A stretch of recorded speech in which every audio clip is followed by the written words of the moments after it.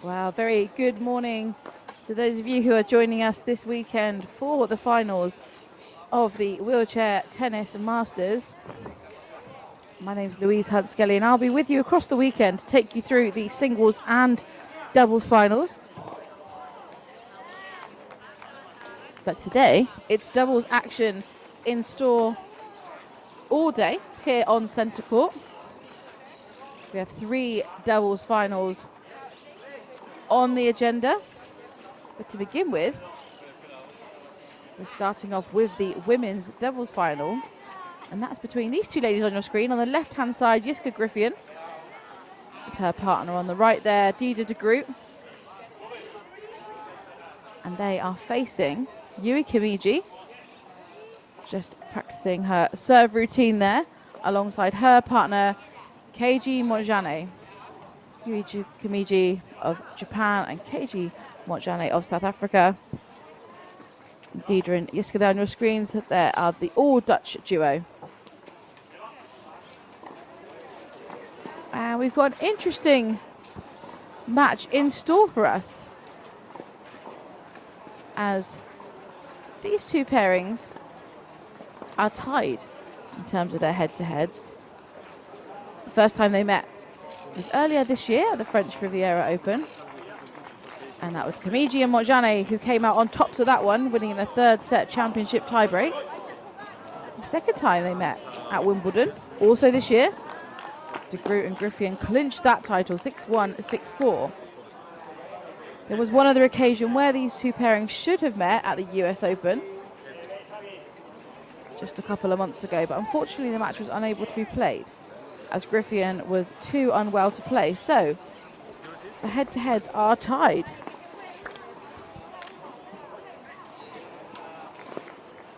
And de Groot and Griffian are a really interesting pairing because they're playing their first ever doubles masters together, but they've both won the doubles masters title on multiple occasions with other players, so a wealth of experience between the two of them.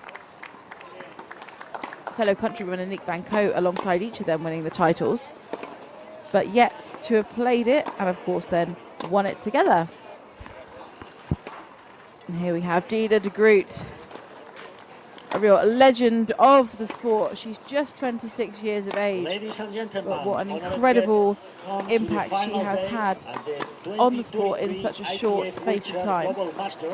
Here at the wonderful facilities of the Emilio Sanchez Her Academy ITF ranking now it's of number time 1. Of course, she for can't the get any first higher of than that, so she three is sitting at her best. Please welcome Has managed to official sustain that will be that world helping ranking in our singles leading and today's doubles for a final. considerable The amount chair of time. umpire presiding over this match is Edu Blanco.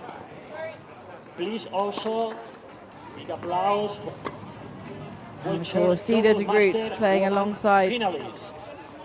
Jiska Griffian.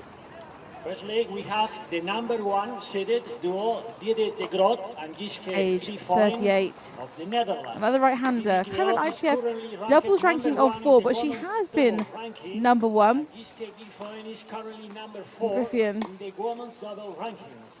Also multiple contending Grand Slam for the titles double to her name masters in singles and doubles, including doubles masters as well. of Japan, But took a little bit of time out away from the sport just a few years ago, but in a couple of years that she has returned to the sport, she has flown up the rankings and made a considerable impact on the tour, regaining her place consistently at the Grand Slams and the highest level tournaments as well.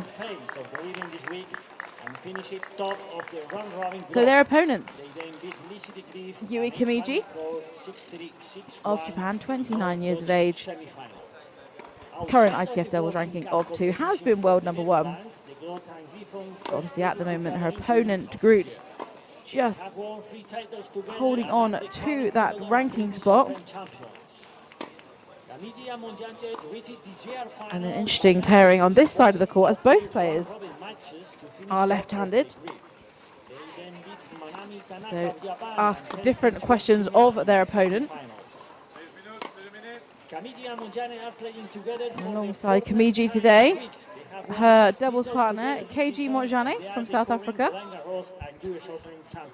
37 years of age, And we hope As I all mentioned, enjoy another watching left-hander. our final She's currently selection sitting at her today. Good luck to everyone. best ranking to date out of world number 3 in doubles. Another player with a wealth of experience. All 4 of these women have been competing on the tour for a considerable amount of time. So a real wealth of experience.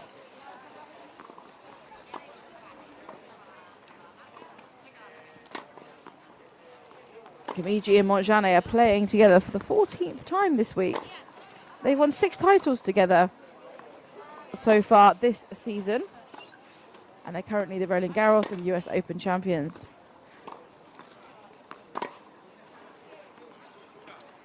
And of course, the US Open title came from, unfortunately, the illness of Griffian, but nevertheless, they do hold those 2 Grand Slam titles currently. And after first pairing up in May 2022, Kimiji and Montjane ended last season having won 2 titles together. And they've already improved on their semi-final finish at last year's Doubles Masters. They only reached the semi-final stages, but now they have reached the final.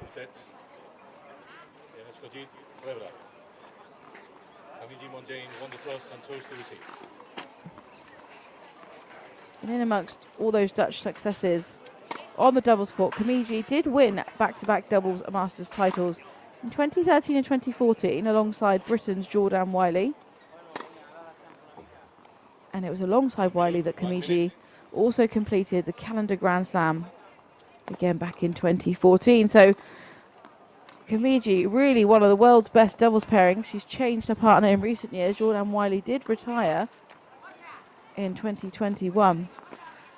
But alongside Montjane, making a considerable impact, clinching titles under their belt. So we are in for a spectacle today. As I said, 1 match win each. They are tied in terms of their head-to-heads.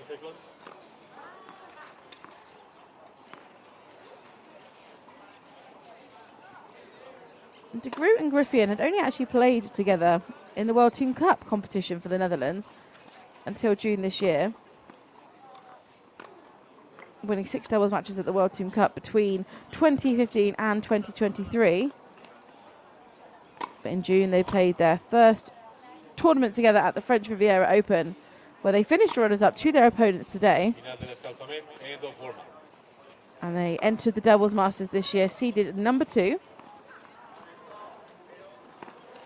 And since that first opportunity where they competed at the French Riviera Open, De Groot and Griffian have won 3 titles and are unbeaten in completed matches, although they did have to withdraw, as I did say, in the US Open against their opponents today. But actually on a bit of a winning streak, which I'm sure they're looking to continue throughout this match. These 2 ladies, 3 doubles titles over the summer, all came in Great Britain. 2 of those wins were on grass in Eastbourne and Wimbledon. And they also won the Super Series held in Nottingham, Great Britain. The British Open. So British turf seems to work in their favour. But today we are, of course, on the Spanish clay. And it's Jisky Griffian to get us underway.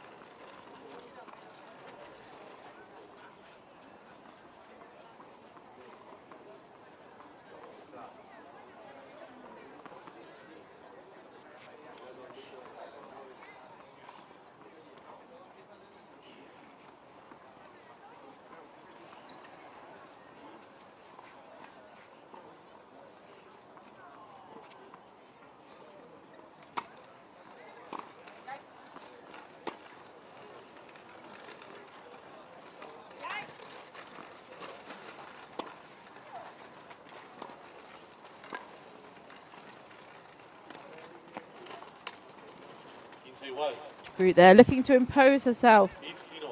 Good decision to move up the court, but the attempted drop shot just finishing a little too short.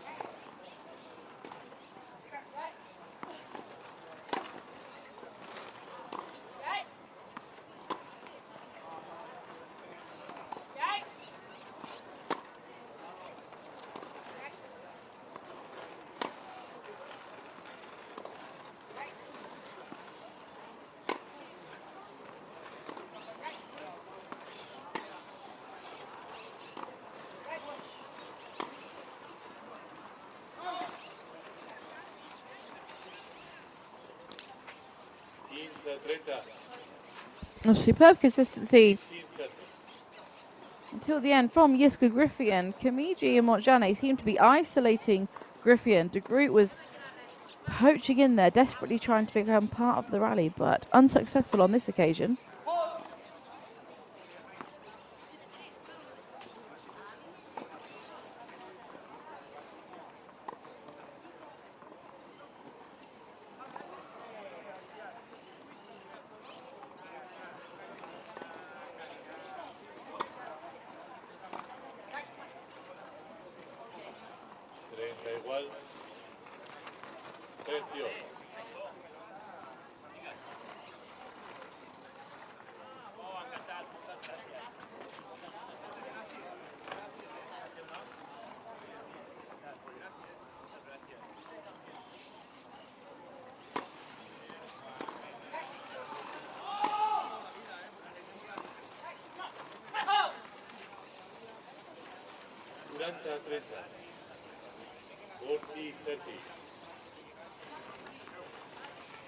So game point here.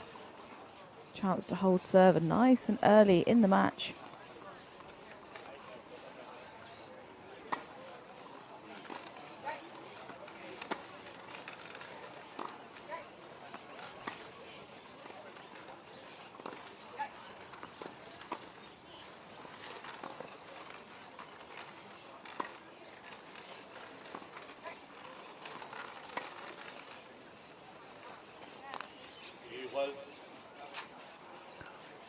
Well, it's a slice just a little bit too low off the racket of Griffey and De Groot, offering words of support.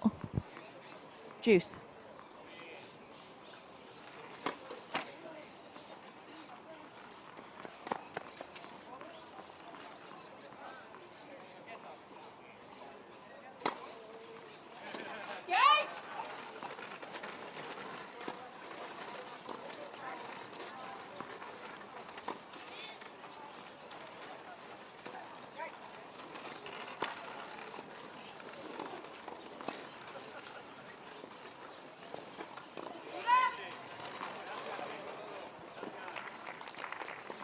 Oh, and that lob this time was too hot to handle.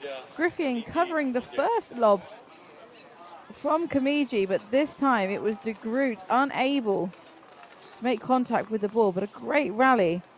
Exciting to see all four players being a little bit more diverse in their gameplay, asking more questions of their opponent.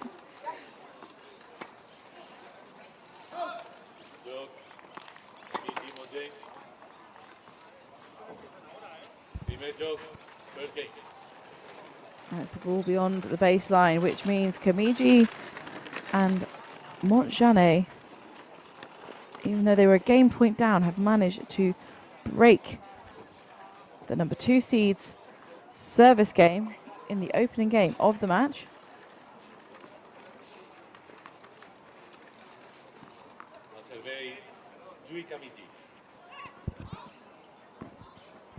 Now time for Yui Kamiji to serve.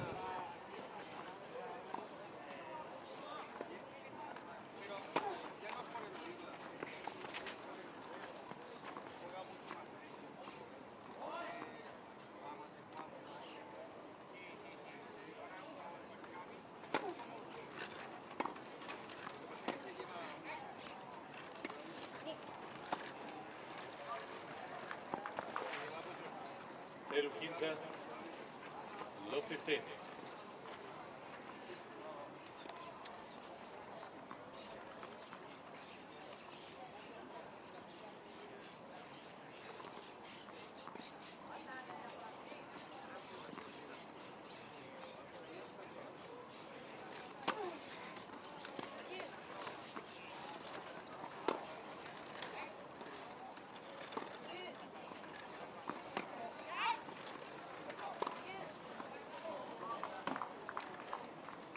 Oh, it's a ripped forehand from the world number 1.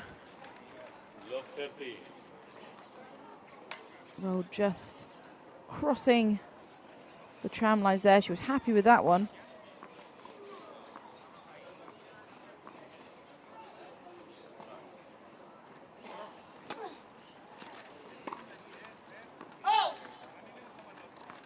30.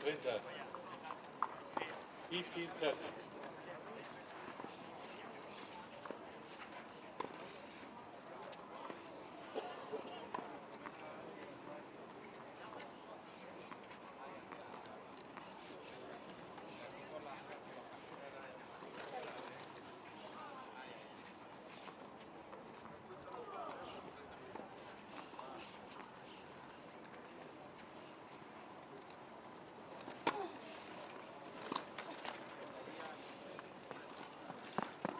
Igual, 30 all. Well, it's 2 errors on the Dutch side of the court, which relieves a bit of pressure for Kamiji. We're now at 30 all.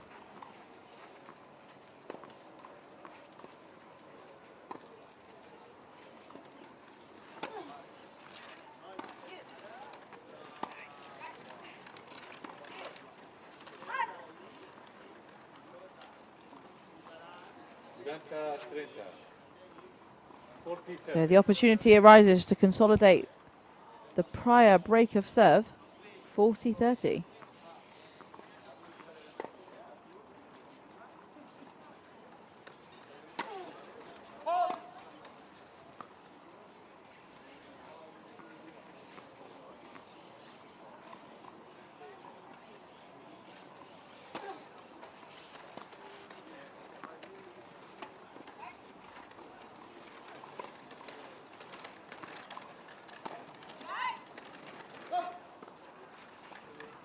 Igual, 10. And on this occasion, it was Montjani that just pushed that ground stroke a little bit long.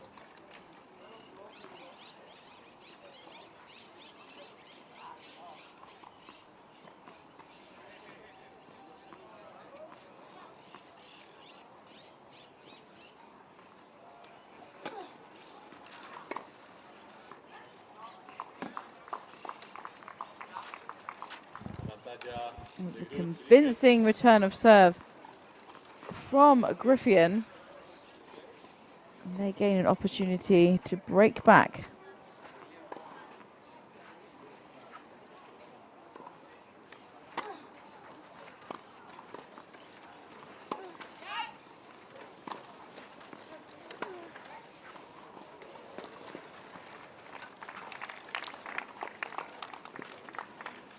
Igual,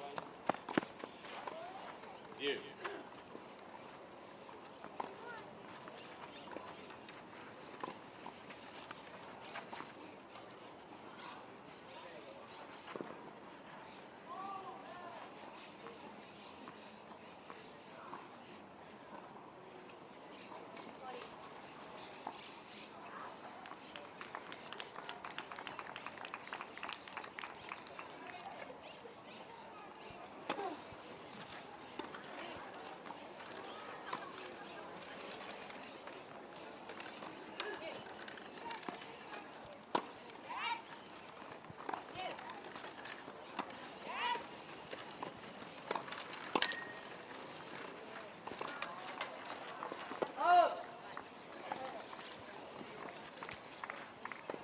Avantaggio Kamiji Montjani.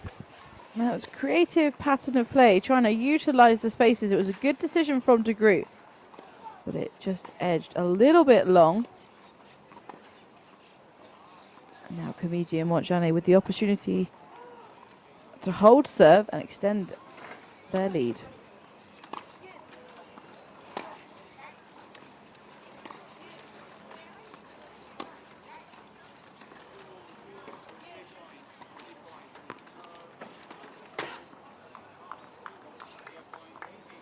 Igual, Well, it doesn't get 10. much better than that. Right on the baseline. We can see Montjani there just having a little look, but it was spot on. Had tremendous kick anyway, but the clay and the line just accelerating that beyond the reach of the South African number 1.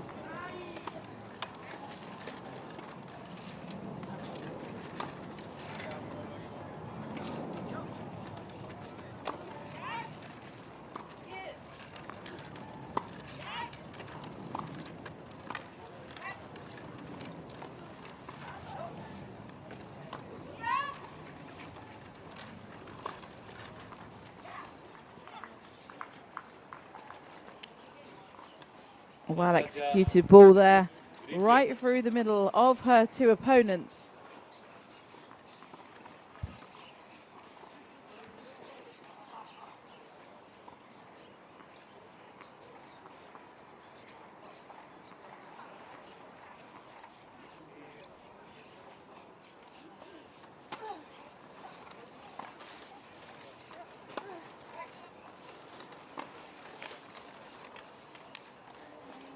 Igual. You. Both teams here struggling to string those all-important 2 points together in a row. Means we are back to juice once again.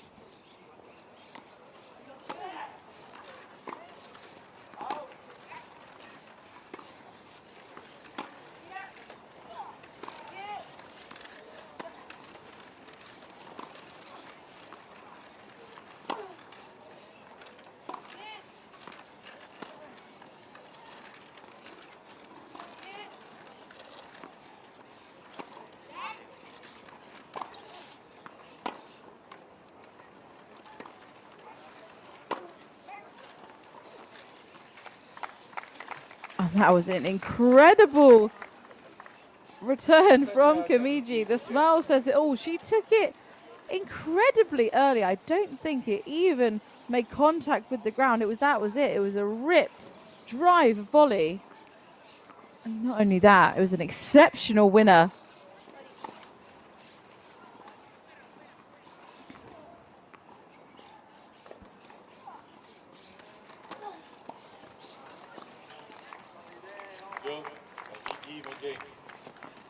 So they found a way. The impeccable winner, and then forcing that error from the group means that Kamiji and Monjane consolidate their first game break of serve and now lead 2 games to love.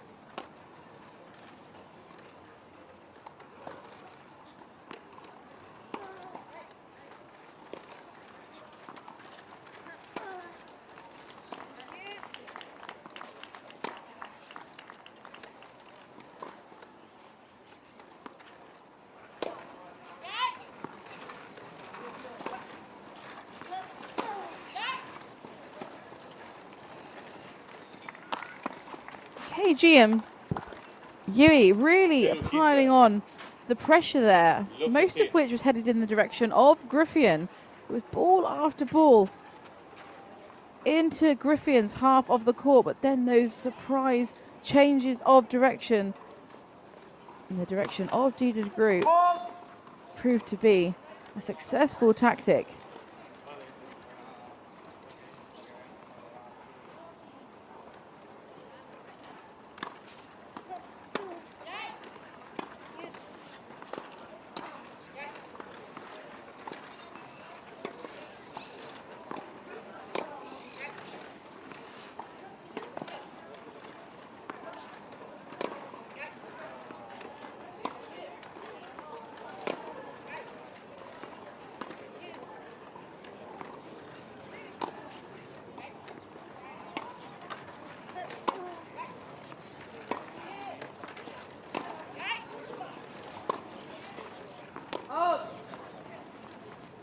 And it was Griffion under attack again there, varying her flight path of the ball a little bit more, but once again, it was that odd change of direction, which was unreadable, that threw the Dutch pairing off track and forced the error from Dida de Groot. She is now love 30 on her serve.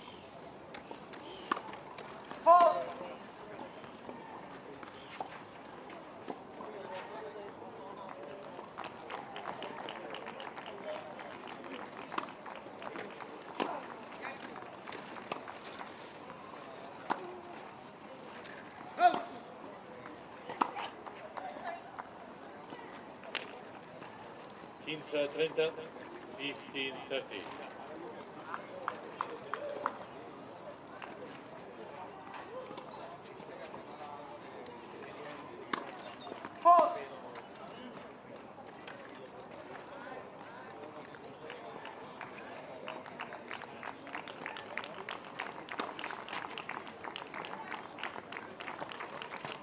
Quince 40, 15 40.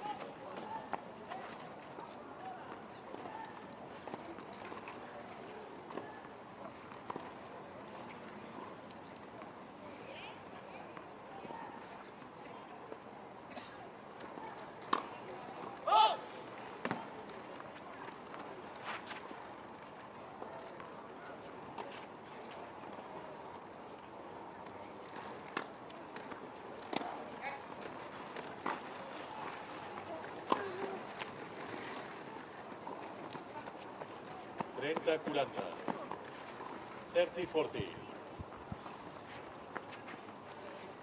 So it's an error from Kamiji, which means 1 point averted as a break.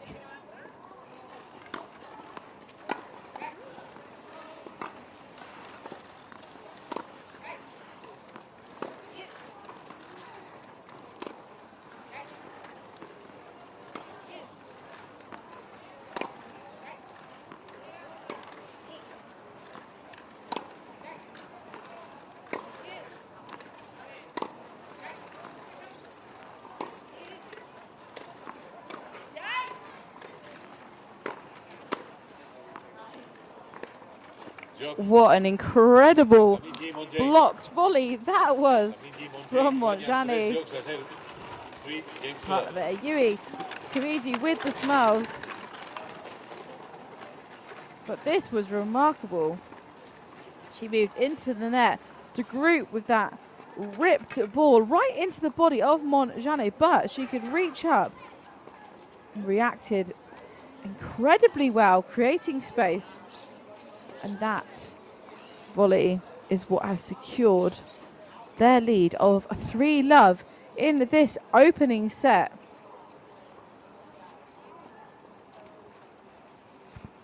"19 minutes of play so far. And we're keeping an eye on those skies the last couple of days. Had some turbulent weather for the players to manage. Combination of rain and some really gusty winds. It looks a little bit calmer today. We can see some blue in the sky. So we'll keep all our fingers crossed for the players today. So the last of the 4 players to serve in this match, KG Monjani, to get us underway for game number 4.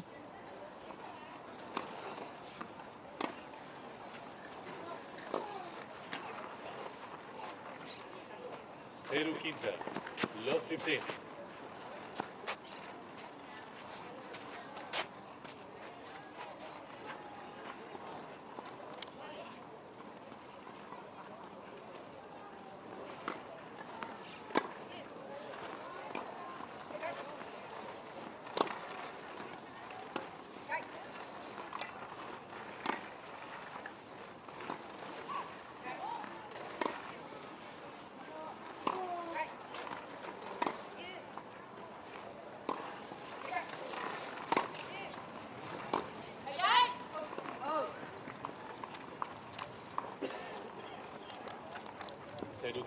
So the Dutch pairing charging towards their potential first break and first game of the match.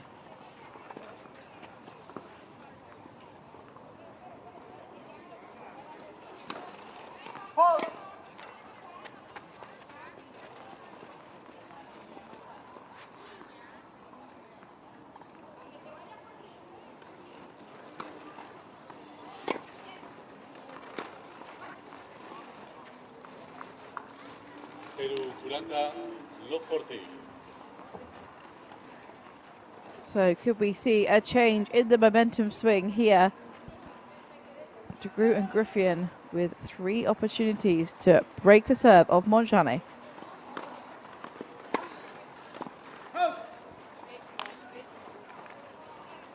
Quinza 40, 15-40.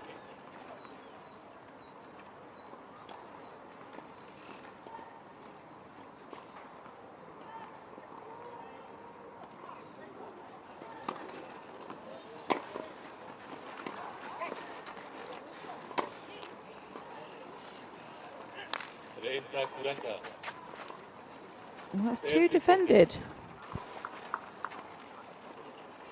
Montjane looking here for 1 more point to take off a little bit of pressure.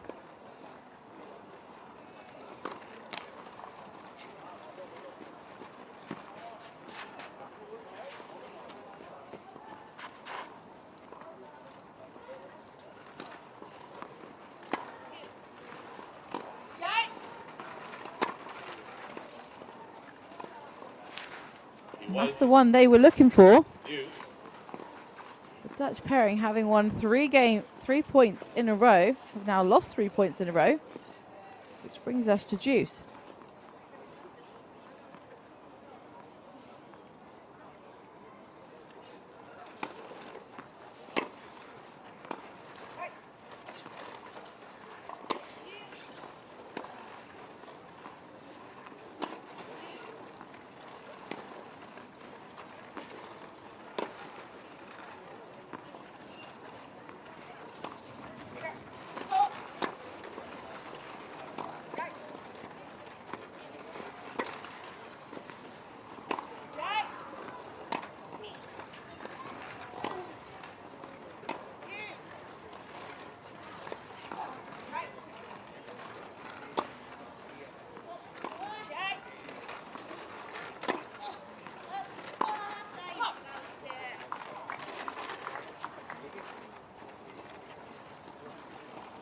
That was a long rally, some superb chair work from Montjane in particular.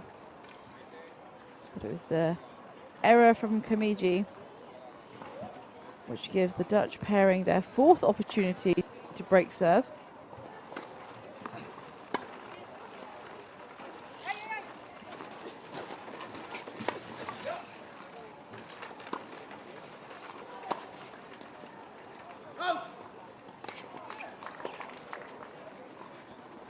Igual, 10.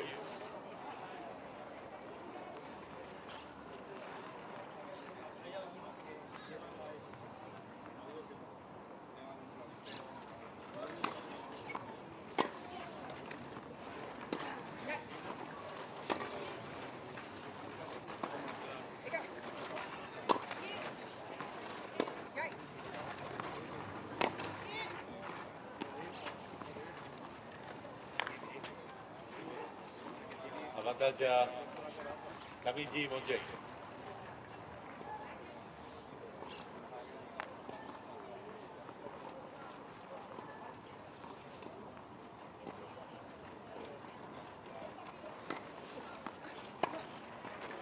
Job Kamiji Montjane.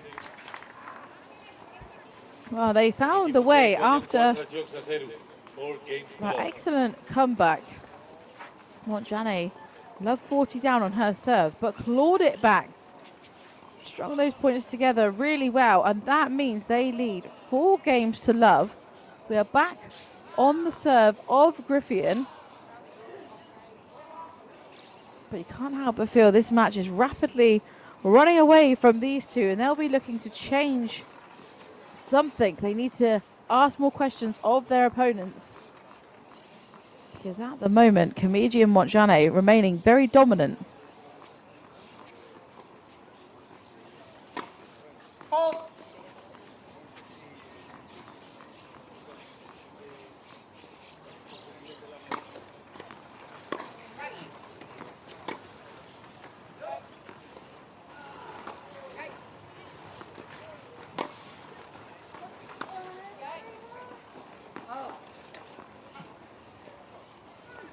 15-0. 15 love.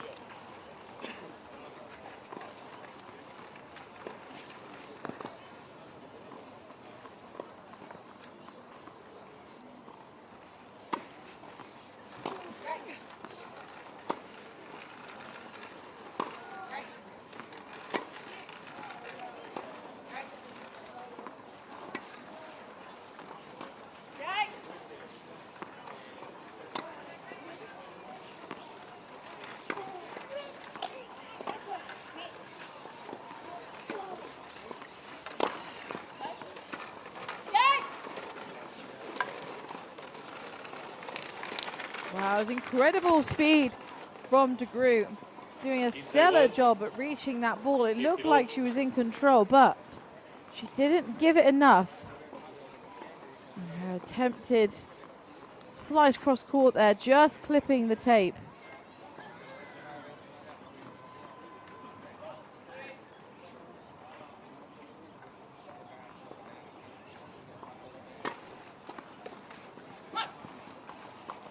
Our first ace of the match. 30-15. 30-15. Really wide ball, completely out of the reach of Montjane.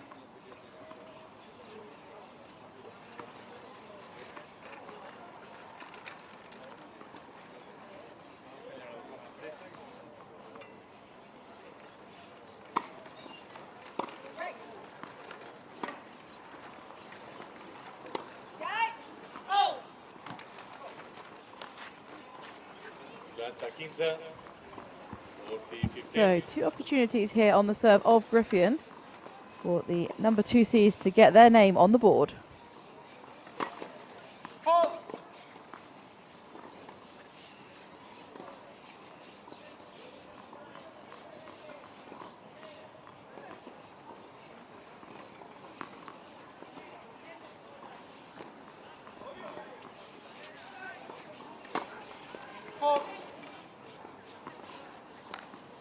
Planta 30, 40-30.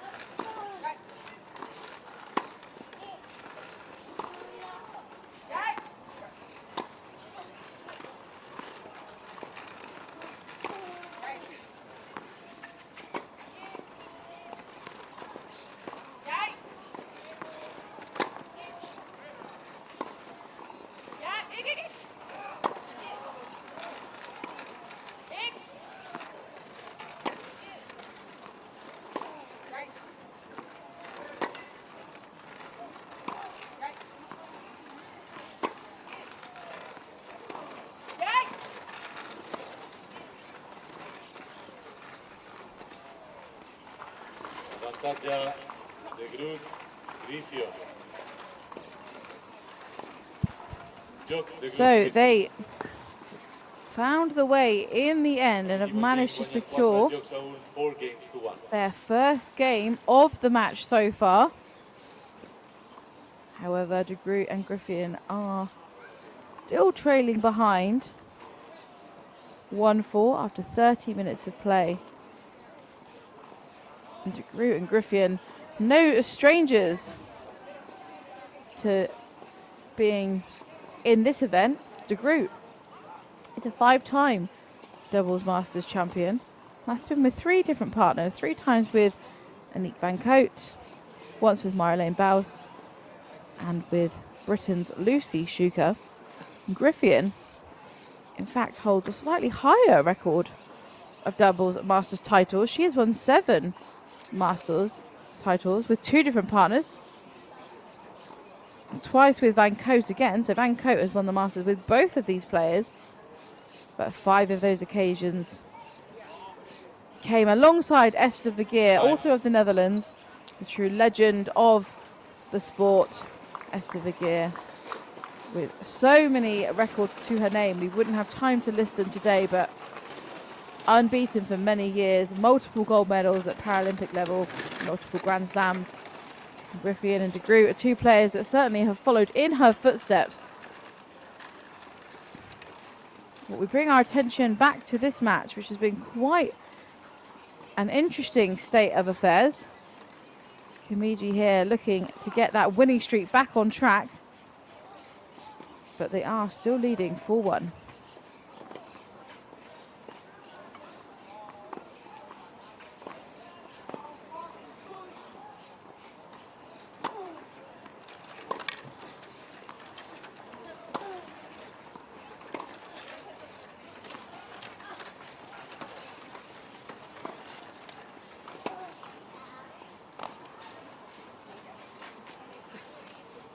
Eru 15, low 15.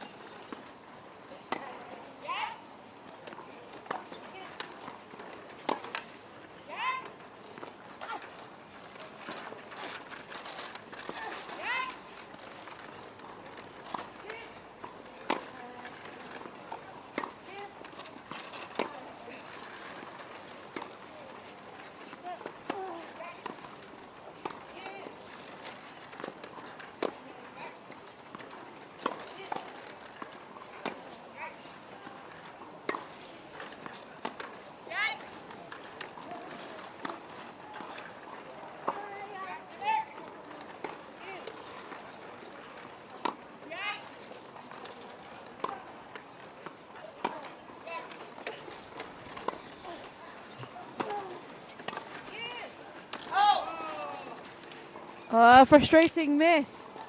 It was a 15-1. superb rally with lots of 15-0. twists and turns, lots of variation. Griffin being the one to step up and be brave and come in and create more of a challenge for her opponents, but she just pushes it slightly wide.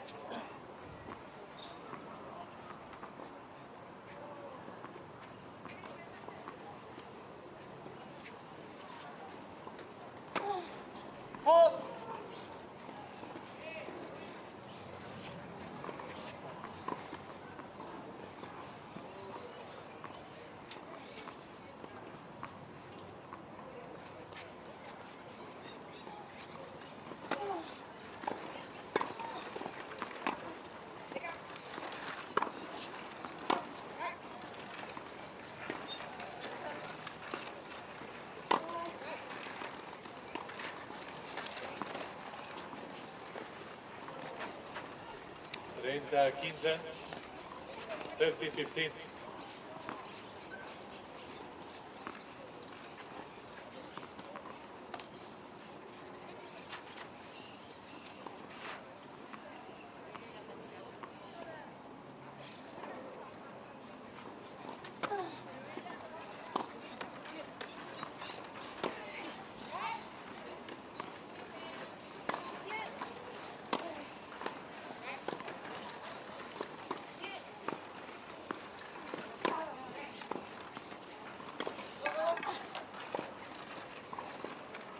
Superb coverage there from Montjane, in particular on that return of serve. 40-15. Maintain good consistency, again targeting Griffin, forcing that error.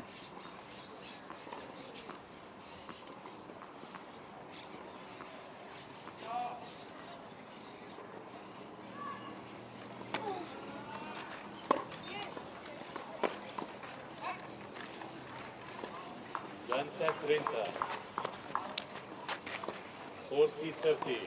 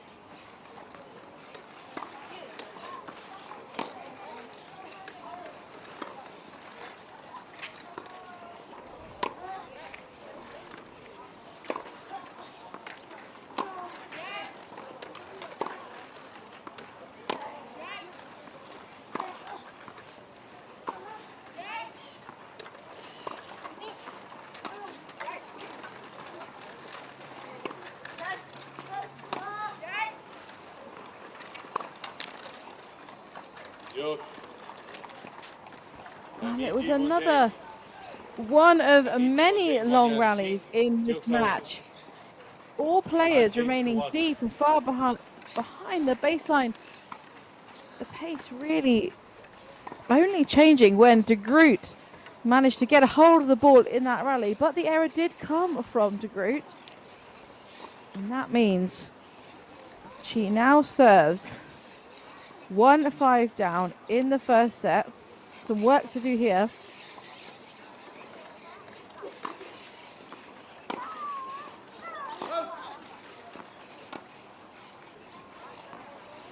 Quince 0. 15 love.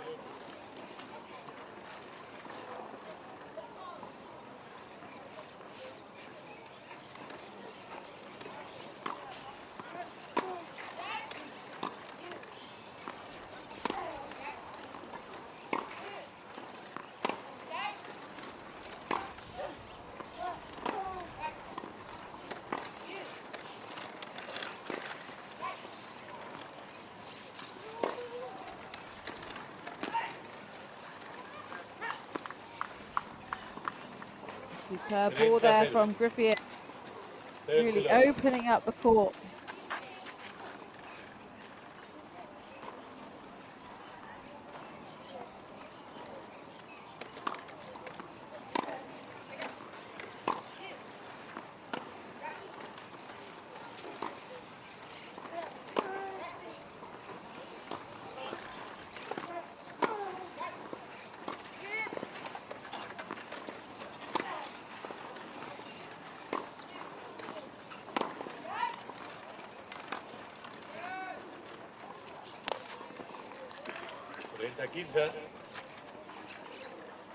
Renta 15.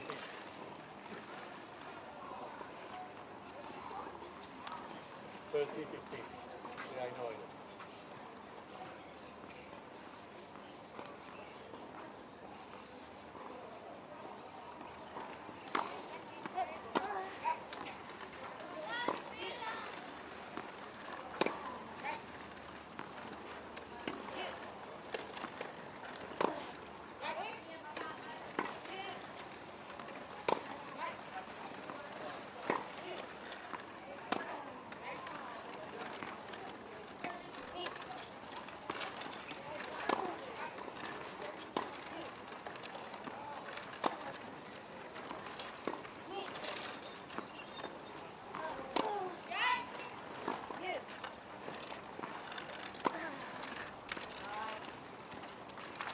That's an incredible ball down the line from Montjane. Balls.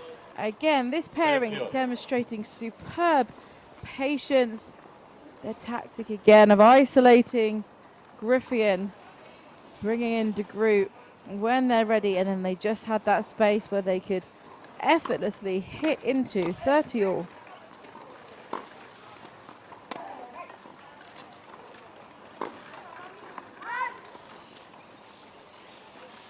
Trenta 40. So here we are with the 30-40. first point of the match.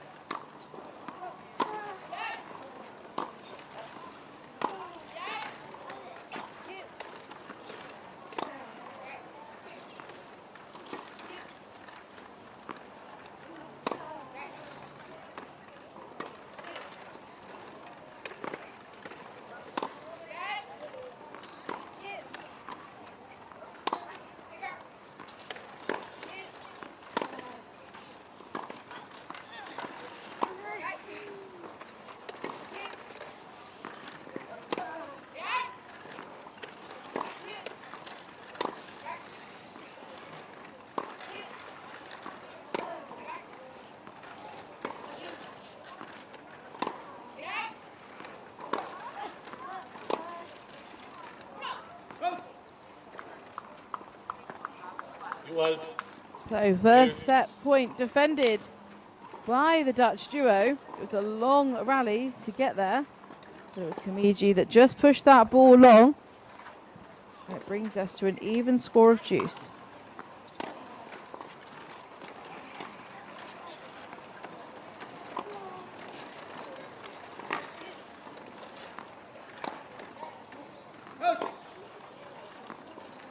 Avantatge de Groot Griffio.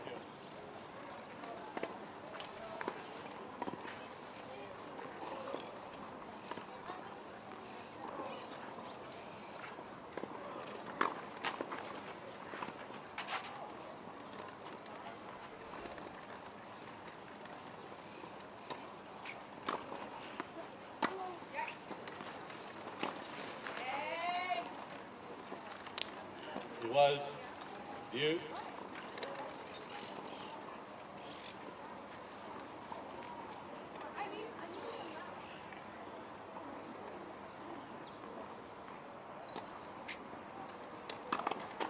Net, first service.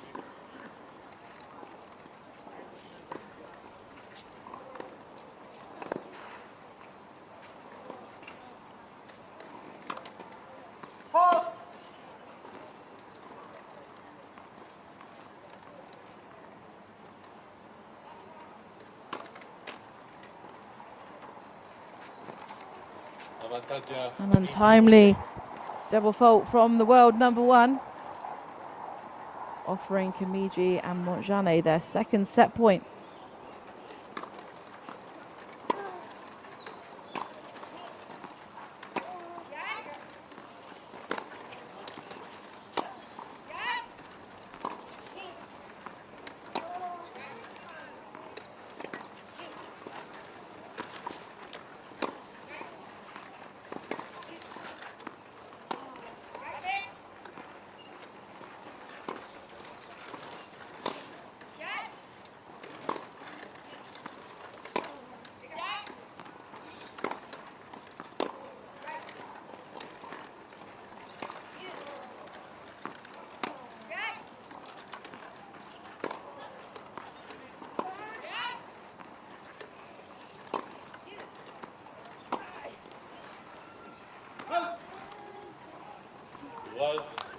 Montjane there putting in the hard yards on the constant back foot. Doing well to maintain in the rally. But that ball long brings us back to juice once again.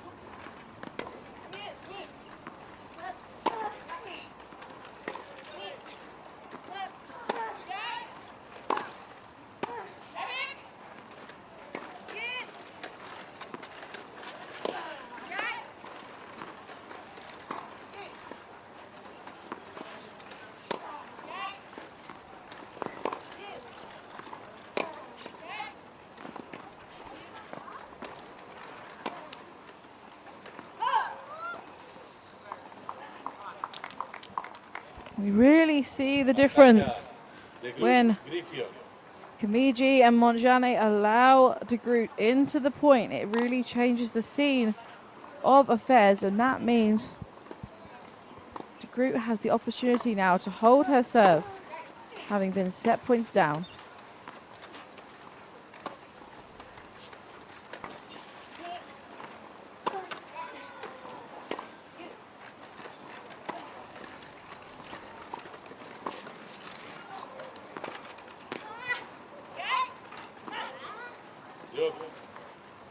De Groot Griffio.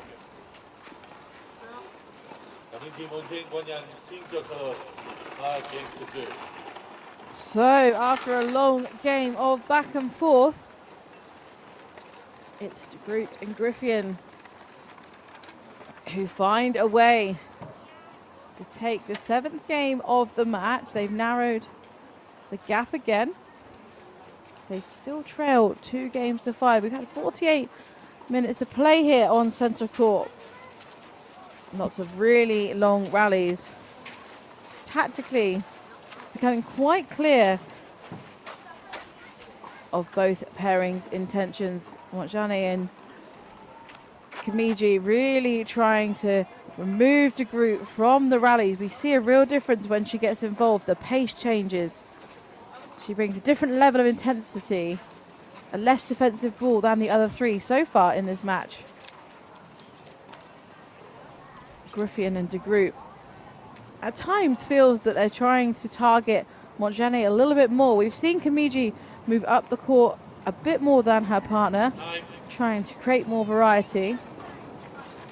But so far, Montjane and Kimiji a little bit more successful in terms of executing their tactics. We're back on the serve of Montjane here.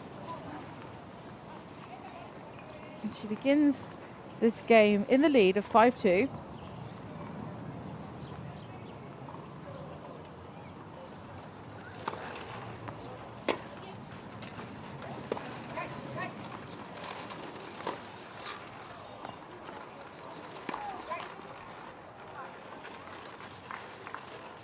Zero 15. Low 15.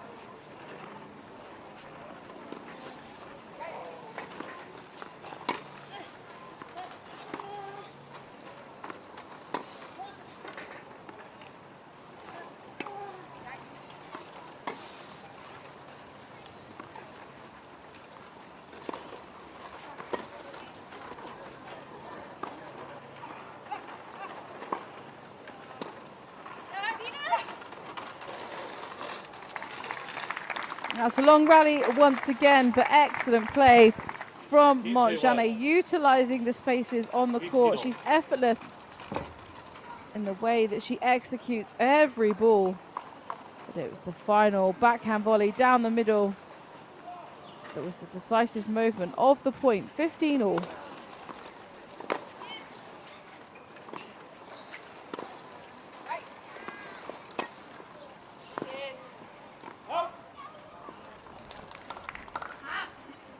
Quince, 30-15.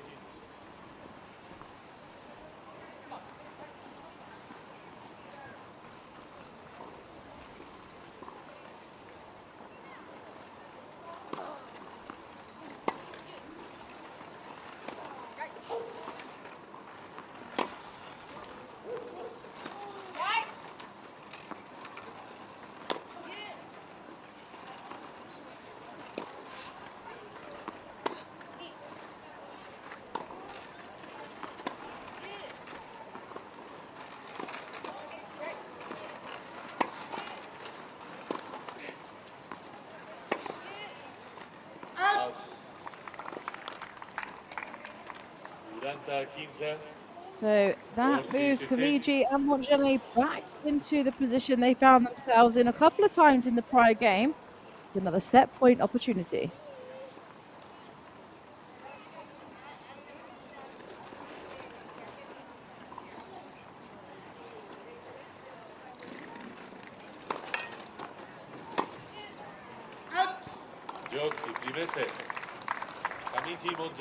And this time, 6-2. it moved in their favour.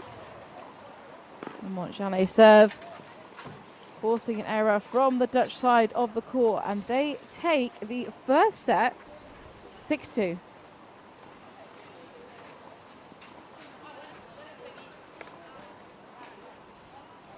What a long set that has been. 54 minutes of play, and it just shows, although the scoreline is very decisive at 6-2, the simple fact that we've been here for nearly an hour just shows how long every single point has been. Long rally after long rally. But it's Montjane and Kamiji who've come out on top so far. And this is the 14th time Montjane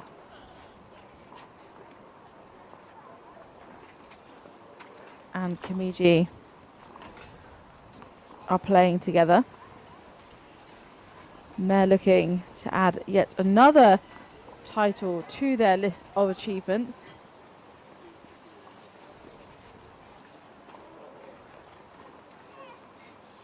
And looking to win their first doubles masters title this week.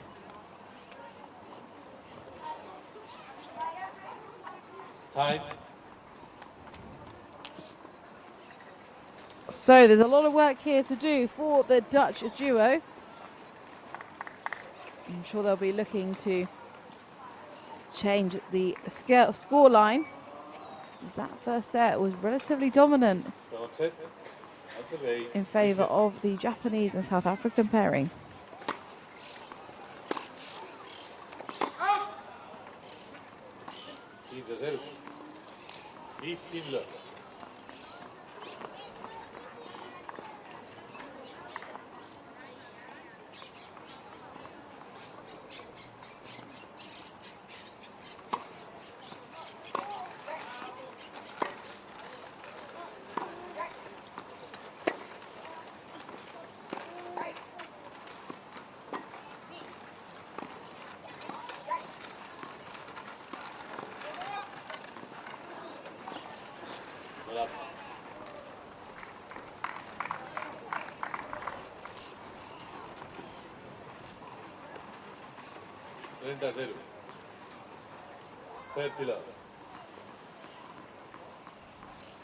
Miji did all she could there to reach that ball, but that drop shot just too effective.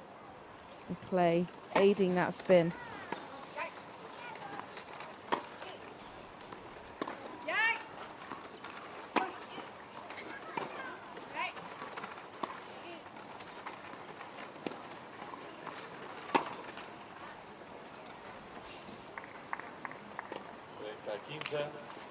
And 15.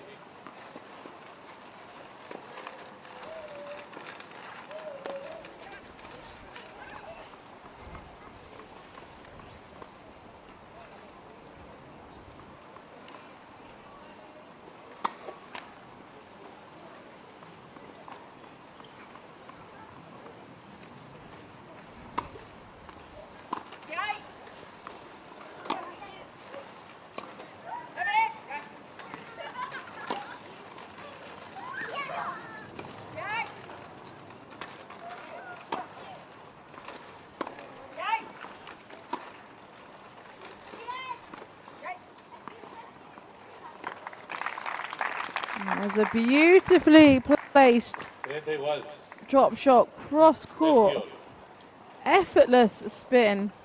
And that lefty slice, meaning it just dragged away from the court, completely unreachable.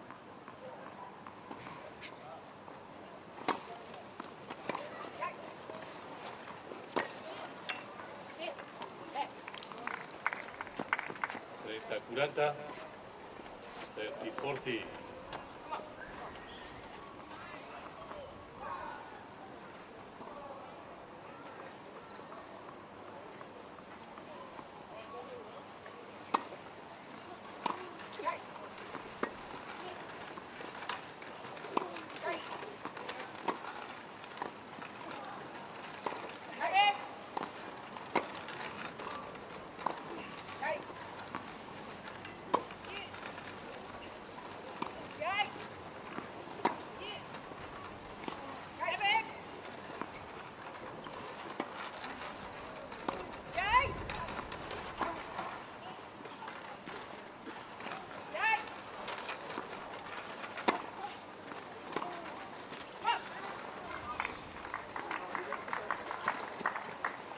iguals. You. Groot there eagerly hunting down the shorter ball. She's been looking for them, trying to create them throughout this match, but where she's not getting many balls, it's been difficult to negotiate. However, it does take a little bit of pressure off her partner. We're at juice.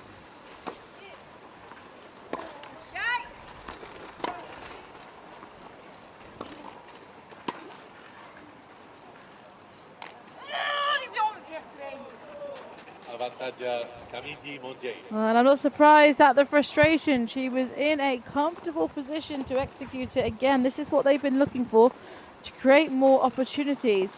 And it was a narrow miss, but a miss all the same. And that cry of frustration says it all.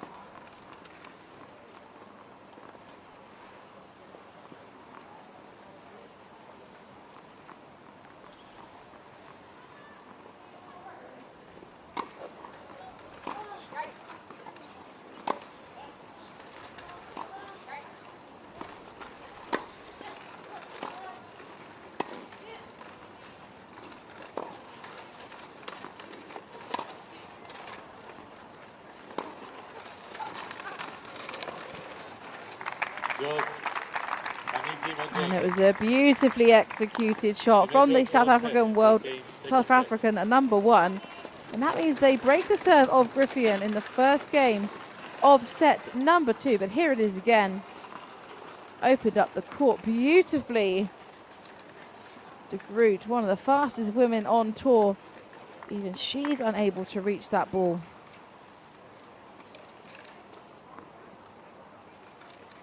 So it's Kamiji to bring her serve to set number 2. They are leading 1-0.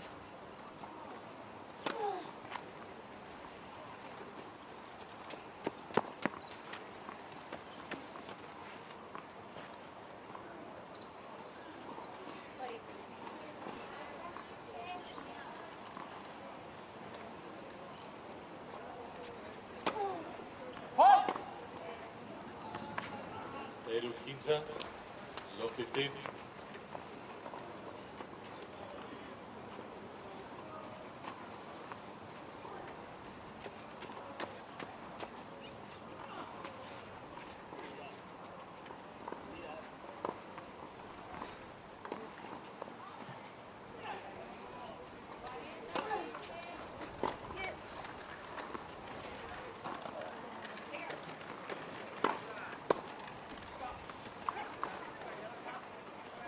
Zero 30, low 30.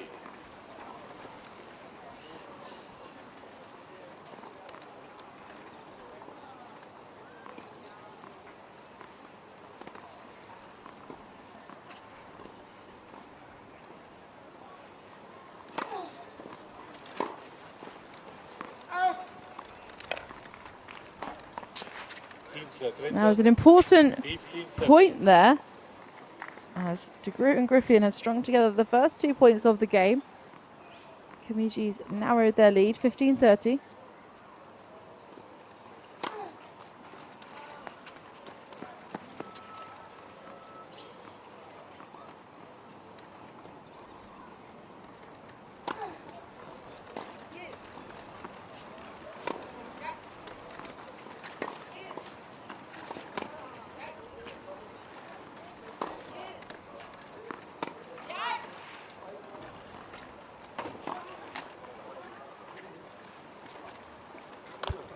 An error this time comes from the world number 1.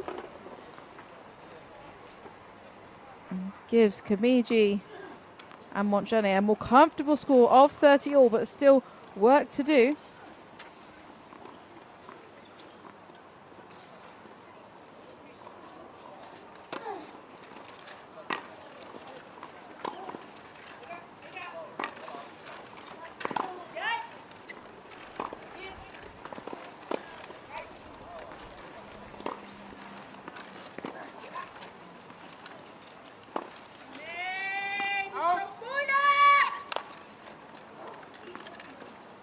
Duranta 30, 40-30. So an important opportunity here for Komiji to hold serve and consolidate the earlier break in this second set.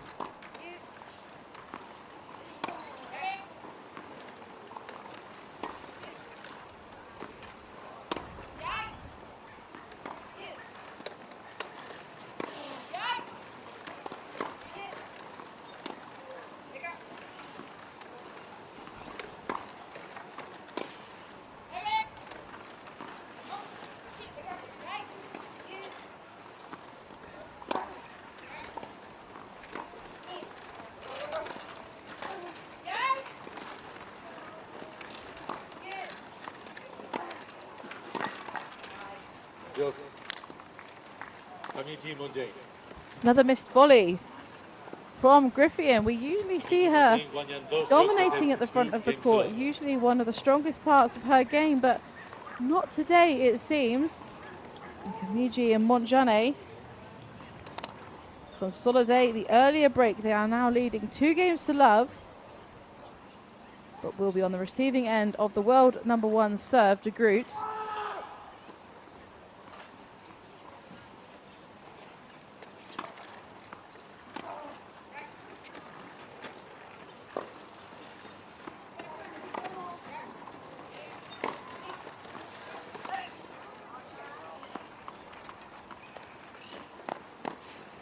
Quinze 0. 15 love.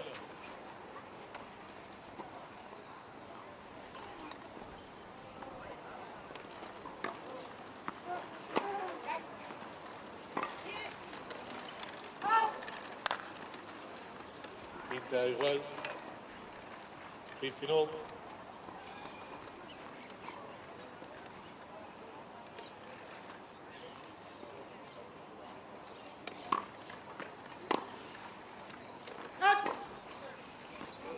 Trenta 15.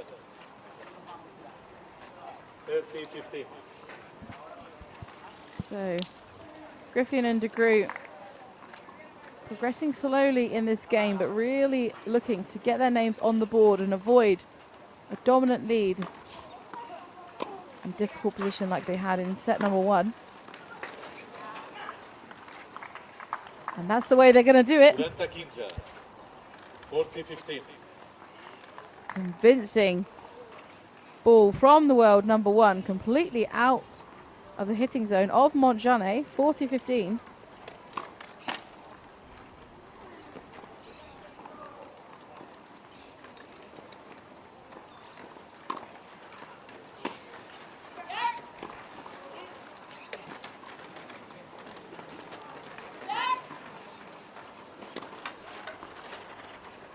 Yo, de Groot Griffin. And there's that difference that we see when de Groot manages to become a part of the rally. It's giving Montjane and Montjane and Yui Komiji, apologies, a lot more to think about. Creates a lot more pressure. De Groot bringing that more dominant ball to this match. Seen a little bit of defensive play from the other 3 players, but it is still Komiji and Montjane in the lead. 14 minutes of play so far. And it's important to note that these 4 players are currently the top 4 ranked players in the doubles ranking in the world. They're all Dutch pairing of de Groot and Griffin, #1 and 4 in the world. Komiji #2, Montjane #3. So we've got the 4 world's best on our screens as we speak. And both eager to not only take the Masters title, but to move ahead in their head-to-head ties. At the moment, they've played against each other twice, each winning one of those. So to begin the 4th game here of the second set, it's Montjane to serve.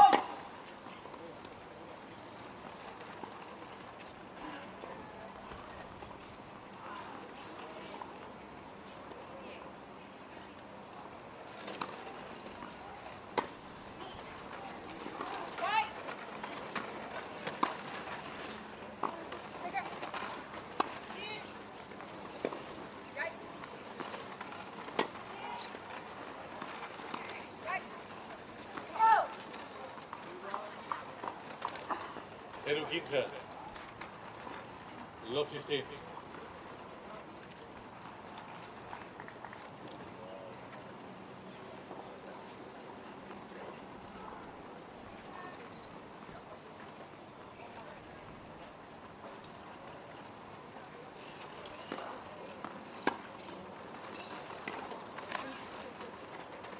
Zero 30. Low 30. So De Groot and Griffin moving towards an opportunity to break the serve on Montjane and bring this second set back on serve. 15-30. 15-30.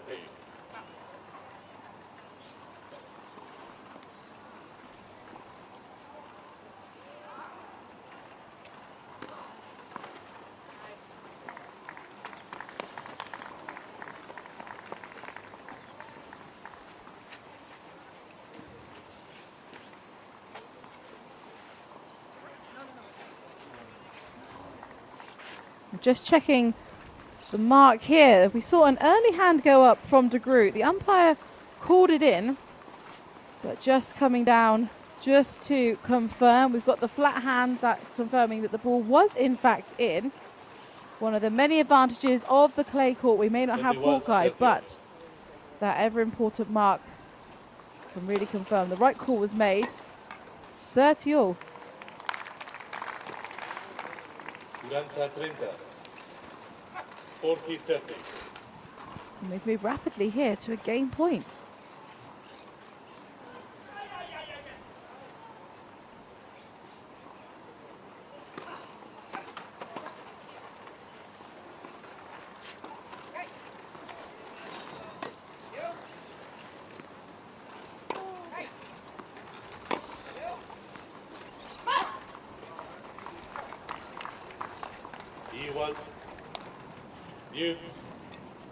So the come on.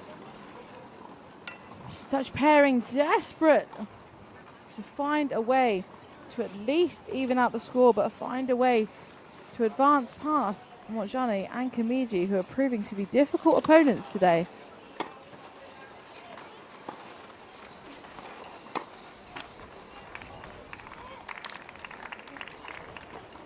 Avantaggio Kamiji Montjane.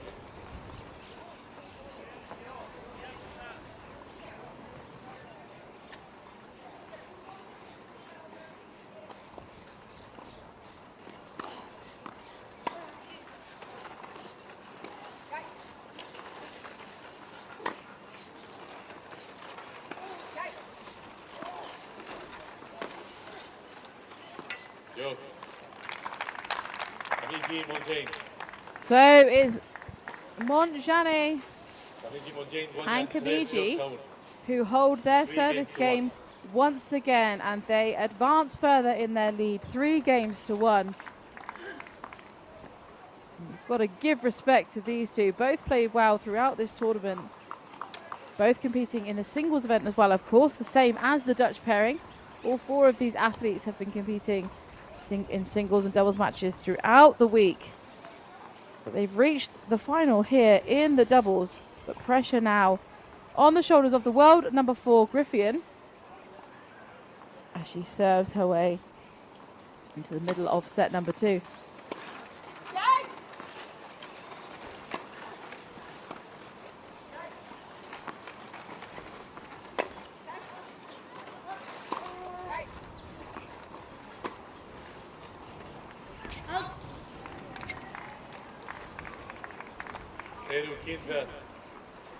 Low 15.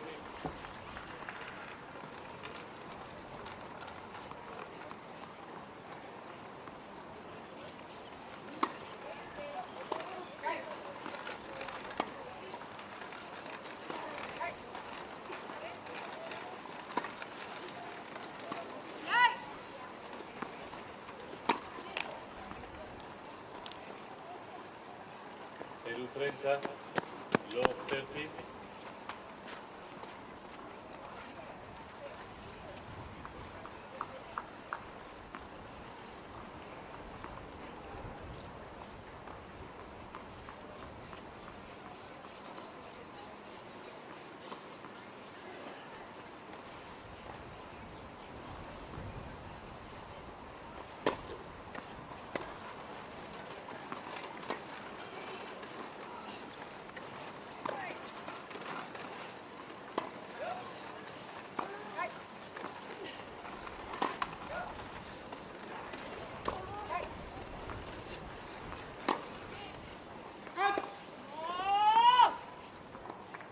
And the sigh of frustration 0-40.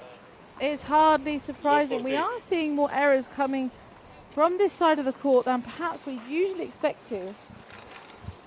But again, Montjane and Kamiji remaining solid throughout.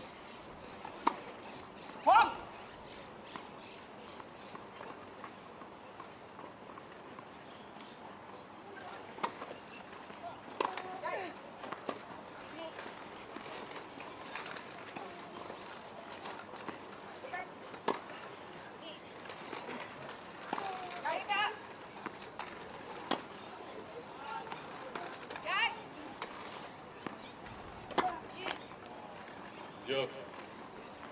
Kamiji Monjane. And it's another game Kamiji Monjane guanya in 4 the tracks bag out. for 4 games to Kamiji 1. and Montjane. That means they have moved into a substantial leading position of 4-1 in this second set. And of course, the first set, we saw a similar state of affairs. It felt at the beginning of set number 2 that perhaps Griffian and de Groot could have found a way to regain some momentum, but this set rapidly running away with itself. Just 22 minutes of play now, so a different situation to what we saw around this stage in set number 1. The rallies haven't been quite as long in those previous 2 games that we just witnessed, but now pressure really is on the world number 1 and world number 4 to change something. They need to start asking some questions. This conversation now at Change of Ends proves to be truly critical if they want to stand any chance at staying in this match. But of course, there's still a lot to play for, and a big job for Kamiji and Montjane to maintain this consistent and solid position that they've managed to keep hold of throughout this match. And just a moment to recognise Montjane, who's played some incredible tennis throughout this week. She had a 3-set battle with Griffian just a couple of days ago, where she really pulled out some impeccable tennis. So did Griffian. But now it's Yuri Kamiji looking to hold her serve and move them one step closer to the championship title.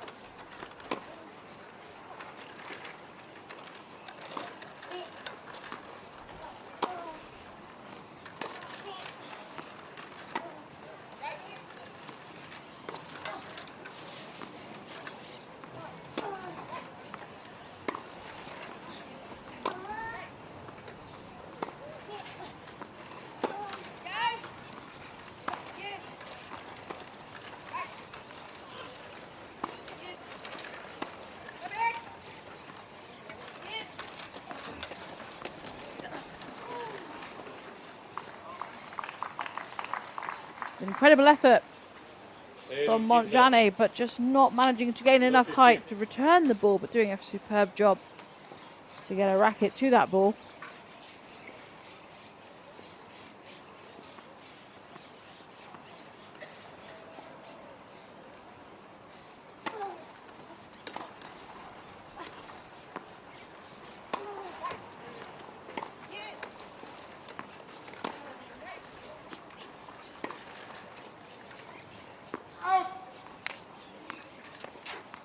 iguales.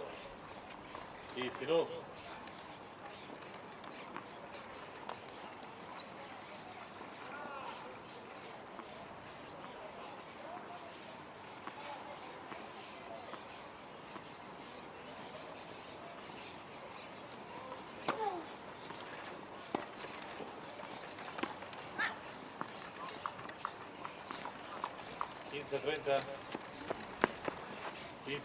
they're not going to give up without a fight. This game feeling really crucial.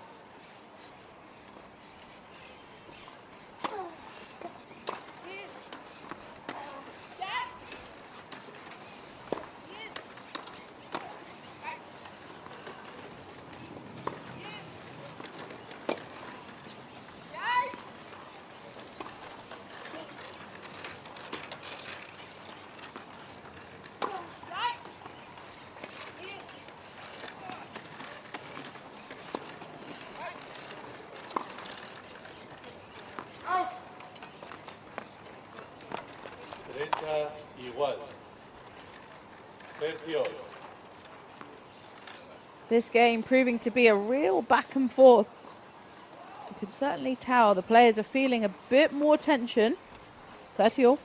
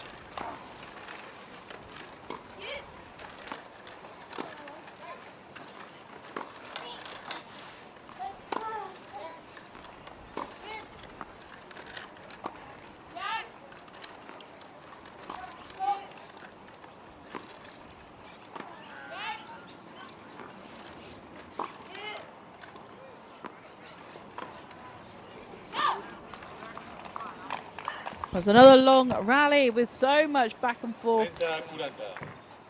There's that deep ball that just proved to be too much. It had impeccable height and spin. Good depth from both sides of the court, but the Dida de Groot ripped forehand there, just kicking up a little bit too high. Even for Montjane, who sits so high in her chair.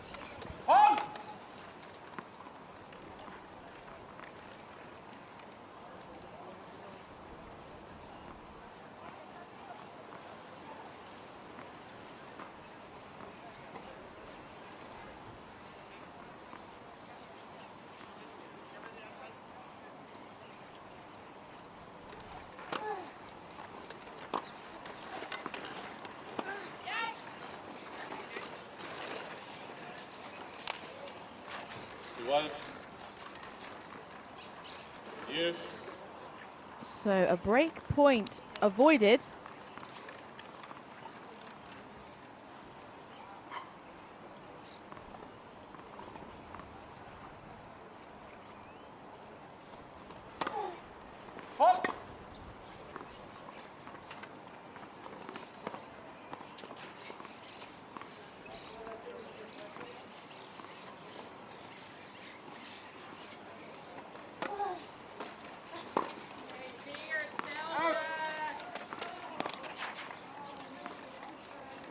So the moment they've been trying to recreate, a big opportunity here for Kamiji to hold serve and move one set closer to that match point.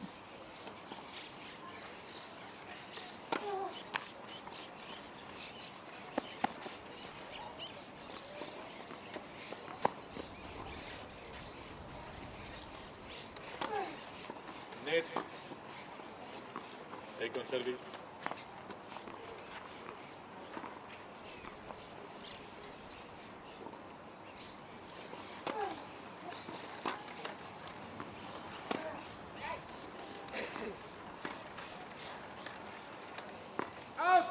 Joke. Kamiji Montjane. Kamiji Montjane, 1 yard. And they found the way. It was a sticky game, back and forth all the time. But it's Kamiji and Montjane who hold serve, take the 6th game of set number 2. And they are just one game away from taking away the doubles masters title.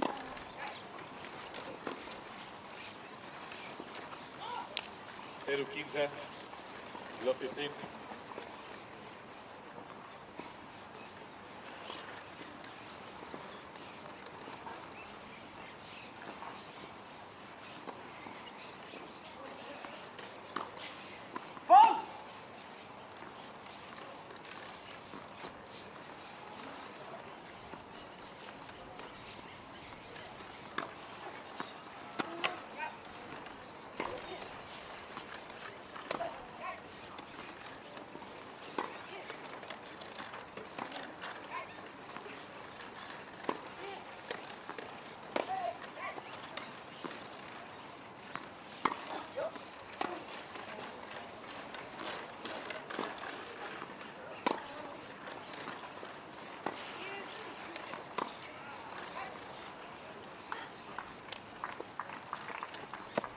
15 igual. 15 all. So 15 all, but pressure still here on the shoulders of world number 1, Dida de Groot. It's her task to help keep her pairing in the match.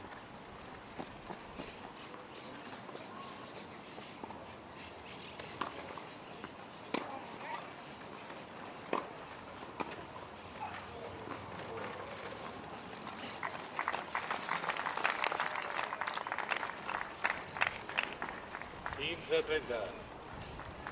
15-30.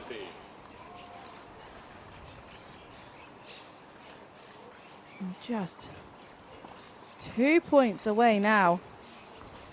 Phenomenal play from Montjane.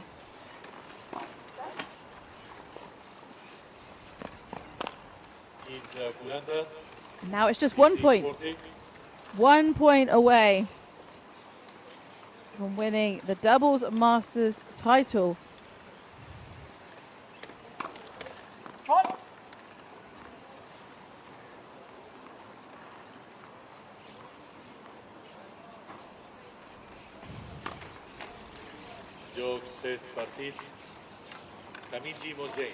And it's a double fall, which means Montjane and Kamiji are this year's wheelchair tennis doubles masters champions. And they defeat Dida de Groot and Jiske Griffin in 2 straight sets. 6-2, 6-1.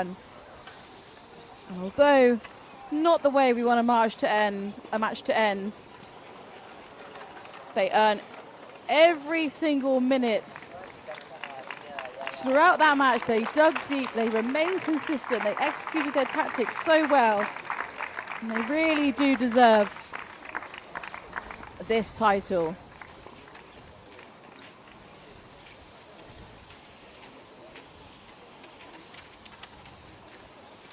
Lots of celebrations, I'm sure, to be made throughout the afternoon. And very shortly, we will move into the prize giving ceremony. Just some adjustments to be made on the court. We have a fantastic MC based on court who will take us through those proceedings very shortly. And of course, do stay with us, because this is not all that we have in store today. There's plenty more world-class wheelchair tennis to come. Following on from this match, after the prize-giving ceremony, we have the men's doubles final. That will be contested between Alfie Hewitt and Gordon Reed, both of Great Britain.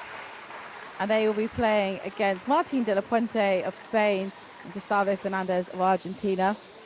And following on from that, there'll be another doubles final. That's on that occasion in the quads. Dutch duo of Sam Schrouder and Niels Bink will be taking on Australia's Heath Davison and Robert Shaw from Canada. So still 2 more brilliant doubles matches and finals to come. But for now, let's take a look back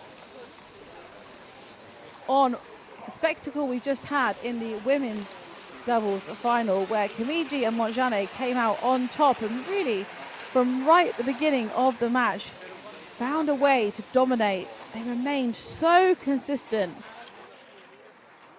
They did a phenomenal job at keeping the Dutch pairing guessing throughout. We saw them repeatedly isolate Jiske Griffin, targeting her over and over, and then surprising de Groot, which often just threw off the pace of the world number 1 and world number 4. And we saw some superb net play from both sides, in particular from Kamiji and Montjane. But there were some real ups and downs, and it was de Groot who managed to vary the points in terms of pace a little bit more than her fellow players on court. Every time she stepped up and managed to get involved at the point, we felt a slight shift in momentum, but Kamiji and Montjane doing a superb job at keeping the ball out of her hitting zone.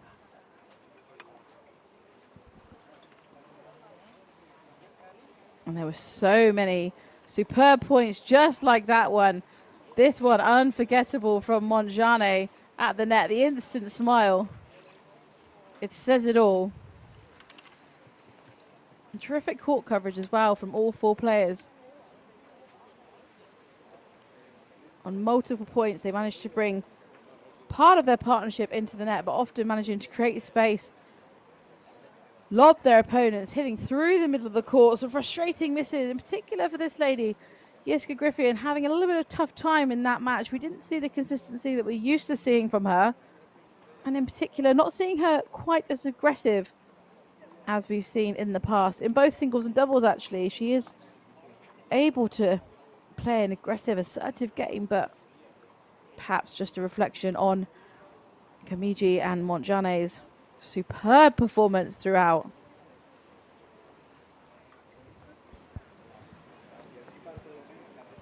So it's Montjane and Kamiji now who have shifted those head-to-head stats and now lead 2 wins to 1.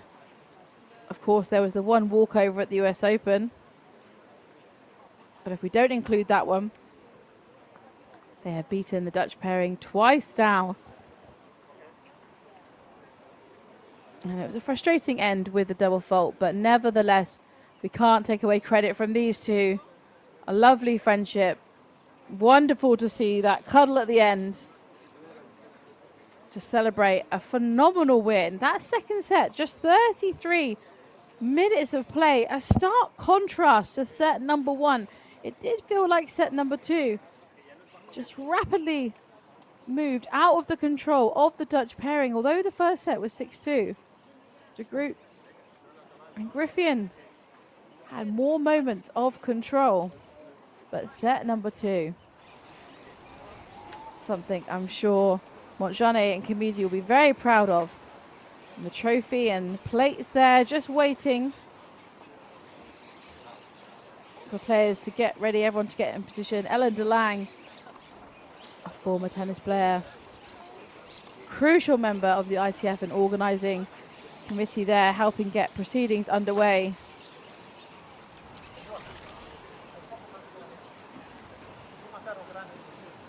I'm sure this is a happy conversation between these two. And the ball crew and officials all lining up, getting ready in place. A moment actually just to praise all these people on your screen right here who without this tournament would not be the same. Crucial members of the team, so many people behind the scenes to put together big events such as this. They work so incredibly hard.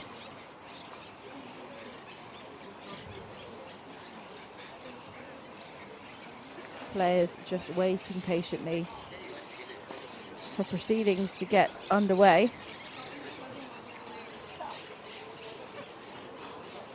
We can enjoy that blue sky while we wait.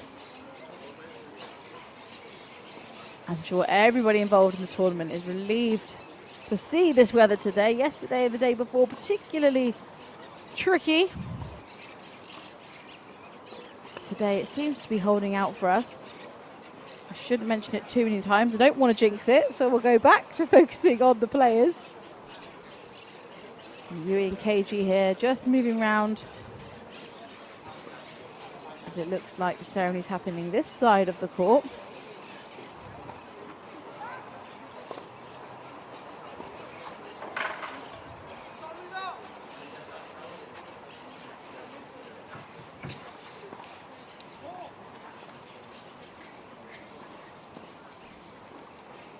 So,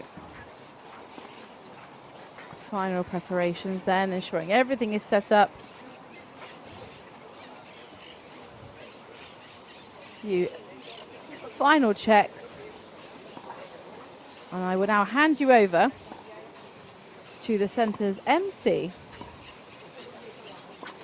who will talk us through the ceremony. The prize giving ceremony of the ITF Wheelchair Masters Women's Final. Please welcome our girls and boy children.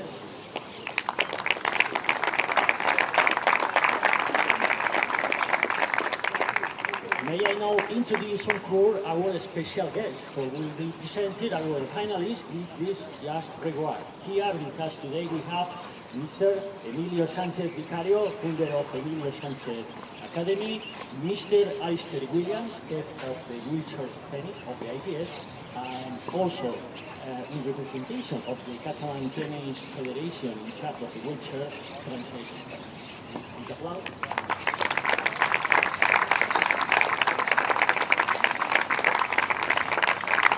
Before starting the trophy ceremony, Francesc will to present the plaque of recognition to the chair and height of the double finalists.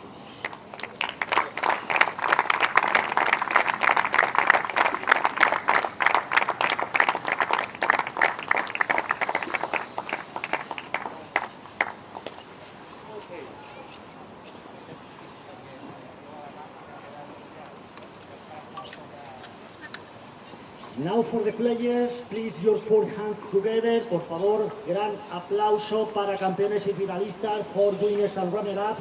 Yui Camigi, Coaxe Moange, Piti de Glot y Tiske Grifoen.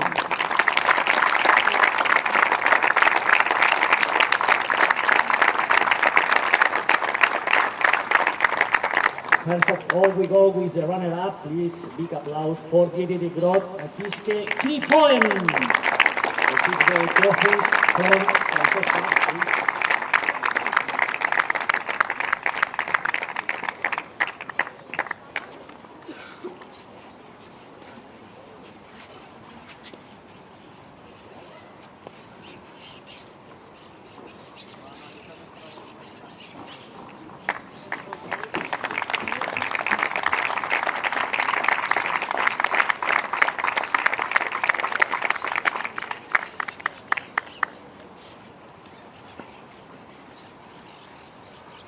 Now on to winning doubles team, Mr. Emilio Sanchez Vicario will now present our champion with the trophy for our host and also Mr. Alistair Williams. Please welcome Luis Tayami and Noacho Montale.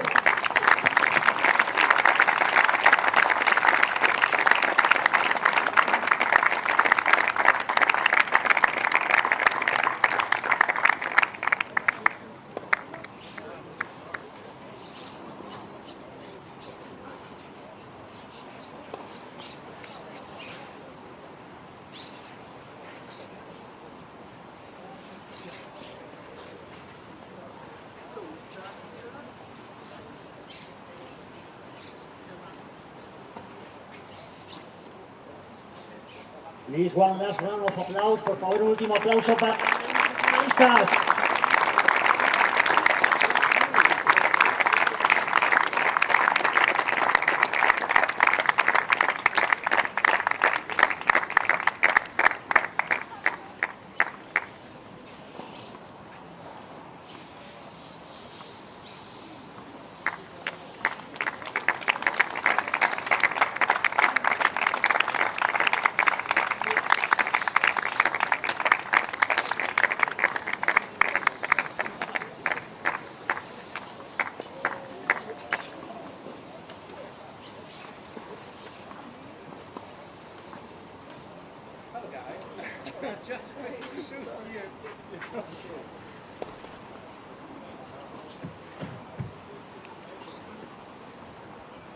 So wonderful scenes here on centre court. And the biggest congratulations to Montjane and Kimiji. What a phenomenal achievement for this pairing.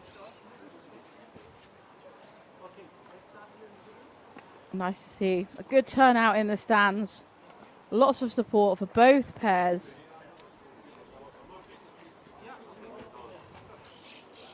And just some final photos to capture the moment.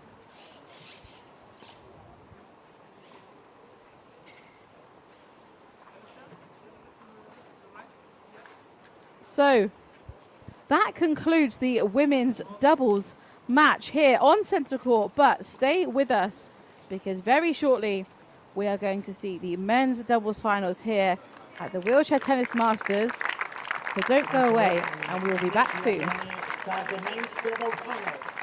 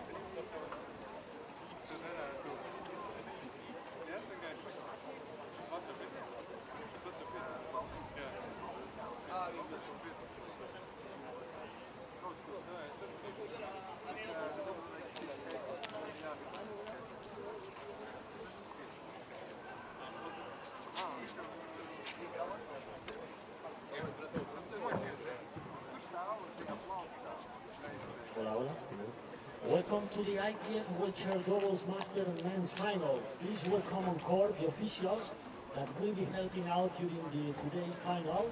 The chair umpire presiding over this match is Mark Sala.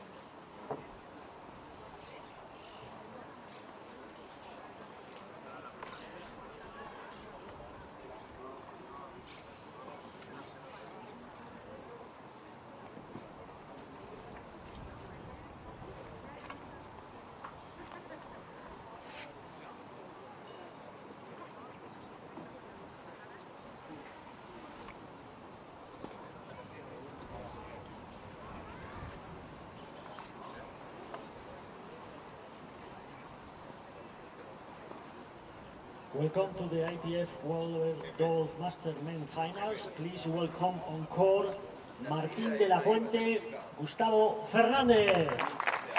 Wow, welcome back to centre court, where we have a men's doubles final and our fabulous on-court MC. introducing the players on court.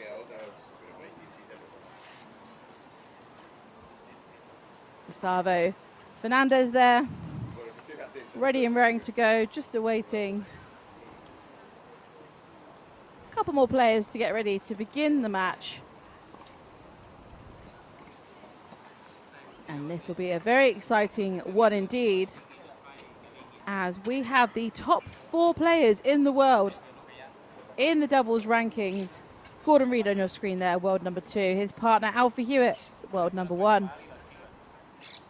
And they are going to be playing Martin De La Puente on home turf this week, world number 3. And his partner Gustavo Fernandez is world number 4 from Argentina. So the all-British pairing are facing off against these two on your screen here. Martin on your left, Gustavo on the right.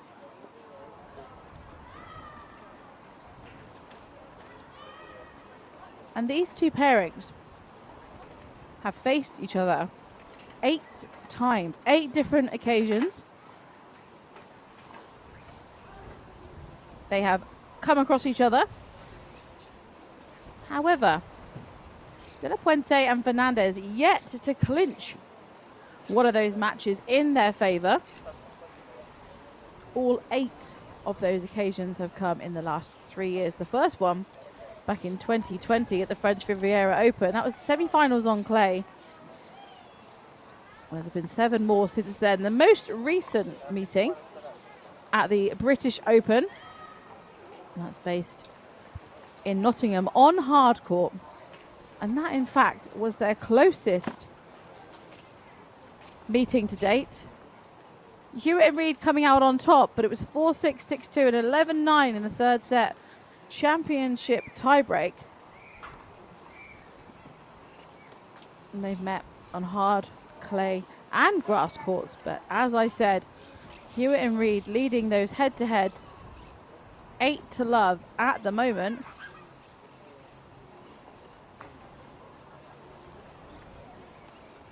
And De La Puente and Fernandez are the reigning doubles Masters champions after Reid didn't play in the Masters last year.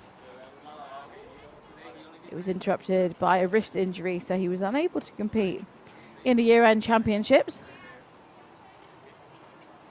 And Hewitt and Reid in the top part of your screen there are 2 times doubles Masters champions. They came in 2017 and 2021, and they have won 18 Grand Slam titles together. So a truly outstanding and formidable pairing. And of course, if anyone was watching Wimbledon this year, they'll have seen them take the title on court 1 in a truly historic tournament.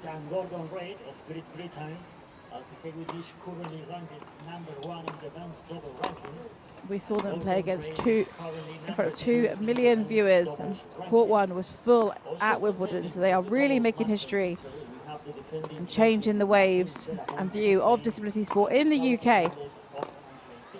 Lots to be said about the all-British pairing. Alfie Hewitt here, age 25. Plays right-handed, current world number 1 in doubles. You can see, despite his young age, 456 appearances so far. He has won 43 doubles titles alongside his partner Gordon Reid since they first paired up a decade ago.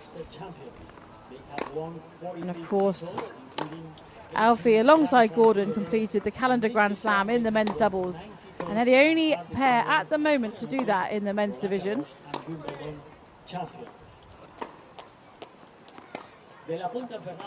And his partner here, Gordon Reid, age 32, left-hander.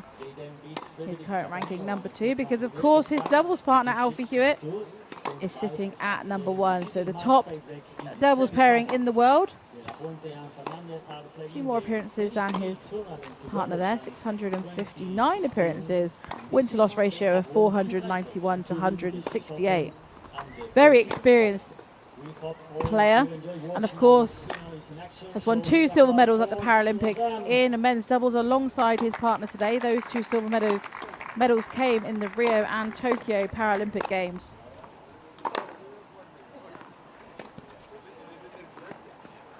Martin de la Puente, Spaniard, he's on home turf, so looking to clinch a title on home soil, aged just 24. And he's in the number 3 spot in the world rankings because, of course, his opponents today have taken number 1 and 2. However, de la Puente was world number 1 in the doubles. He has held that position. 3 minutes. His year-end number 1 came at the end of 2022 after he won this title alongside his partner Fernandez.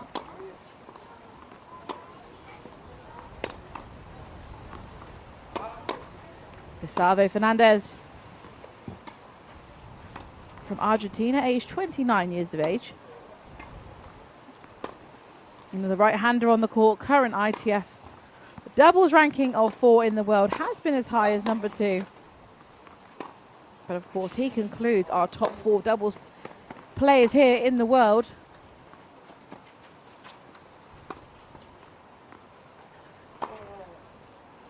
And de la Puente and Fernandez warmed up for the defense of their title this week by reaching the semi-finals of last week's Catalonia Open. That was hosted here as well at the Milo Sanchez Academy in Barcelona. And this is Fernandez and de la Puente's 3rd successive doubles masters together. 2 minutes. They went out in the round robin stages in 2021, but took the title last year, so they are eager to retain that title in their favour. De la Puente and Fernandez first played together all the way back in 2016. They didn't actually win their first title as a partnership until March 2022. And that's when they won the Cajun Classic Super Series title in Baton Rouge, and then the French Riviera Open, which was a Super Series event. But still yet to beat Reed and Hewitt, although they have played on 8 occasions. And this season, the man on your screen there, Fernandez, alongside his partner de la Puente, were runners-up at the Cajun Classic and the ABN AMRO Open in Rotterdam. And at the French Open in Roland Garros and the British Open. They were runners-up every time to their opponents today, Alfie Hewitt and Gordon Reed.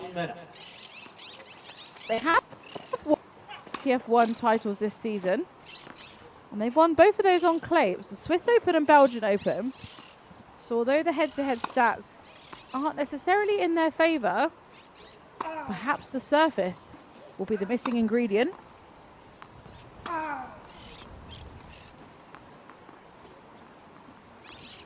Hewitt and Reed this year have won 3 Grand Slam doubles titles. The only one they didn't manage to clinch was the US Open, ending their run in the semi-finals. 30 seconds, 30 seconds. And Hewitt and Reed had an interesting lead into this year's doubles masters, on the back of losing out on Saturday's Catalonia Open men's doubles final to Frederic Cataneo and Stefan Houdet. But they did avenge that loss in a fine style in their round-robin group earlier this week. Truly dominant performance.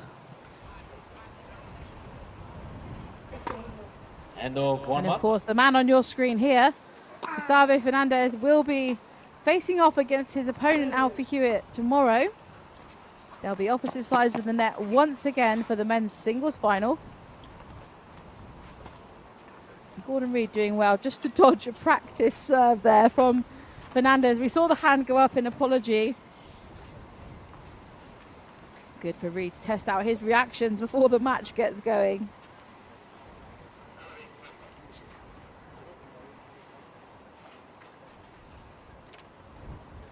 So, the warm-up has concluded.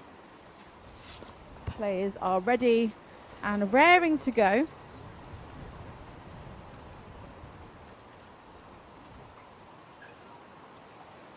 9th time these two pairings will face each other.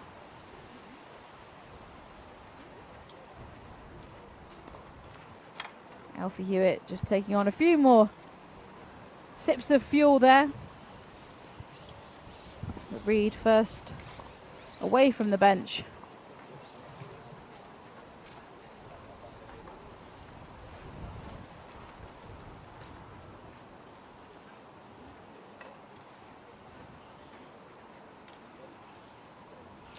And it's Survey, Gordon Reed Ready? to begin serving in this final of the men's doubles Masters.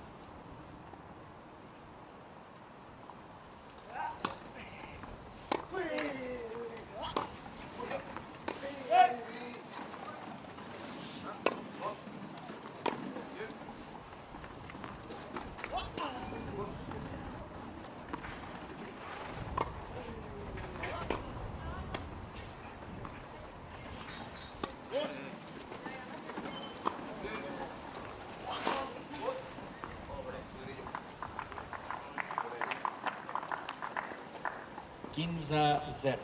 15 love. There's a strong opening point for the British pairing. Alfie Hewitt executing that central ball perfectly.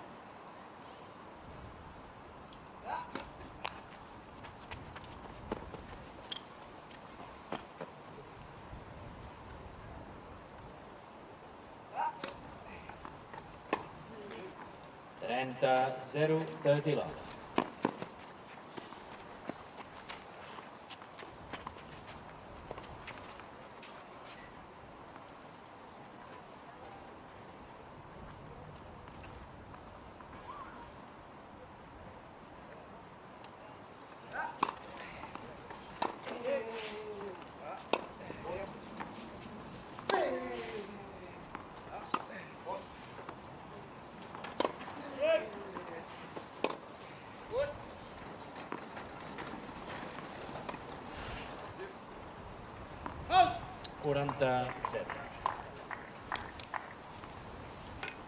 Well, the British pairing have raced into a strong position here. 3 opportunities to hold serve in the first game of the match.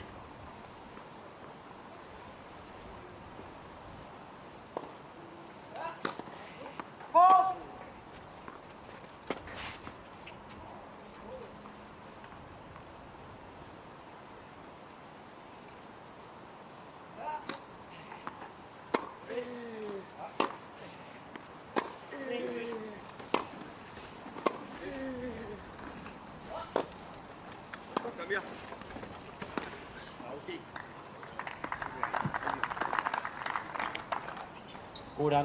40-15. 40-15.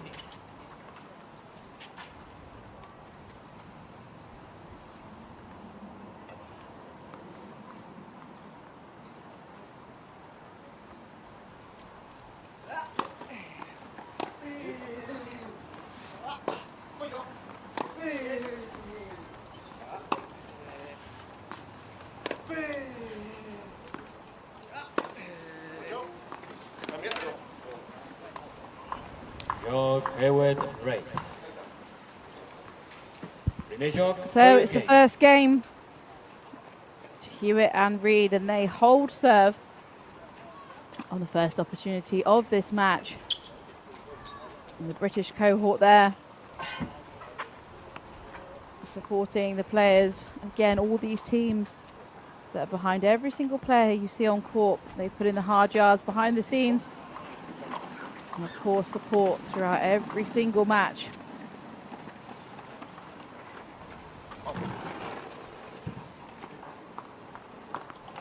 So early stages here, but it is Reed and Hewitt with the early lead. And Hewitt making sure that towel does not blow away. We've seen a lot of wind this week. It's important to make sure that is secure. But it's now Gustavo Fernandez to serve.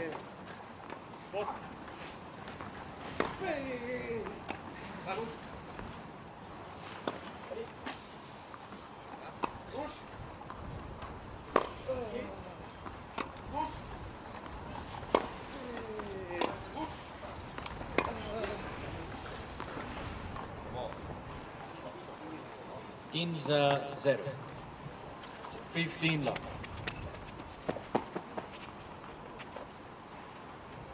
That was a good reach from Fernandez. Not just a good reach, but a perfectly executed ball down the tee.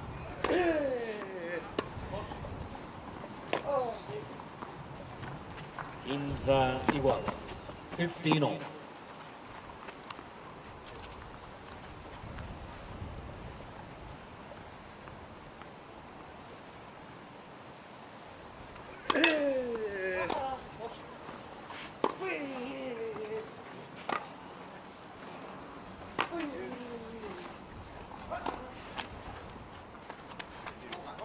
Trenta Ginza.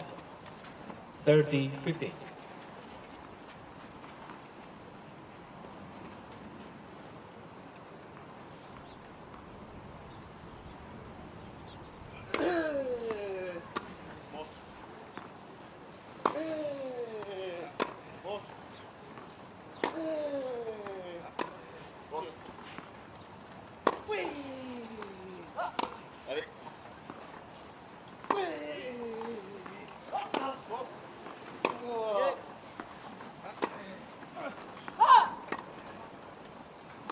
That's a lengthy rally. 40-15. Gordon Reed just to push the error out there. 2 opportunities here to hold serve.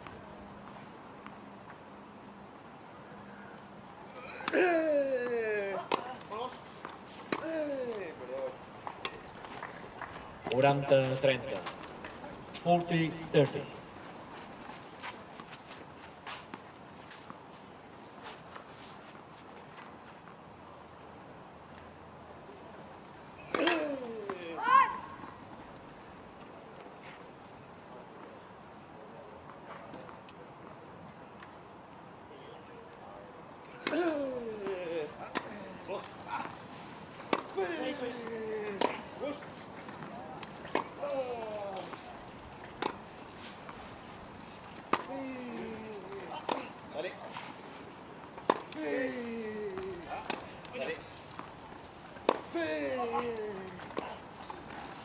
Walk de la Puente Fernandez. And it's a service game held. Puts us on an even keel of 1 game all.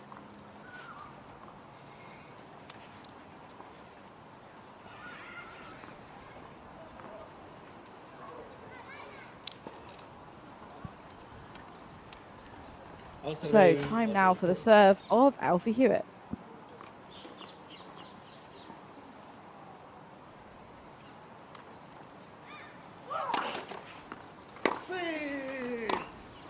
Bien, bien. 0-15. Low 15.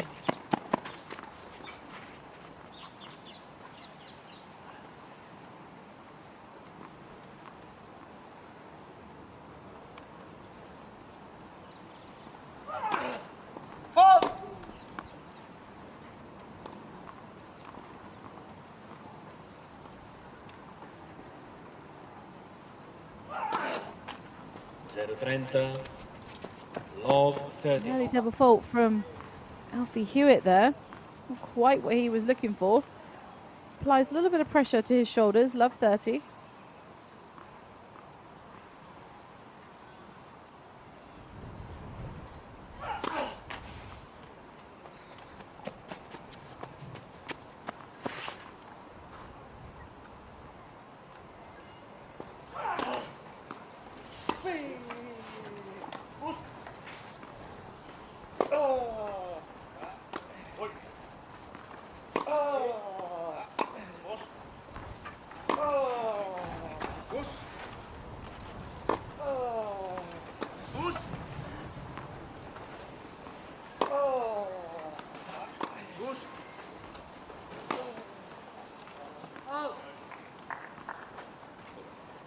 Ginza 30. 15-30. So the scoreline narrowed slightly, but Reed still and Hewitt trailing on their serve.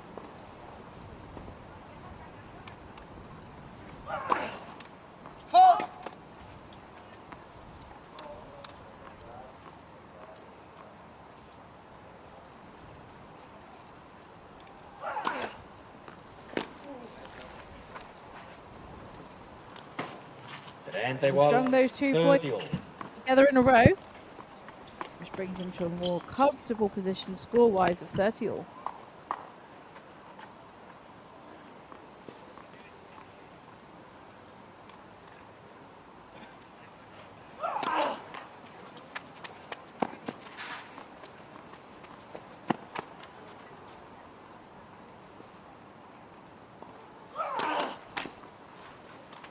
Trenta, 40, 30, 40.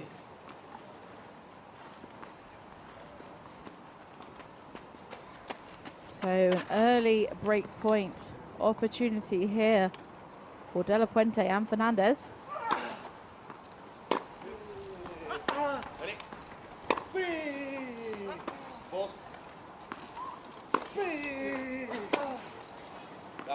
Joc de la Puente Fernández. De la Puente Fernández guanyen 2 jocs a 1. 2 games to 1. So a very early break of score in the opening set of this Masters doubles final. Hewitt just struggling with his serve there. Not managing to quite find his comfort zone. Couple of double faults, but not quite dominating. Means Hewitt and Reed trail by just 1 game, but they have suffered a break. So De La Puente and Fernandez now looking to consolidate that break by holding their serve.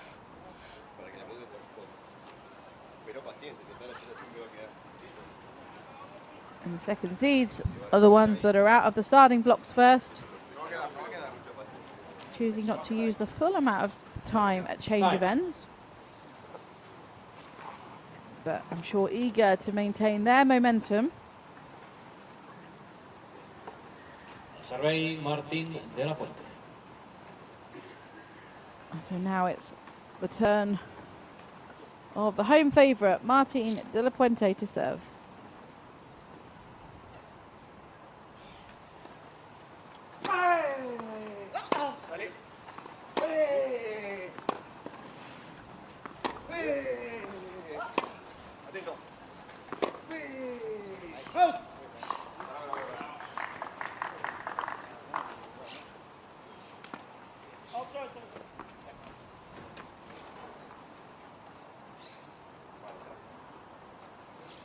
Umpire just coming down to double check his score. We've seen a lot of this throughout the championships. It's one of the benefits of clay. We can come down and check the mark. The umpires have done a stellar and phenomenal job throughout the week. They've certainly got their steps in there, up and down, off the chair relentlessly, but he's just backing up his call of in. We can see there he was just circling the mark. It just looked like a bit of it just clipped the line, and of course the smallest amount counts.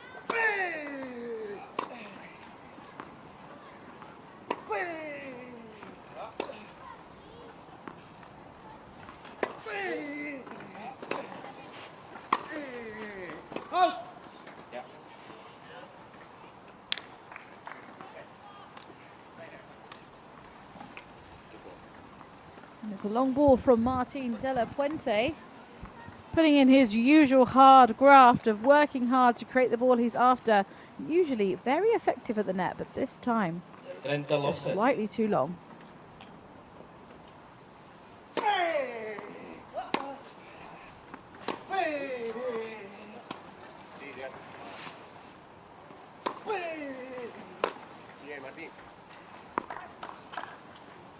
Inza 30, 15-30.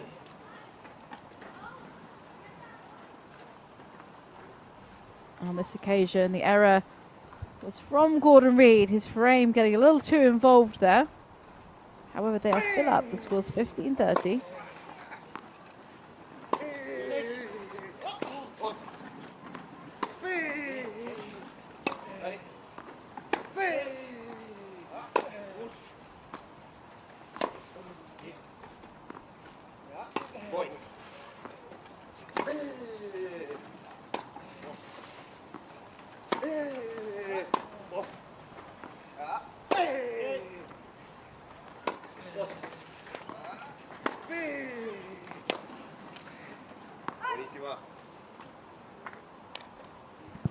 And That's another he error walks. from the British Third side job. of the court.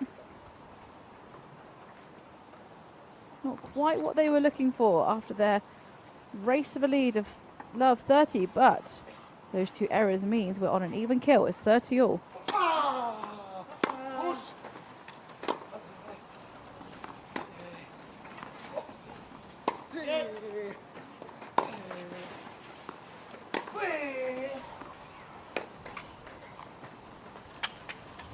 Superb cover there from Fernandez. His cover of the middle of the court was phenomenal. He is an excellent mover around the court, and he showed it there. And now De La Puente has the opportunity to hold serve.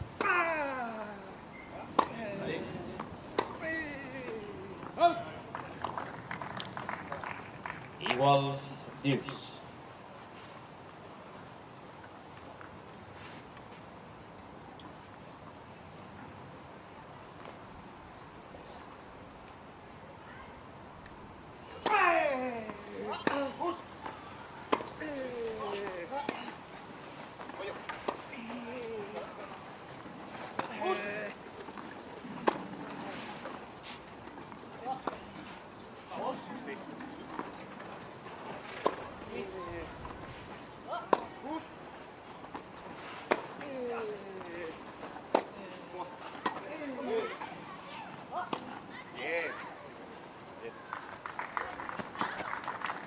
Avantage De La Puente.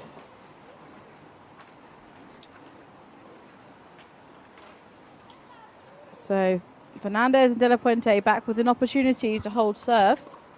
They're looking to do so to really back up that earlier break on the serve of Hewitt.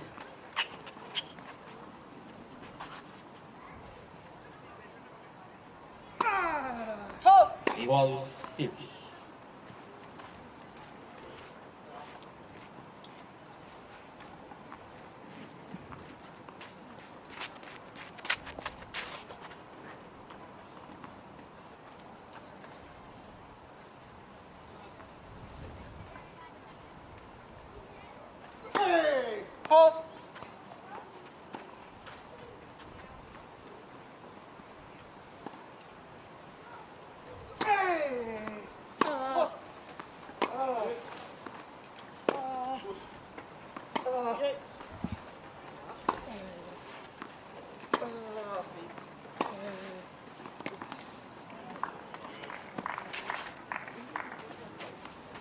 Avantage Drake.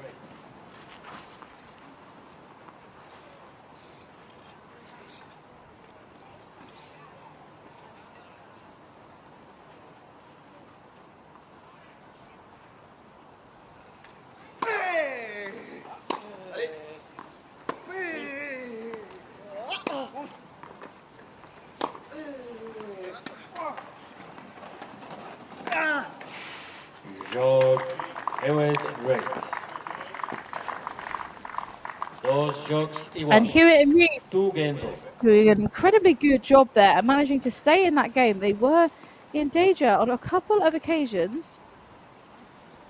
There were chances there for Fernandez and De La Puente to really grow a lead, but Reed and Hewitt dug deep, found a way, broke back.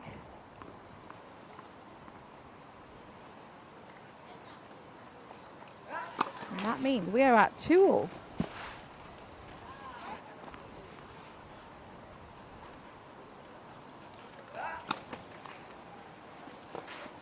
Zero 15.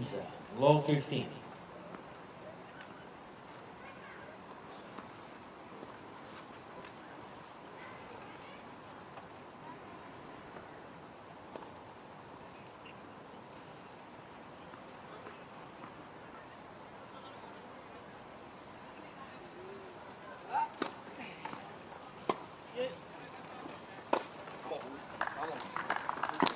As a strong reply from Fernandez. It looked like Reed was there, but not able to return that ball back.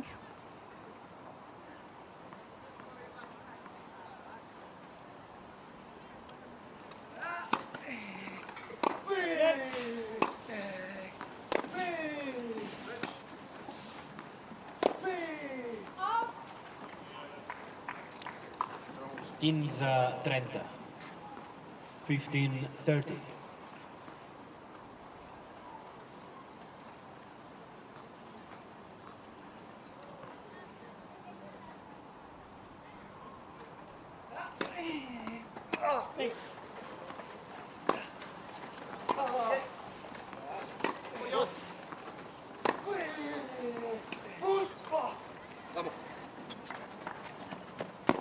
Frustrating miss 40. from Reed. 15-40. We saw earlier in the tournament his net play, those hands, the execution of those fine, spinny, acute balls were actually on fire, but struggling a little bit today. A few errors creeping in, but there's still a long way to go. 30-40. And that's one way to make up for it. 30-40. Phenomenal serve there from Gordon Reed, straight down the tee.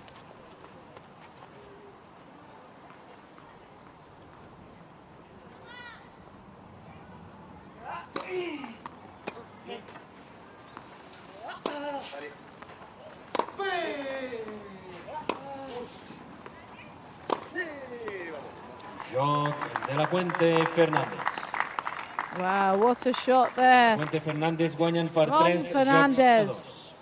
3 games to 2. Executed with such confidence, precision, but the space was there.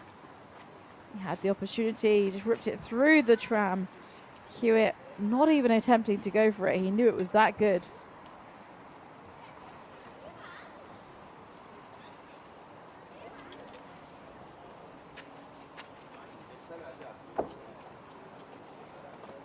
So, 21 minutes of play so far in this match.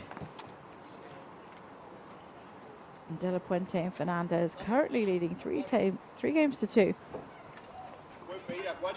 Every single game has been incredibly close. Looks like Fernandez here might just be requesting something on court. We'll just see him talking across to perhaps his team. He did check with the umpire first. So we may have to wait for something here. Time. Players are coming out. I'm sure what that request was will unfold as we make our way through the match. It's a really close one so far. And these two here, Hewitt and Reed, looking to beat this pairing for the 9th time consecutively. Fernandez and De La Puente yet to beat Hewitt and Reed on the doubles court. Will today be the day they break that rhythm? Gustavo Fernandez to serve.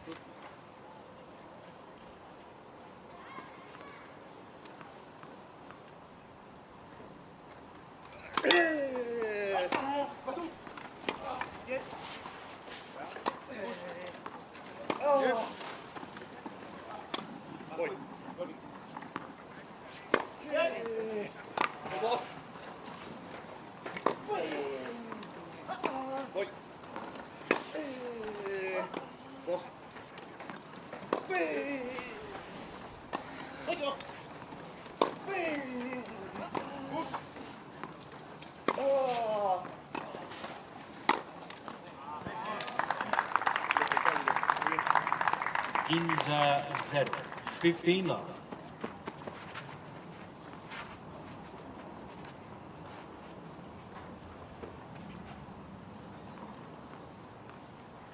De La Puente there moving into his favourite part of the court.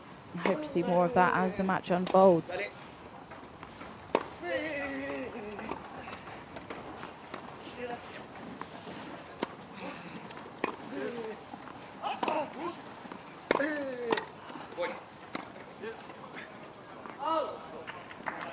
Terrific defence there from Gordon Reed, who was in a difficult position at the front of the court there. He had a ball driven straight into his body, but those reactions on his volley never seemed to let him down.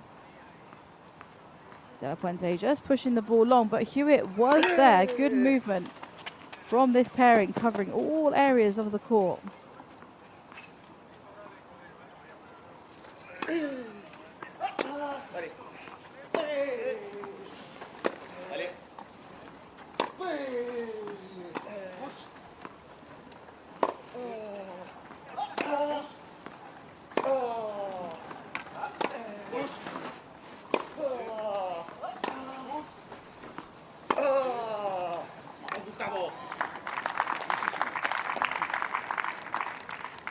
30-15. 30-15. And again, it was superb play from both pairings, but Fernandez yet again created an impeccable angle. 40-15. 40-15.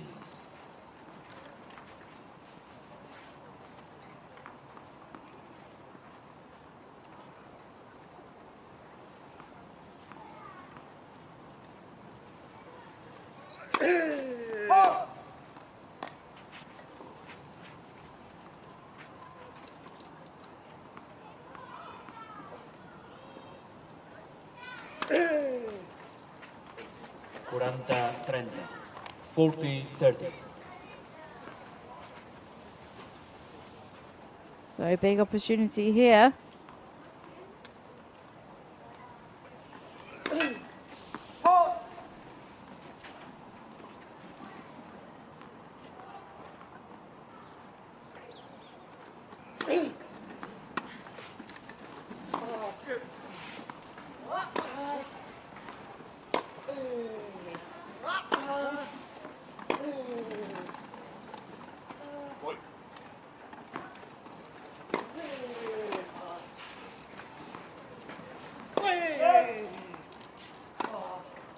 Joc de la Puente Fernández. De la Puente And it's an Fernández error guanyen from the per racket of 4 Reed, jocs a 2. which means they trail 4 slightly games further to 2. behind the second seeds. De La Puente and Fernandez now leading 4 games to 2. We're back on the serve of Alfie Hewitt, and we saw the struggles he had earlier in this set, a couple of double faults. Will he manage to settle down slightly more on his serve and narrow the scoreline? Let first service.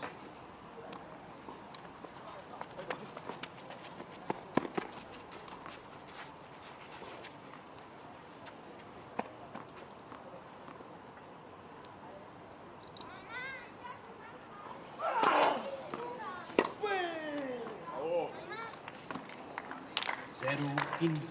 Low 15.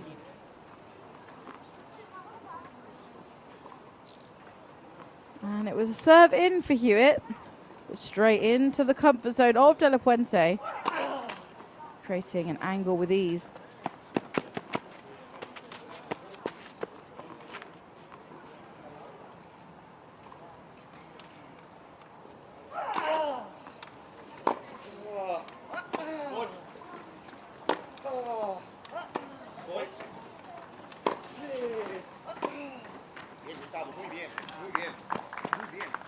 It's an aggressive 30. game Low 30. from the side of the court of De La Puente and Fernandez. They're really pushing hard, penetrating the court, keeping the British pairing back in a defensive position. Love 30.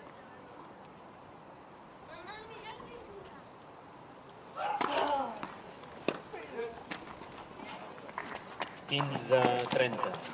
15-30.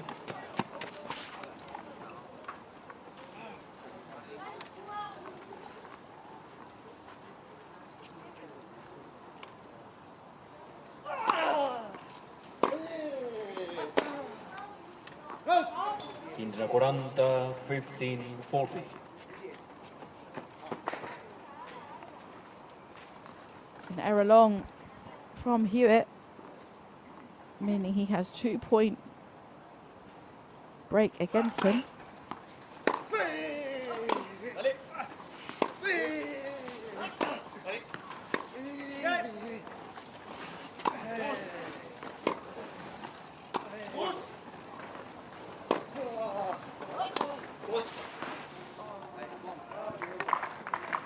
And De La Puente there, usually with the stellar 40. chair movement, just 30, 40. inhibited by the clay. He turned, but you could see his wheels just skidded underneath him. He was unable to gain any momentum in his chair to get back to where he needed to be, meaning the Hewitt forehand just ripped past him.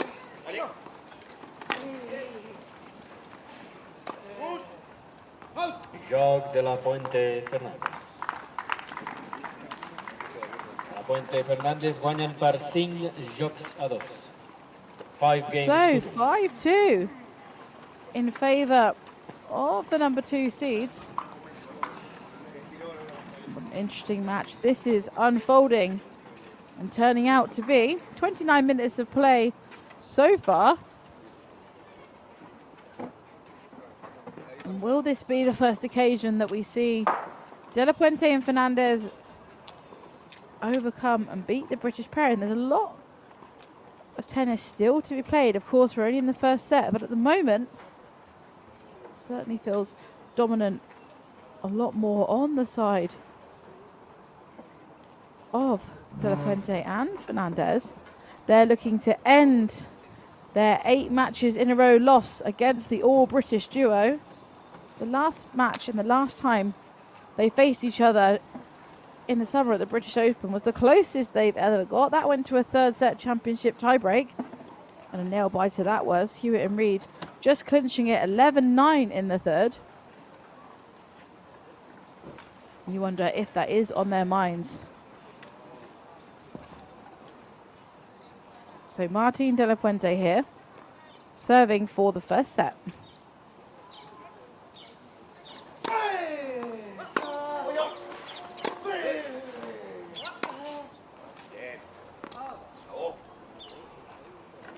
in 0-15.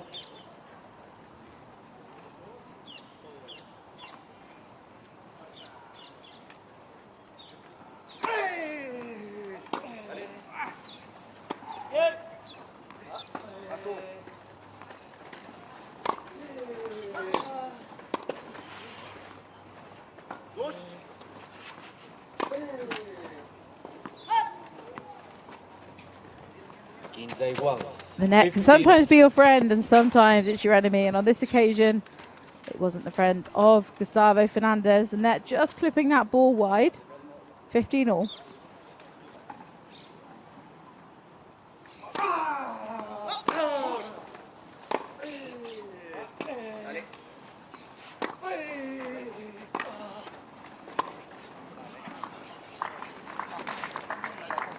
Ginza 30, 15-30.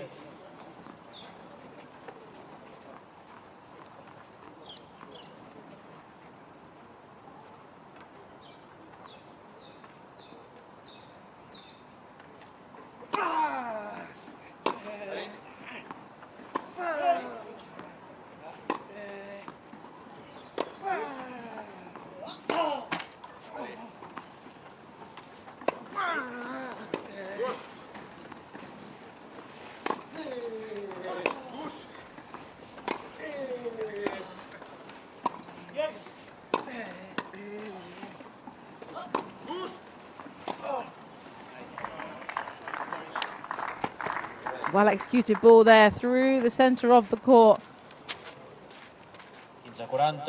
Making it impossible for Fernandez to create anything off that shot. He did well to move close to the ball.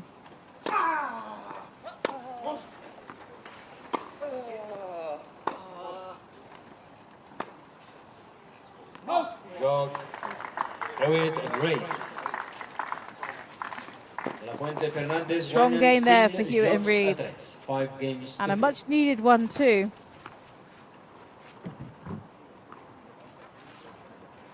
But of course Fernandez and De La Puente here still in a dominant position.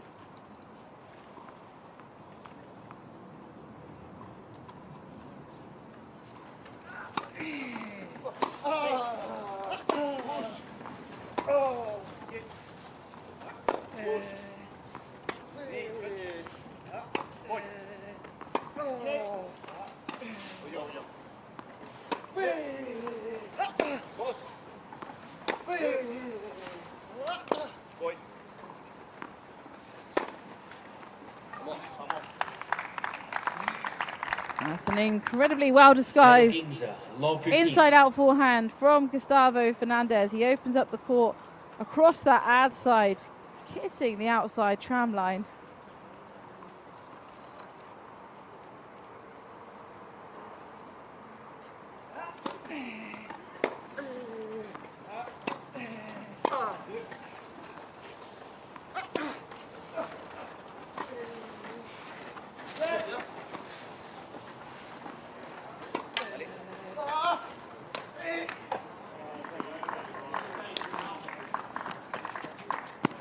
deep spinning ball there.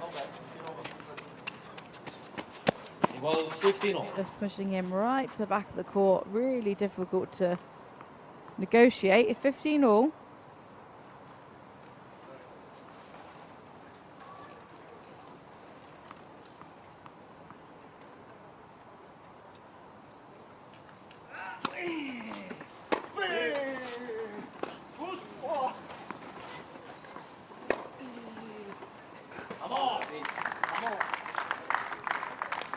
Quinze 30. 15-30. It's that well ripped inside out backhand there from Fernandez. Proved too tough to handle. 15-30 now on the serve of Gordon Reid.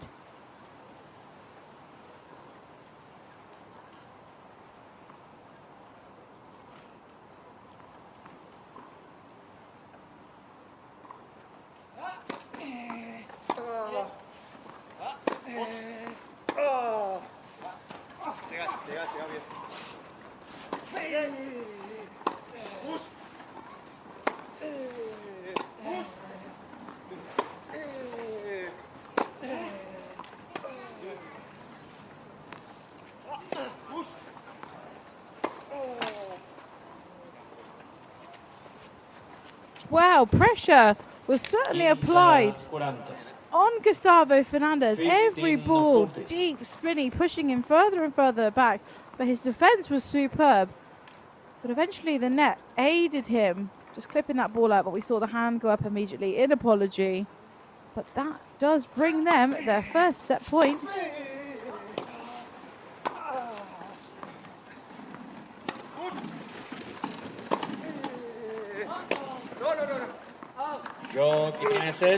And it was an early call to leave the board. It was a good one. 6 jocs a 3. 6 games to 3. And that means it's De La Puente and Fernandez who capture set number 1 in their favor. 6 games to 3. And what a set that has turned out to be.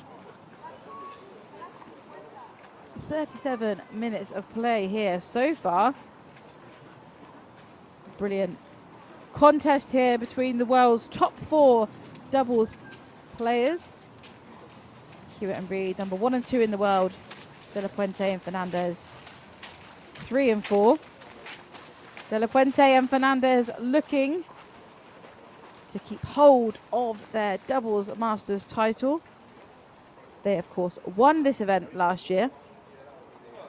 Hewitt and Reid won the title twice. The most recent in 2021. The one prior to that in 2017. So they're looking to get their names back on the trophy.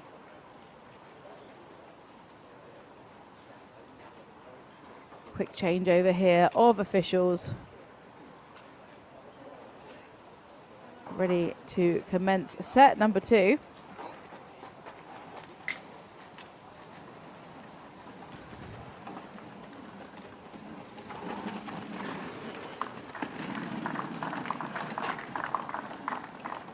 So Hewitt and Reid here.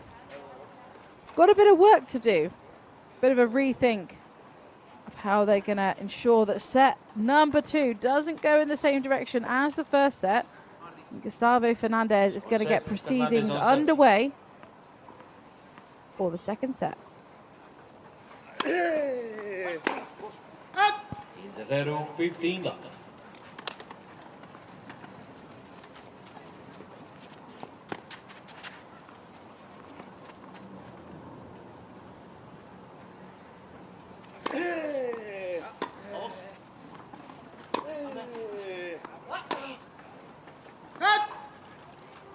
Trenta 0, 30 love.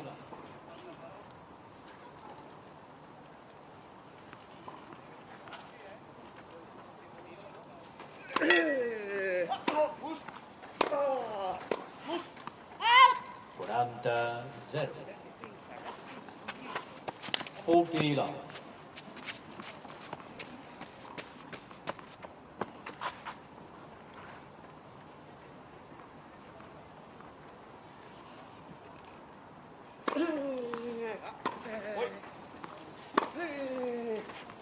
Joc de la Puente Fernández. An incredibly Primer joc, strong segon start set. to the First second game, set. 14. Gustavo Fernandez with a strong service game. He must be happy with that. That ideal 1-2 combination executed with such poise. The fist pump confirms how happy he was with that one. That means they are now up 1-0 in the second set. They've held serve. Now time for the British pairing to try and regain some control. It's Gordon Reid who's going to begin serving for the British duo in this set.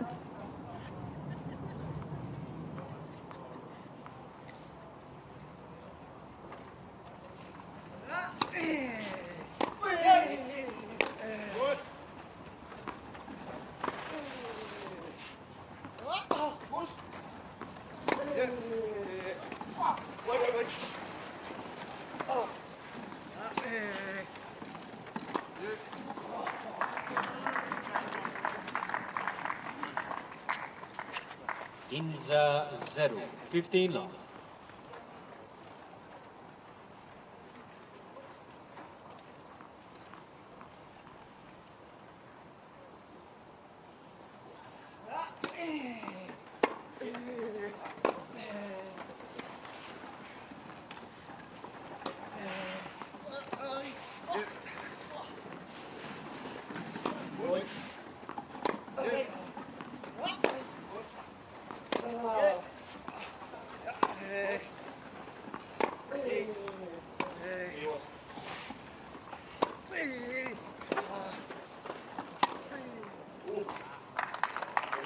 Wow, it's a phenomenal finish. Ginza De La igual. Puente there, 15 just sneaking up to the front of the court, doing what he does best and working his magic. And it was the overhead, opening it up, crossing the tram line so effectively. It was effortless, unreadable for the British pairing.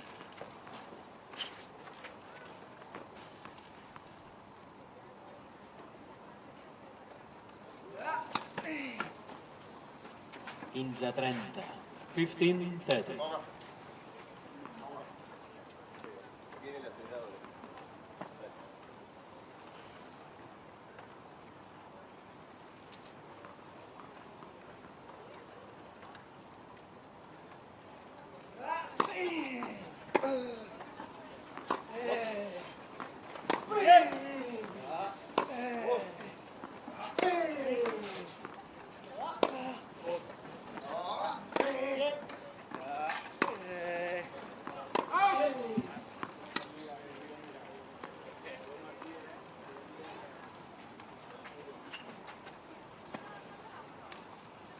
Bit of a challenge there from the British side of the court. The umpires come down just to double check.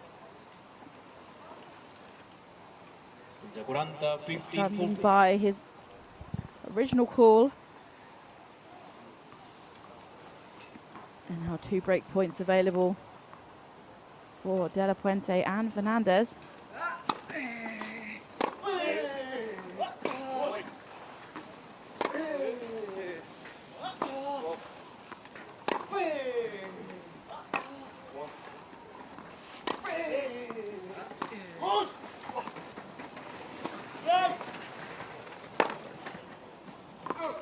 Joc A de la Puente superb Fernández. push from Fernandez. He Numbers reached is that foul, ball new balls, please.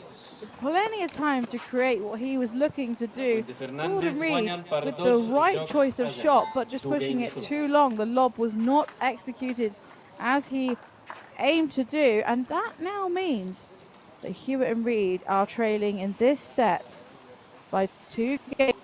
So it means we're back on the serve of De La Puente and Fernandez. And they'll be looking to hold to consolidate their break and further their lead and get closer to maintaining their doubles masters title.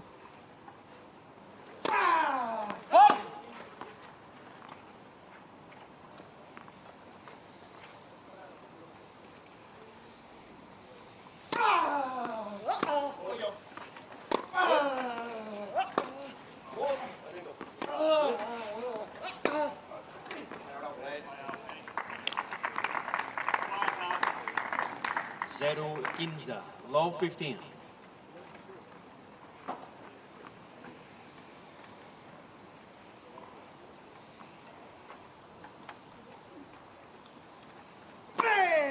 Fall.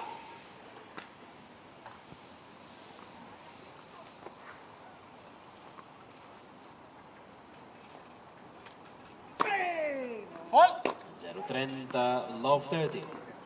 It's a wild second serve from the Spaniard, just pushing it too long. He's got his back against the wall here. Love 30.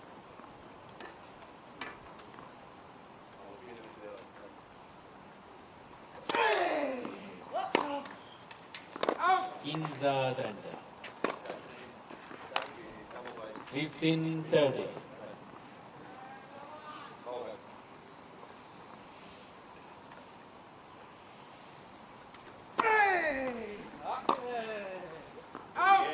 And iguals 30 all. Strong serve and an error from the racket of Reed, pushing the ball slightly too long.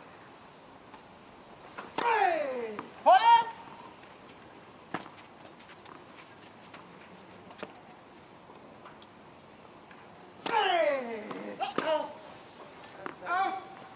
Kuranta 30.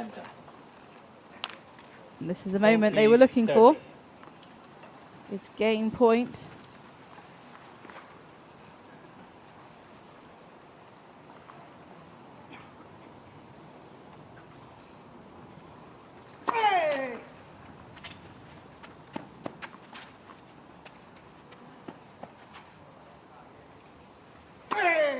Fall. Iguals deuce. An untimely double fault. There's of course never a good time for that to happen, but you don't want it on a game point.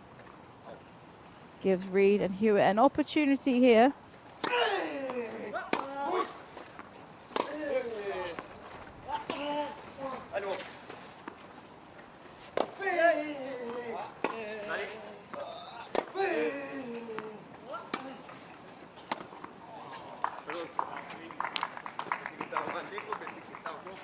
Avantage. Frustrating miss. Point was set up really well, but perhaps just slightly too much out of the reach for Fernandez to create anything with effect.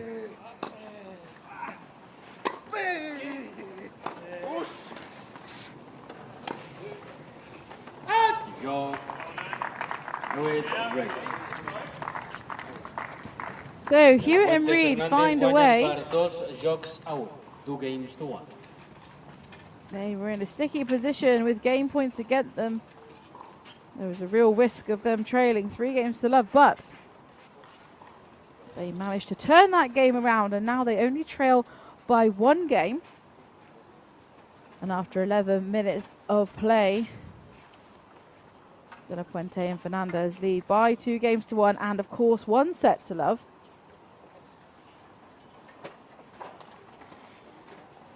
And they don't want to hang around. They're back out already. These 2 players, I've seen it in their singles matches this week too. They don't like to hang around too long at change of ends. They like to keep going.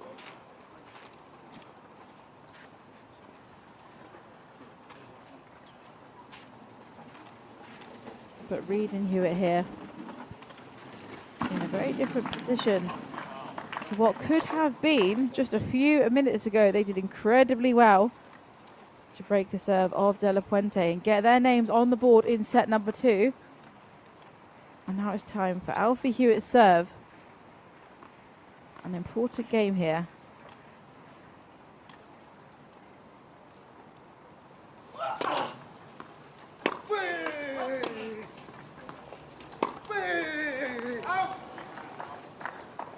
Quinza 0. 15 love.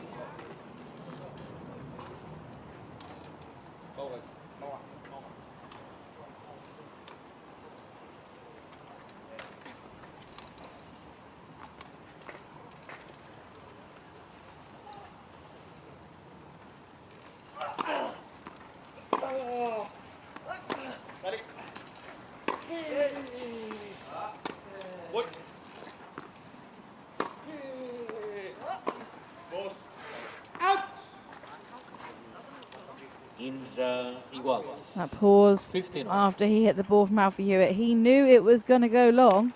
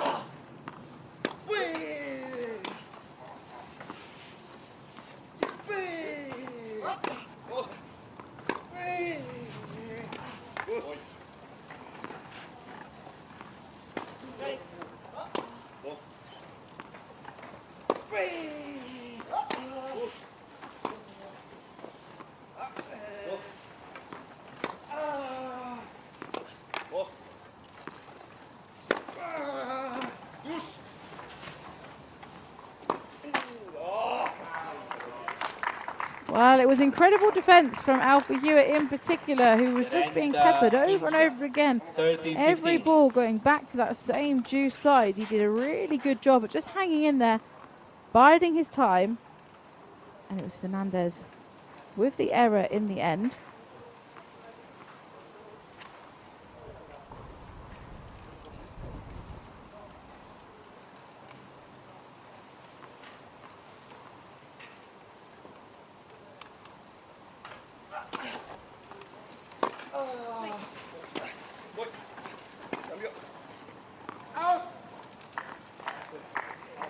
Kuranta 15. 40, 15.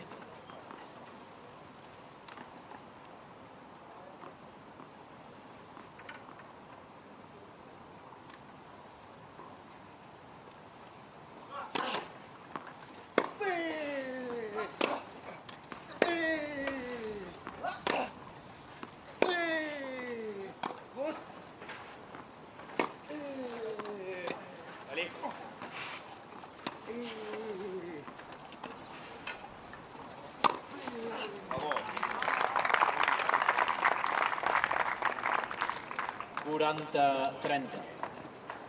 40, 30. There was a game point saved. Martin de la Puente in the part of the court he loves the most.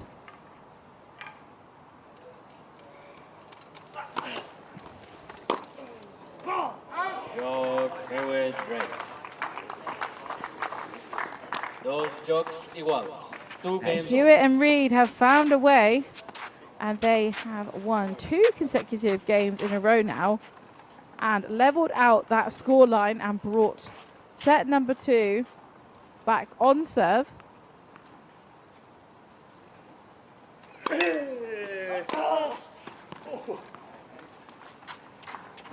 Serpinza low 15.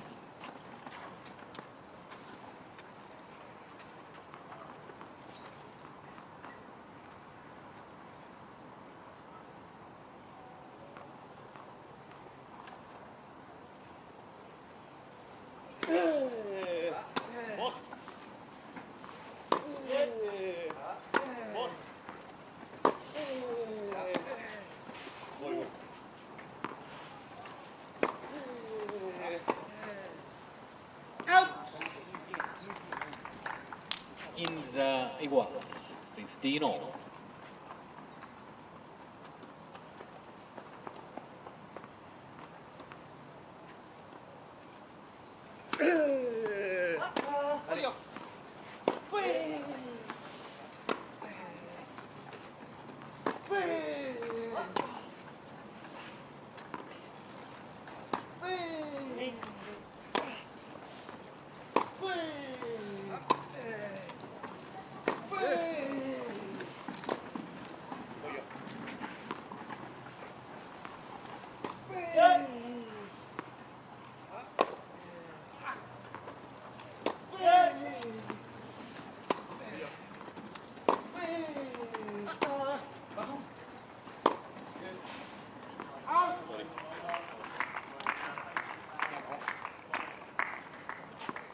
15-30. Both pairings 15 fighting and 30. digging really deep here, neither wanting to let this game go.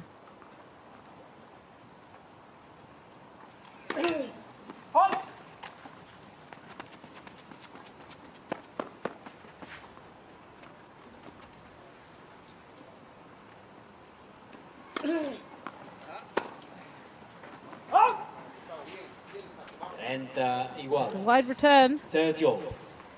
from Reed, looking to create something dominant there, but just pushing it slightly too wide. Still all to play for here, 30 all.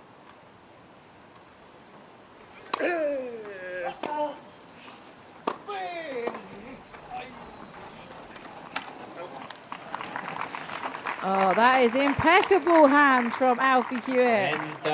40. Effortless. 30-40. Just dropping that ball short. De La Puente, one of the fastest men on the tour, was powering towards it, but it was far too good.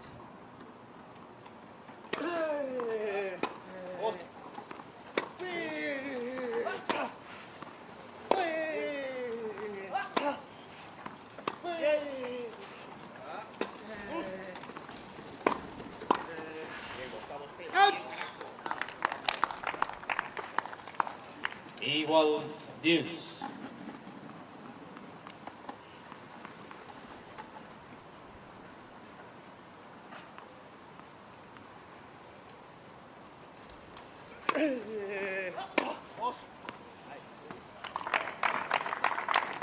Returnable, return and serve.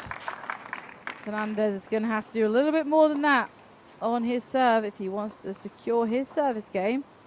He's now advantage down.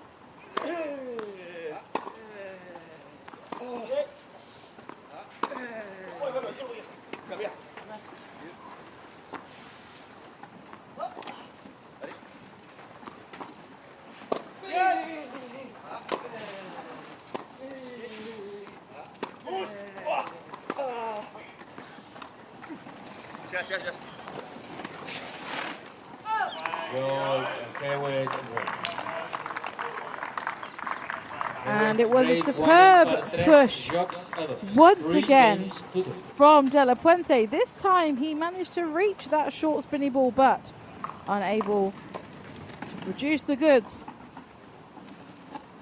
And that means we are now looking at a very different scenario to where we were not so long ago in this second set. Hewitt and Reed have secured the last 3 games in a row and turned the tide on this match. They are now in the lead. They are up by 3 games to 2. And there is so much tennis yet to be played in this match, and it's really hard to predict or read which direction it's heading. All 4 players have certainly had their magic moments. The long rallies that have kept us entertained throughout. Time. But I wonder if we're heading towards a third and final set, or if Fernandez and De La Puente can find a way to turn the momentum swing around once again. A pivotal moment.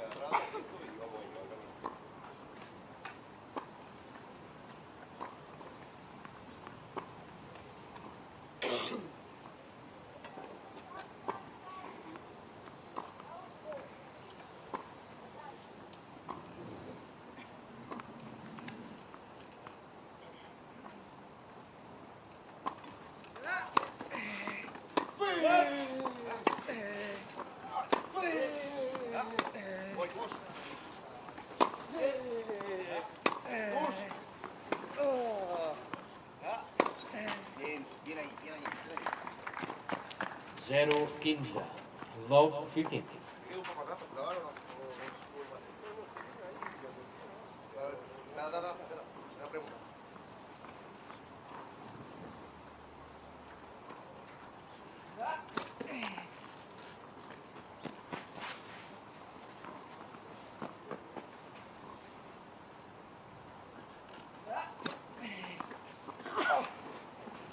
iguals 15-all. A tricky one there for Fernandez to negotiate. It looked like he was there, perhaps a slightly strange bounce due to the clay, but of course the lefty serve from Gordon Reid can be incredibly effective, especially on that advantage side.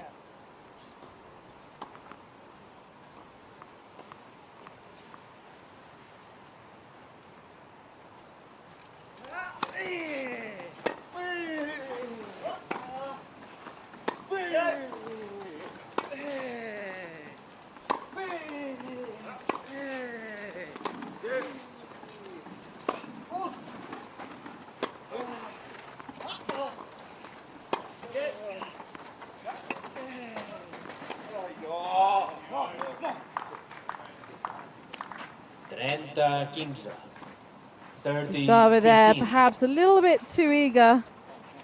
He's looking for that short ball all the time, but I'm not sure if this was the one to attack on.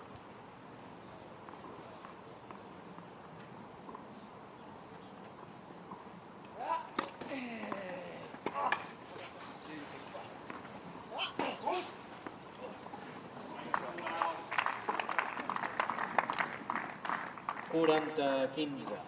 40-15.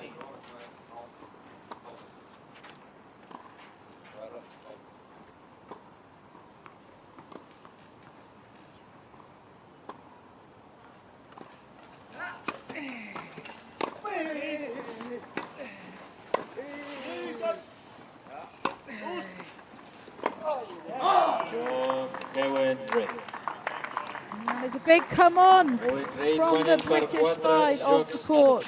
And I think we've seen that shift that felt like it was looming.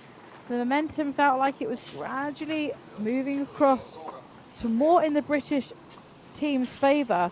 But that game felt truly significant, and they now lead 4-2. De La Puente to serve with a lot of work to do.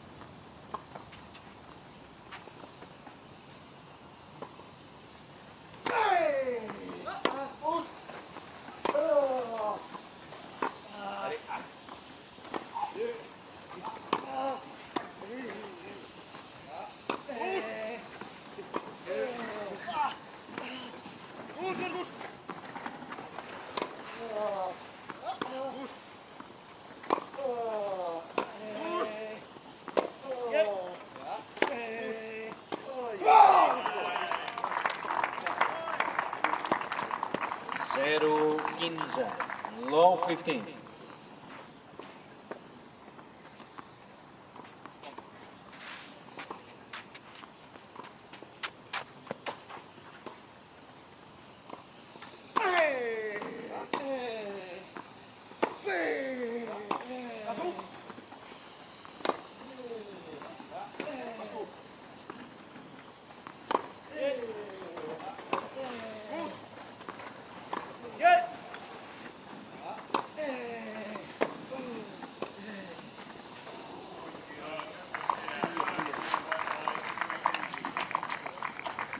Frustrating this.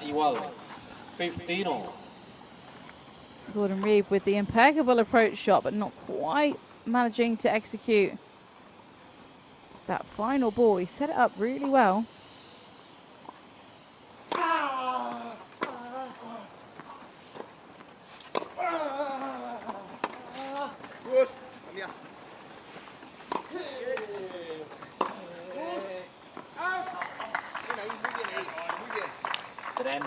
Kingsa. 30-15.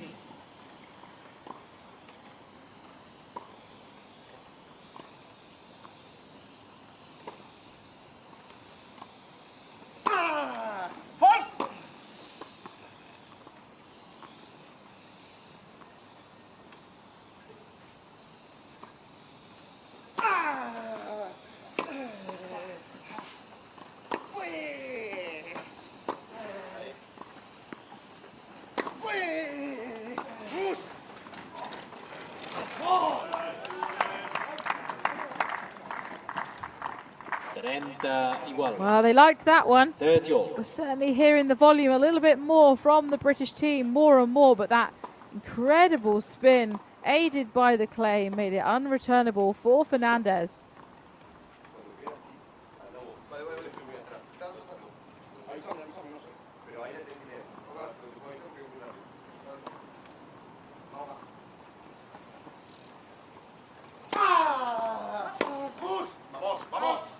Curanta 30. 40-30.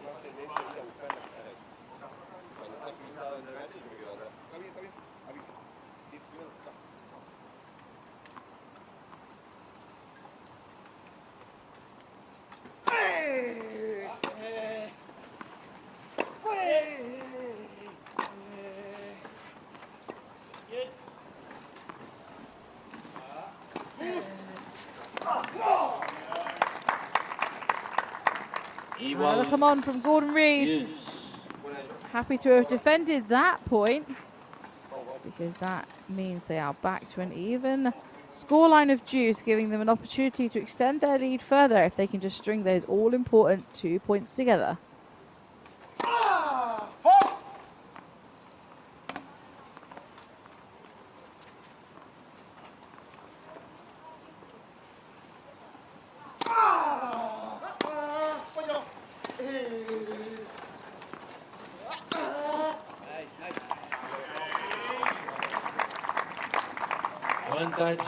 Here they are then with the opportunity.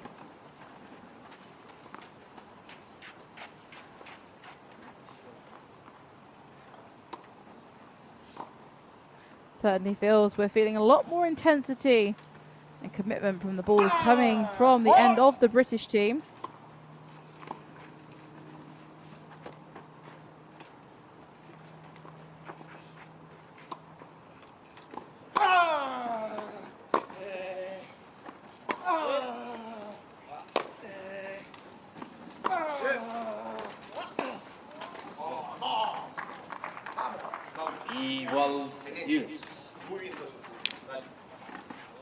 So game point avoided. Back to juice.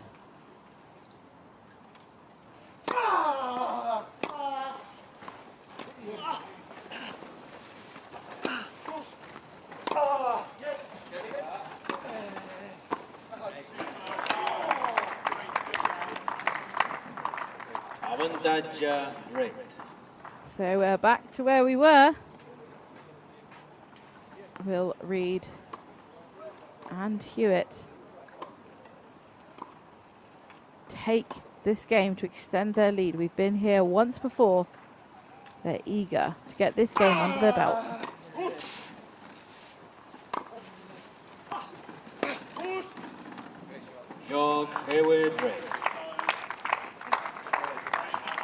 They found the way.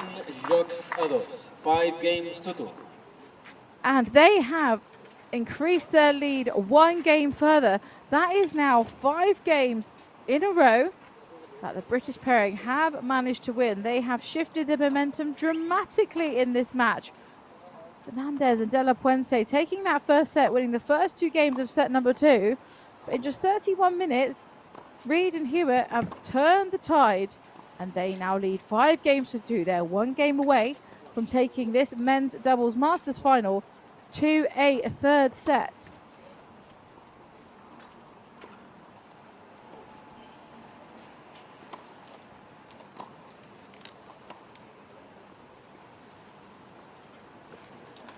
I'm sure De La Puente and Fernandez here taking a little bit longer than normal, but I'm sure it's due to having a conversation about what they need to do differently, because what they were doing before isn't working anymore. It does feel that Hewitt and Reed have upped the intensity. Time. Looking a bit more confident. They seem to have found their comfort zone. They've certainly gained consistency. However, they do need to maintain that. It's Alfie Hewitt to serve.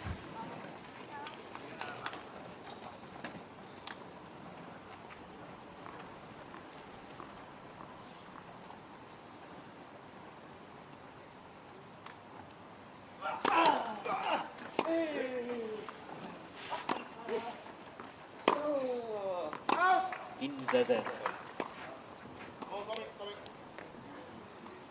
15 love.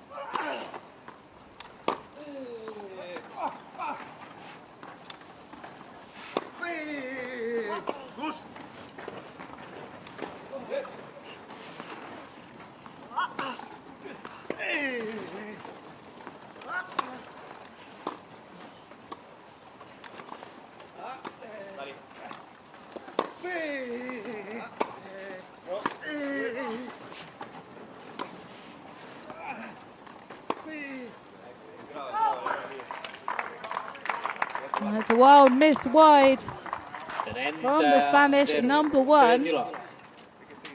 And that puts Hewitt and Reed in a much more comfortable position. They lead 30 love and are 2 points away from securing set number 2.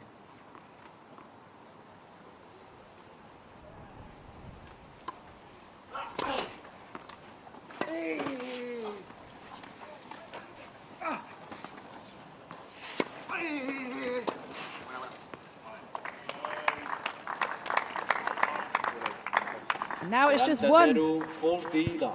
one more point. Following on from that terrific passing shot down the line. Will they take us to a third and final set?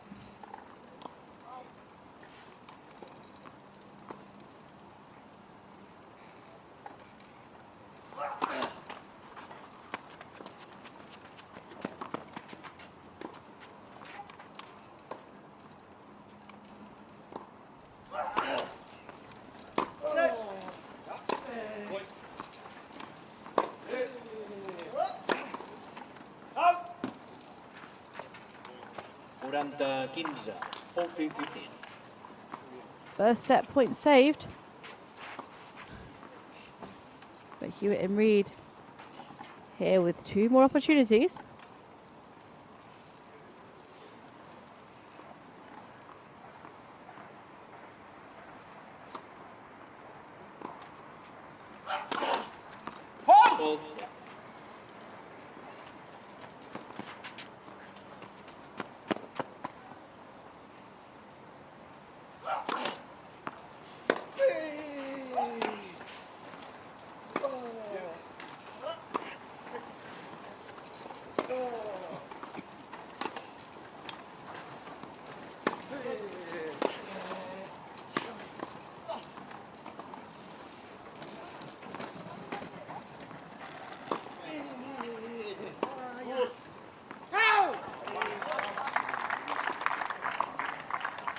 That's another one saved, another one lost for the British pair. 30. That ball just pushing slightly too long. They still have one more set point available to them.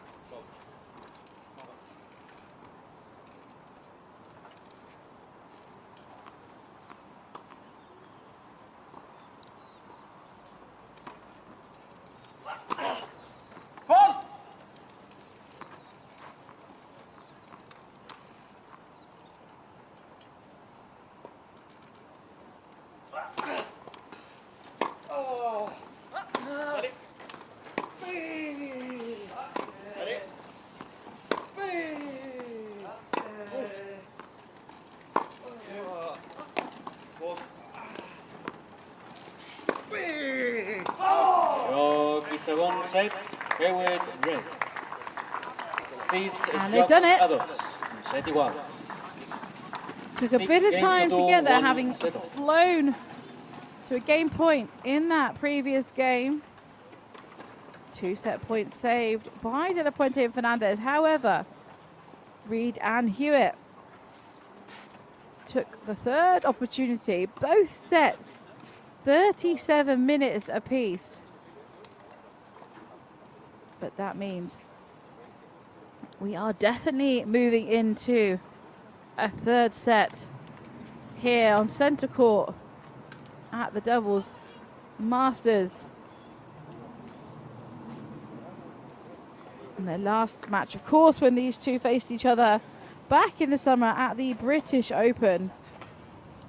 It's a similar state of affairs. In fact, De La Puente and Fernandez took that first set 6-4.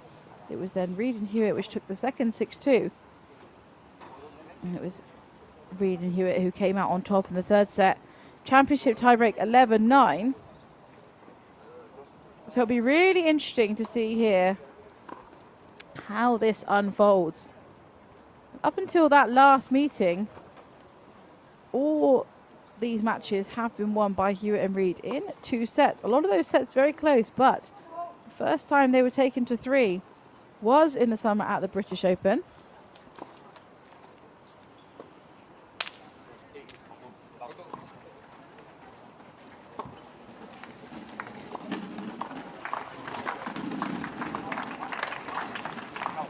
So players are ready to go. Mais tiebreak a 10 punts. Decidir els campions del torneig. Of course, in the doubles event here, the third set will be Últim set, a match tiebreak al championship servei match tiebreak, Gustavo so that is first to 10 points.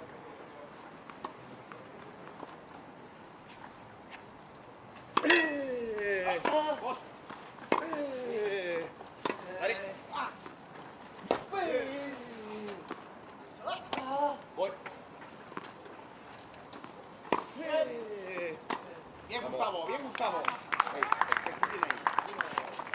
0-1-0. De la Puente Fernández. Muy bien, muy bien.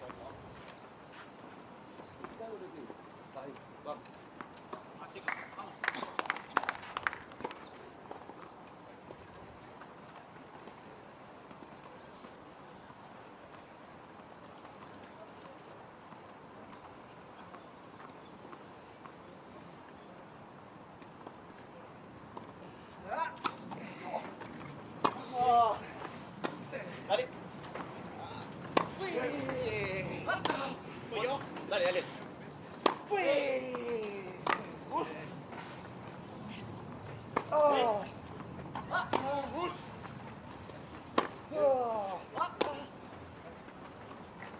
Espectacular, espectacular. So that's 2 points strung 2-0. together De la Puente for De La Puente and Fernandez. Dale. Agarrado, vamos.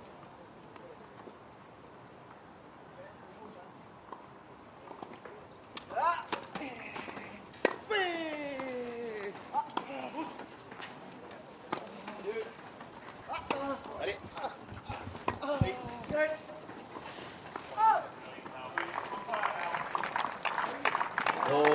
2-1. Frustrated. 2-1. De la Puente Martin De La Puente there. Vamos, vamos, vamos.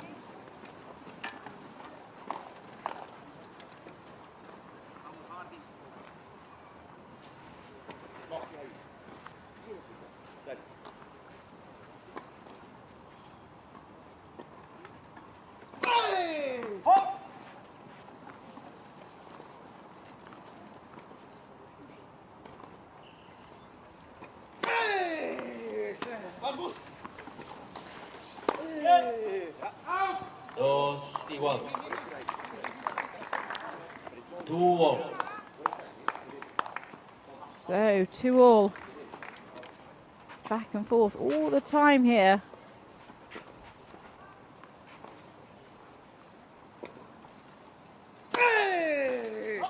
Adiós.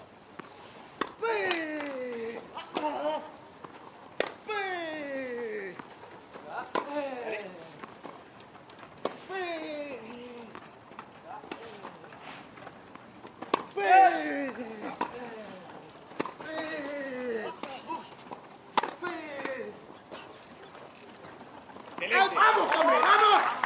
¡Vamos! Excelente. It's a huge cheer 3-2. from the number one 3-2. Spanish player. He is De la eager Puente Fernández. to break this winning streak that Hewitt and Reed have been on for so long against this pairing. But we have a way to go.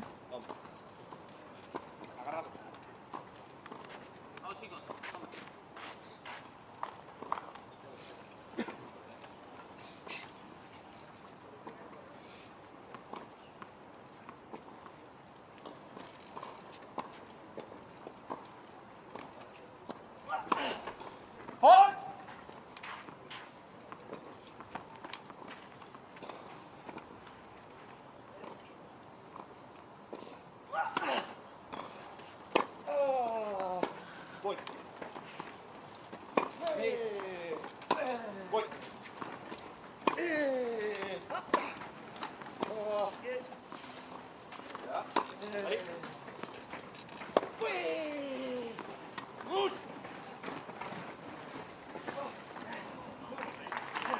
Oh, it's an incredibly well placed Igual. drop Igual. shot from Gordon Reed.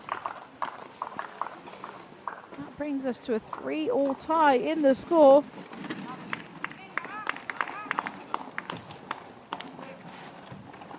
¿Agua? No, dale. course, that 3-all brings us to a change of ends.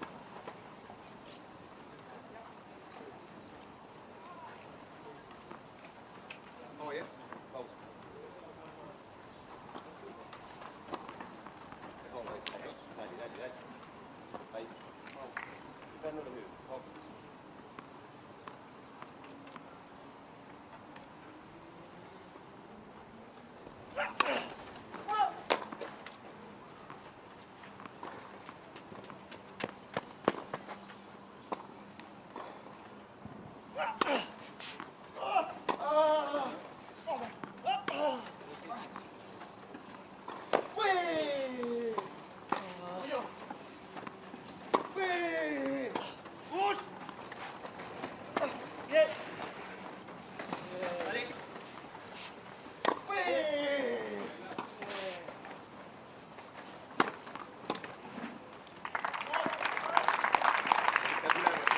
We had a hand of apology up there from 4-3. Fernandez. It was an 4-3. incredible overhead smash, but was in the direction of Gordon Reed. In fact, for a moment, I thought he managed to get it back. He had a racket on it, but just a little bit too tricky.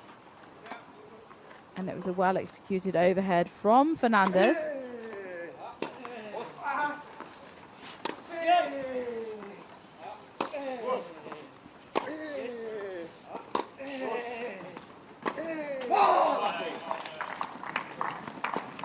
Cuatro igual. 4-all.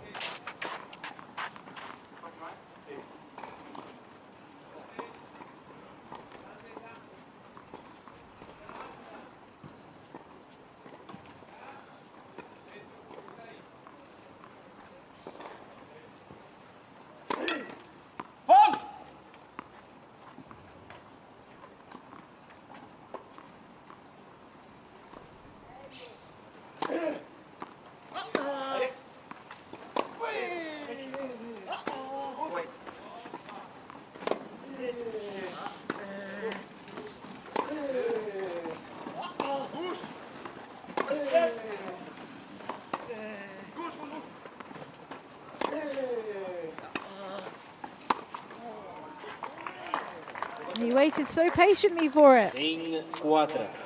Unfortunately, when he had the 5-4. opportunity, Fuentes They were just ready. put that ball in the net.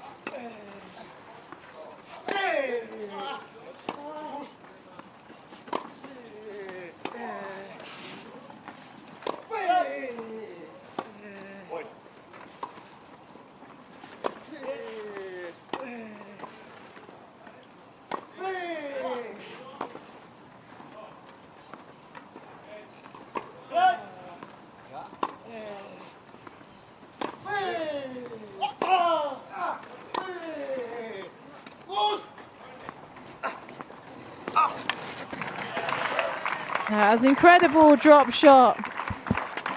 Even with the speed of Fernandez, 6-4. couldn't reach that ball, 6-4. which means the British They were pair great. extended their lead by 2 points. And they are now ahead 6-4 in this third set championship tiebreak.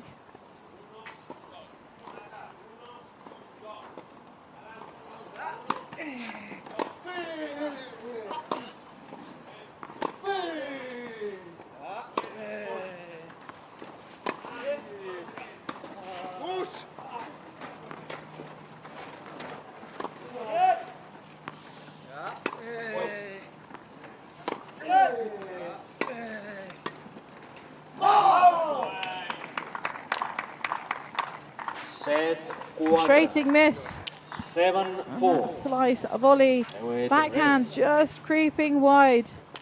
He was in the right position, as he has been a couple of times in this tie break. But again, he's missing by a narrow margin.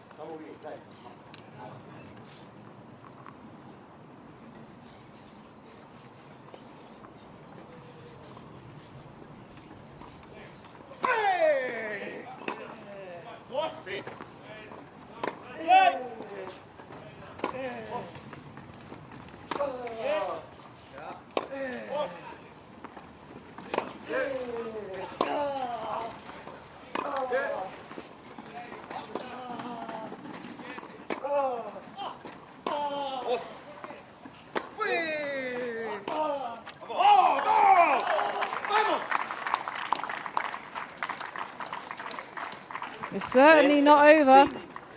7-5.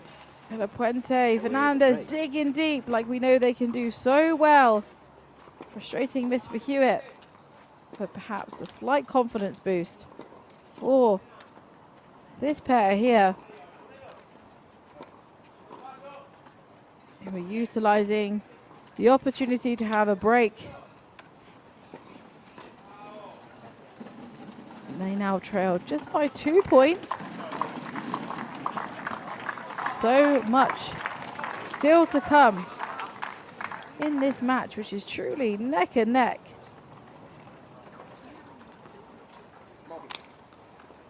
Con todo, ¿eh? Vamos, guys. Quita los dedos, dale. Vamos, vamos. Esta la Javi.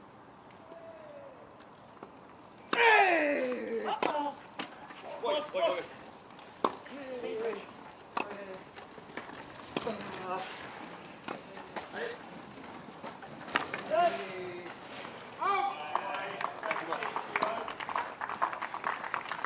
With Singh. 8-5. Hewitt Ray. Vamos, vamos. Sí, sí, vamos.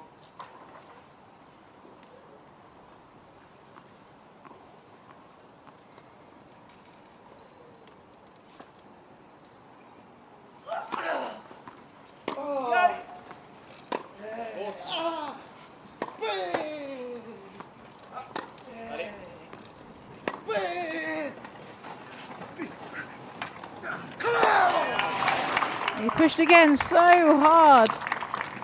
No. Puente doesn't give up to the very last second, but that drop shot was truly remarkable, completely untouchable from Reed. What we've seen from him earlier on in this event as well, he's been executing those with so much poise. And that brings us a match point for the first time.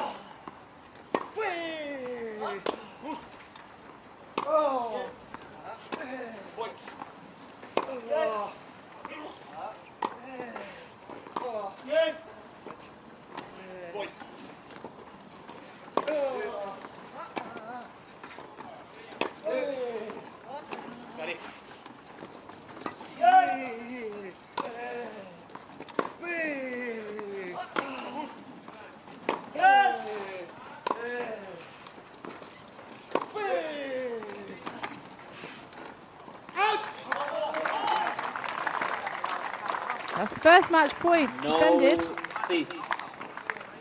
They add another point to their side of the scoreboard. Still trailing by 3 points. However, it's not over yet. One match point save. Can they save another one?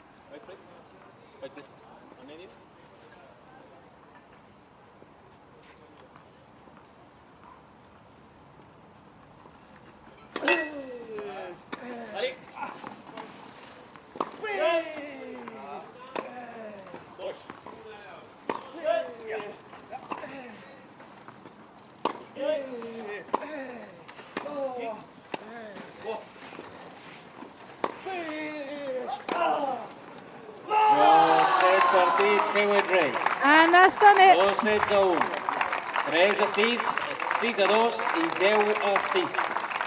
That ripped forehand down the line 6-2, from 10-6. Alfie Hewitt is what has solidified their place in the history books. And they win Their third doubles masters title together. They haven't won since 2021, and they have just beaten the current reigning champions. And not only that, they furthered their figure in their head-to-heads. They now lead by 9 matches to love. They have now beaten De La Puente and Fernandez 9 times consecutively. The last 2, however, including this one, have gone to 3 sets. So you can't help but wonder what the future is going to look like for these pairings. It was a nail-biter right until the very end. Truly world-class tennis all round. But we conclude that match with Hewitt and Reid coming out on top 3-6, 6-2, 10-6. Some truly brilliant tennis. Lots to take away for all players. And you can't help but feel for De La Puente and Fernandez, who dug in so deep. They fought to the very end, and they really wanted to keep that title they won last year, but it's not to be. And on this occasion, the British pairing of Hewitt and Reid, who'll have their name on the trophy.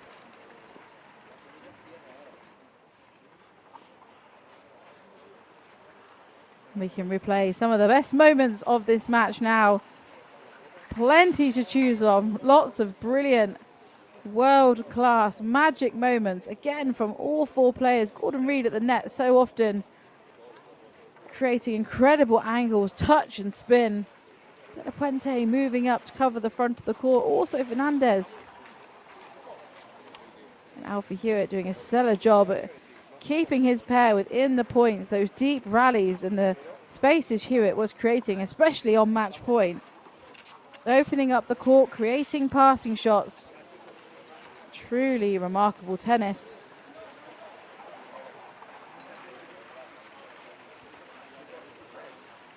So we'll just have a look at a few more of these replays from the match while the court gets set up for the prize giving. Do remember that after this ceremony there is one more doubles final to come, and that will be the quad doubles final. But first we'll have the prize giving ceremony and relive more of the tennis from that men's final. What a roller coaster it truly was. Hewitt and Reid with another Masters title under their belt. They won in 2017, 2021, and now 2023. Which means they've just won their 44th doubles title together. And those titles first came 10 years ago. They've been playing together for a decade. And when you see them perform like this, you can really see why and the experience. Fernandez there with that incredible ball down the middle, passing both opponents. You can see the sheer strength and ability in Fernandez on these close-ups, his chair movement. Similarly with his partner, De La Puente, both of them superb chair skills, not just in terms of speed, but agility as well.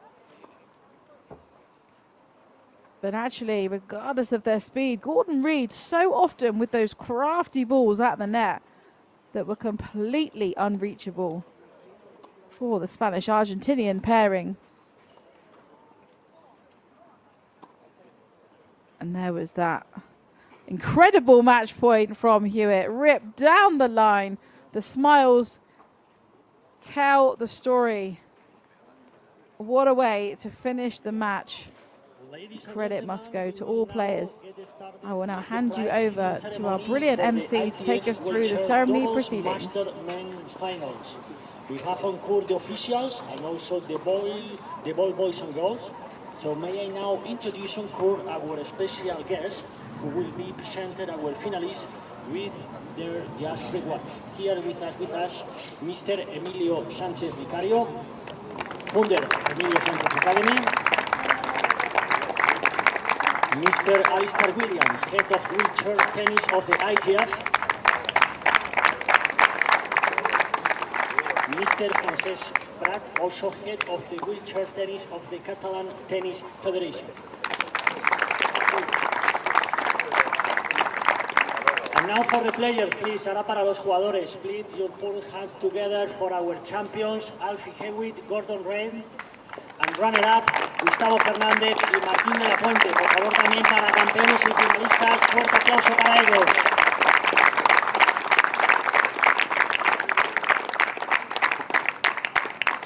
Before starting with the trophy ceremony, we are going to give a special plaque to the chair umpire of this final, Francesc Parat, in charge of the wheelchair tennis. Please coming, Marc Sala.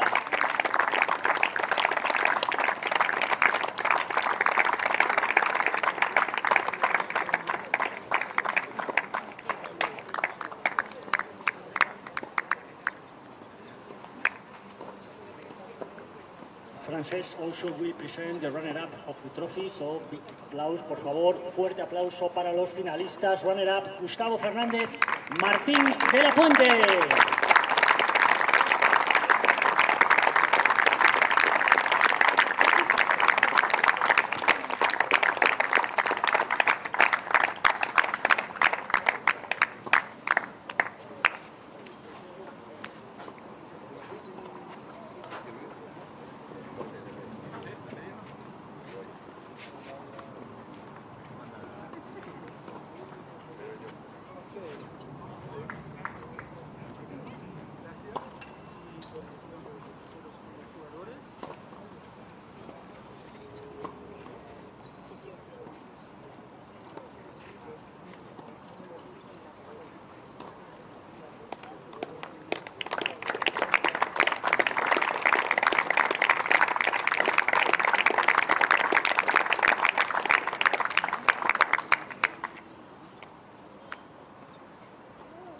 Mr. Emilio Sánchez Vicario will now present our champions with their trophies. Can I ask the winning players, please, big applause, fuerte aplauso for Alfie Hewitt and Gordon Wren.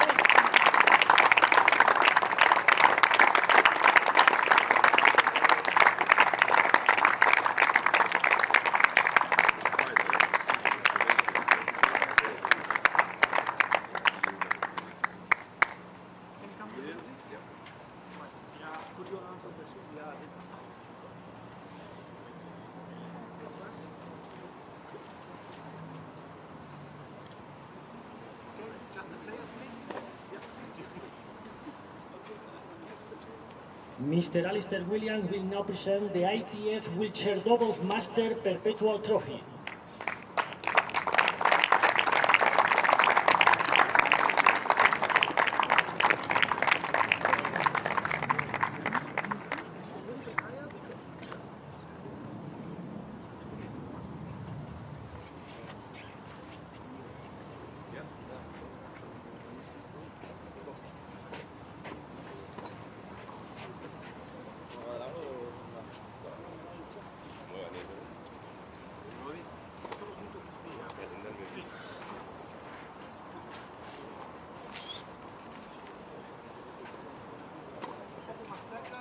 So time to capture those all-important moments with the winning pair and, of course, the runners-up as well. And what a fantastic men's doubles final that turned out to be. Please, one last round of applause for our 2023 finalists and our reigning champions. Por favor, un último aplauso para los finalistas y campeones de esta edición 2023 Emilio Sánchez Academy. And lots of round of applause there for both pairings. A truly remarkable finish to the men's doubles competition here in Barcelona. Wonderful to have a three-set match in a final. And world-class tennis on display. So do stay with us. We have one more match to go here on centre court, and that will be our last doubles final of the event, the quad doubles final, and that will be contested between Heath Davison and Robert Shaw, and they will be playing against the all-Dutch duo of Sam Schrouder and Niels Vink. Once the courts have been cleared up, photographs completed, they will be on court. We'll see you soon.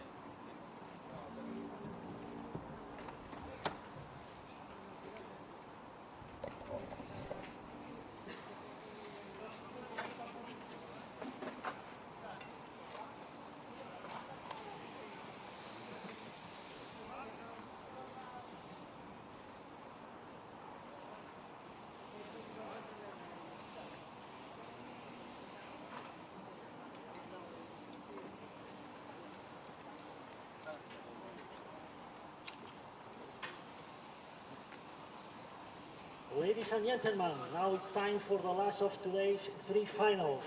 Please welcome on court the officials that will be helping out during today's quads double finals. The chair umpire presiding over this match is Raúl Real. Now, please welcome also on court our players ITF Wheelchair Doubles Master Quad finalists. First, we have top seeded San Roder and Niels van Nick from the Netherlands. San Roder is currently ranked number 1 in the quad doubles ranking, and Niels Vink is currently number 2 in the quad doubles ranking. Contending for the doubles master title, we have Head Davison of Australia and Robert Shaw of Canada. Head Davison is currently ranking number 3 in the quad doubles ranking, while Robert Shaw is ranked 4 in the quad doubles ranking. San Schroeder and Niels Vink earning their place in today's final by finishing top in the round-robin phase of the event this week after also beating today's opponent. They are playing their 39th tournament together and are 7-time Grand Slam champions, reigning doubles master champion and the current Paralympic champions in quad doubles. Head Davison and Robert Shaw reaching the GL final by finishing as runner-up in the round-robin stage of the competition. They are playing their 21st tournament together this week, and this season they have won 3 ITF 1 Series titles at the Korean and the Belgian Open and the Swiss Open. We hope all of you enjoy watching our fit. Esperamos que todos ustedes disfruten de estas finales. Fuerte aplauso para los finalistas de quad.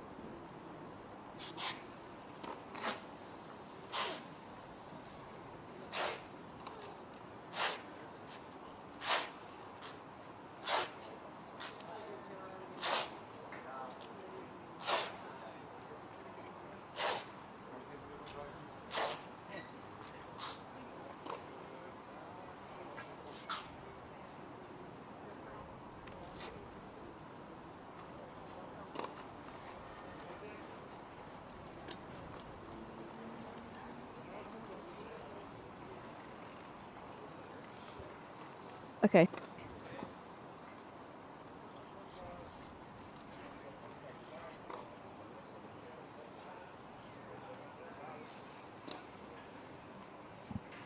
Wow, a very warm welcome back to our final match of the day in centre court.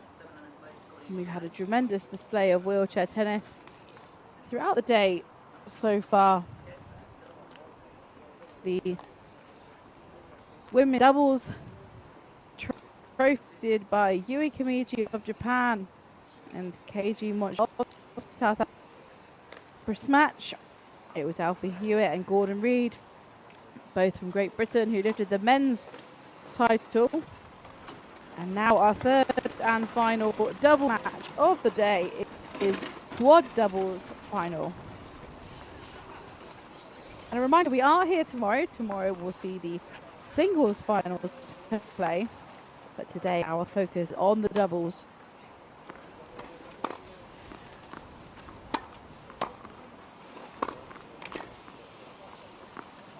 And the match today will be the 12th meeting between these two pairings. So no stranger to each other by any means. Sam Schrouder on your screens there from the Netherlands. Aged just 4. Currently at his highest world ranking of #1 in the world in doubles. You can't get much better than that. 199 for this young man.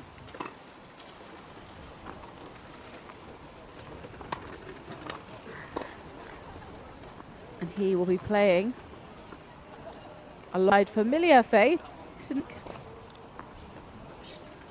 Current doubles world ranking of world #2. Of course, we just learned there that the #1 spot is taken by his partner. So this pairing, best ranked doubles pairing in the world. I think the tender age, 20 years old. As you can see, he's got a lot of experience considering his age, 162 appearances. When you look at his win to loss ratio, that is truly astounding for such young up. Just 29 losses to 133 wins.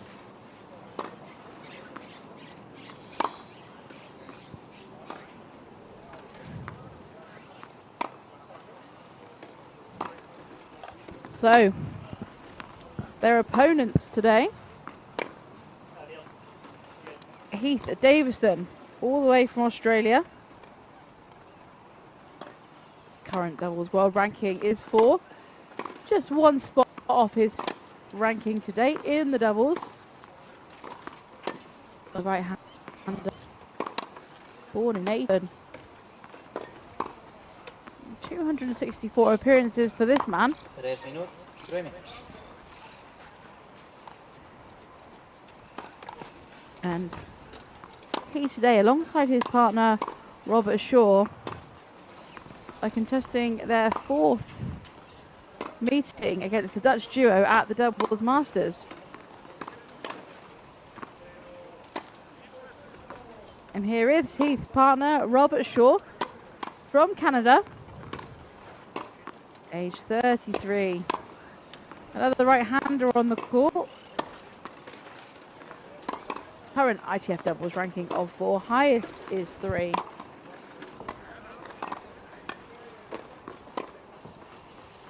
And these 4 players on the court today are the 4 best in the world. So the Dutch pairing hold the #1 and 2 position. 2 minutos, Rob Shaw on your screen there holds the number 4 and his partner number 3. So the 4 best. Final, NEC Wheelchair Doubles Masters. Can't Martín, get que se much from disputarán that. ellos hasta 2 tiebreak sets. Que hasta empate un set igual, se disputará un match time. Shrouder and Vink. And the top part of your screen there have won Whether 7 Grand Slam Vink and titles Professor together. Tex, y han escollit They're currently the Olympic Championships. whether They won the gold in girls Tokyo. answers to wrestle. And they also have taken the Netherlands to 3 World Team Cup quad titles. An incredible pairing. They've also won 26 titles together, 8 of which have come this season, so 8 of which are very recent.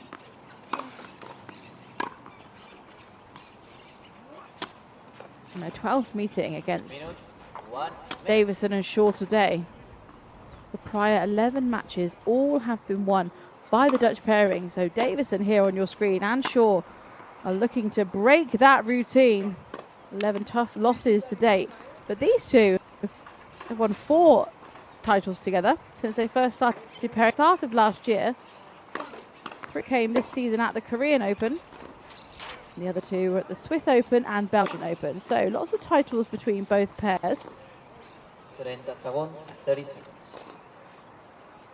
And if this is your first time seeing the quad division in action, you might wonder what is the difference between the quad division and the division that we've seen so far on this court today. Difference is these athletes will have disabilities or impairments which affect their upper body as well as their lower body.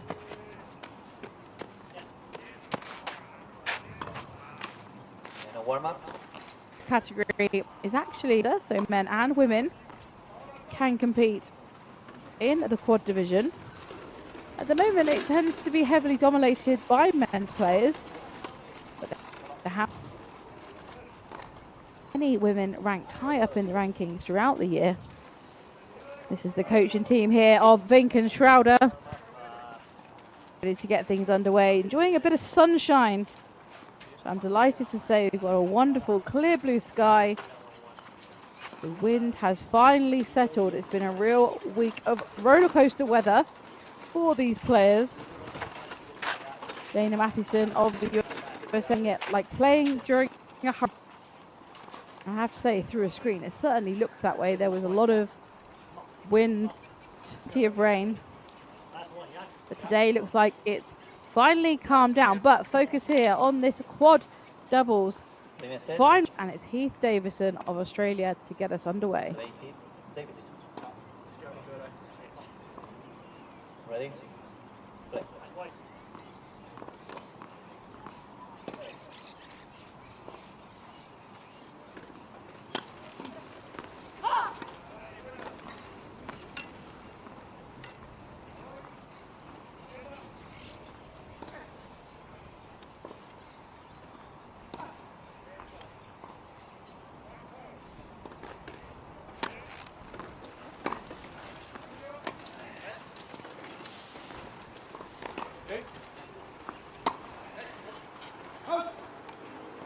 Zero 15, low 15.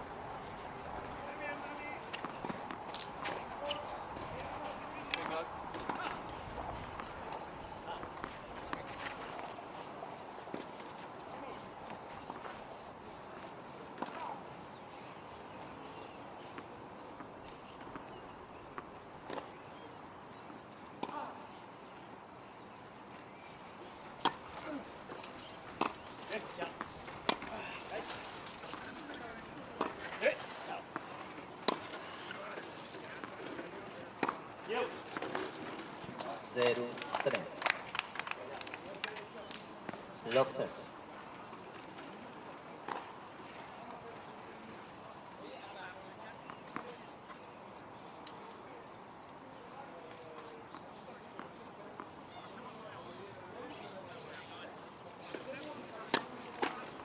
Let's force it.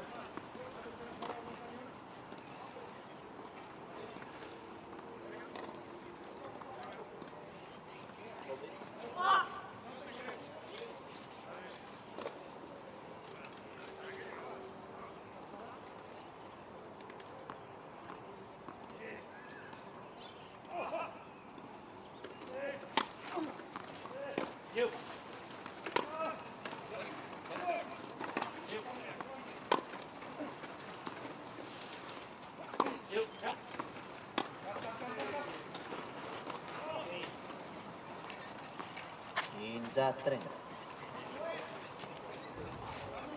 15 30. So it's enough here at the beginning of this match, but they've got a point on the board. 30.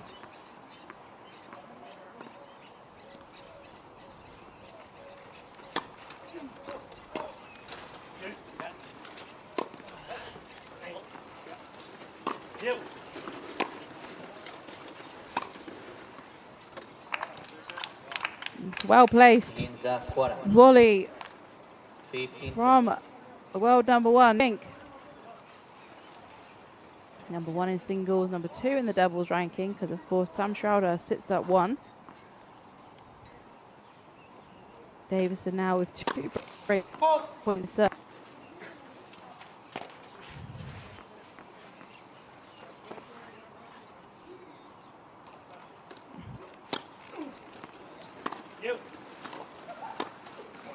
Joke. A frustrating start there for Davison and Shaw. An untimely error.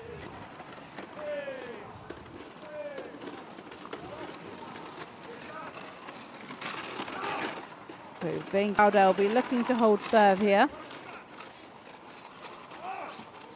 to really solidify the early break on the serve of Davison.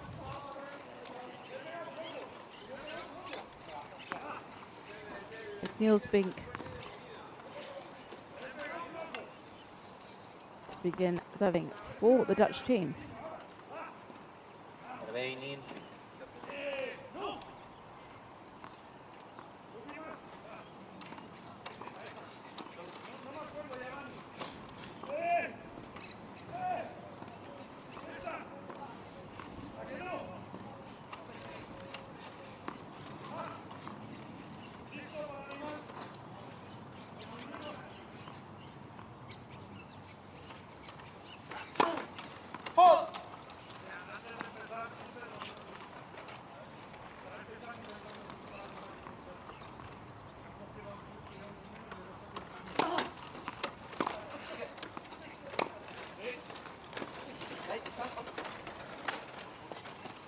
Zero, 15.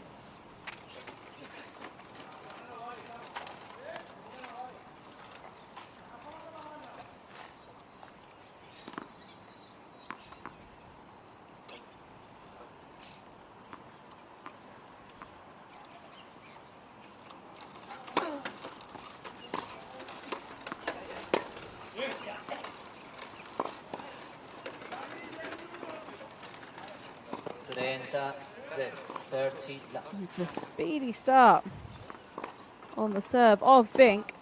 30 love.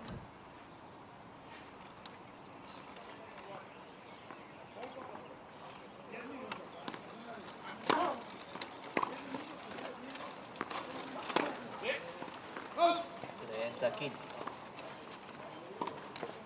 30, 15.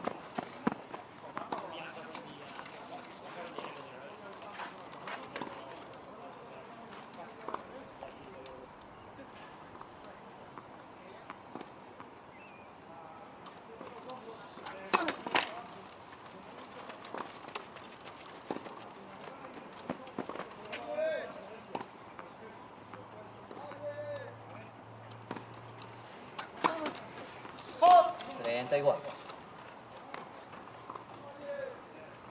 31. A double fault evens out the scoreline.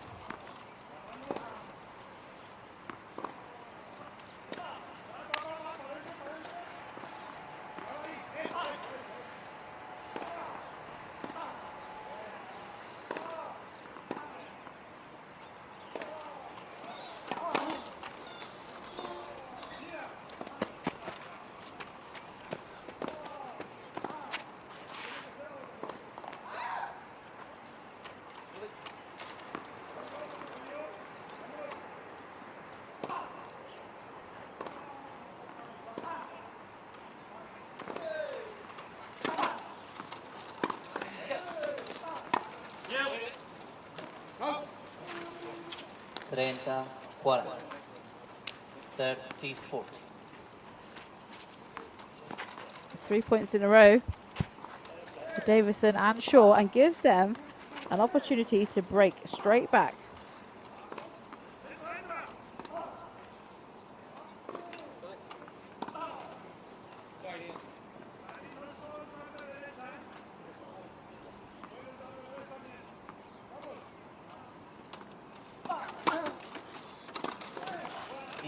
What? Juice.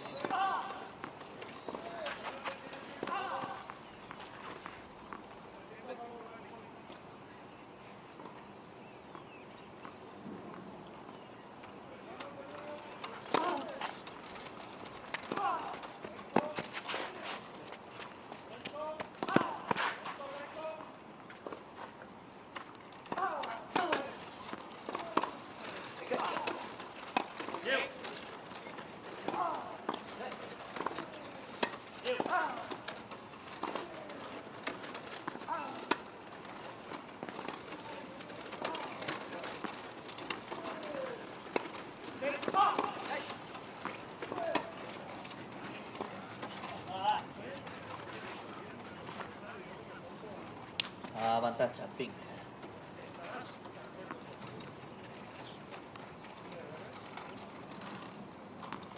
So advantage here. Schrader and Vink with another opportunity.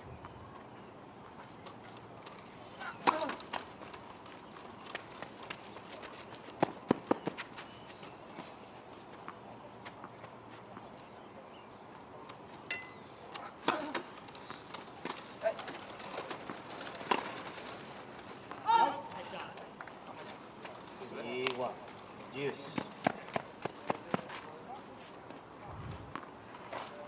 So we're back to juice once again.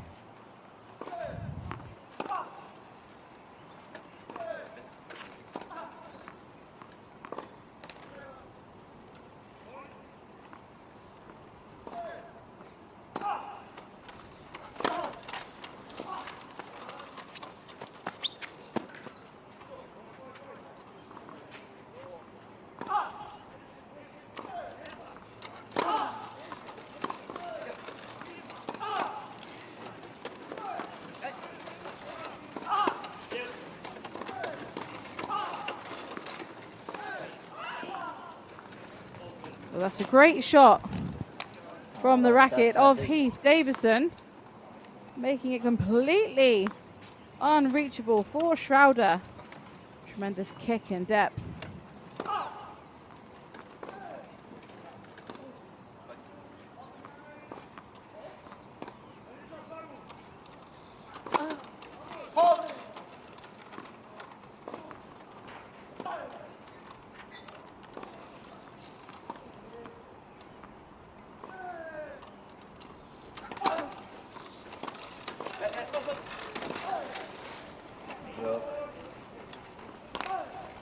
Davidson show. And Ricky Walls, 1 game. So they found a way and they broke back immediately, having suffered that initial loss on the service game in the first set, in the first game of the first set. And now it's the turn of Robert Shaw, and he'll be looking to hold and perhaps gain their first lead of the match. We are at 1 game all.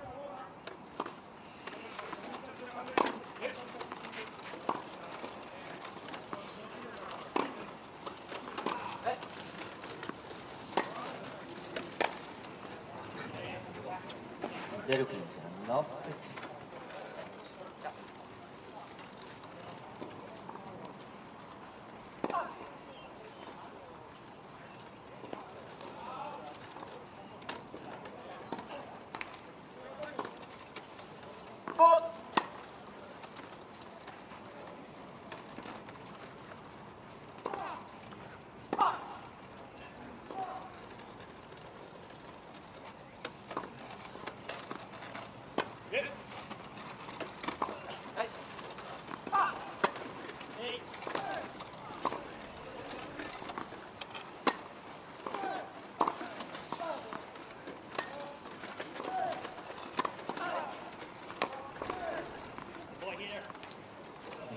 walls, 15. Strong from the second seeds there. An aggressive standing point from Davidson. That deep driven overhead backhand.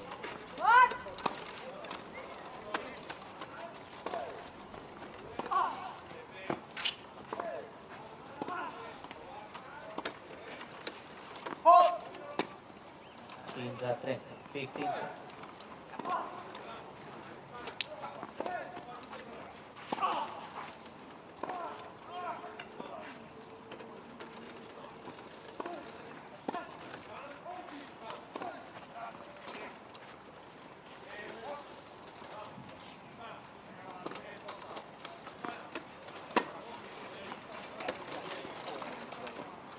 Teams are 40, 15.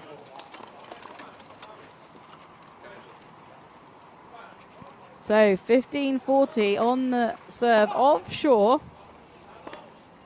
He's facing 2 break points. Joke.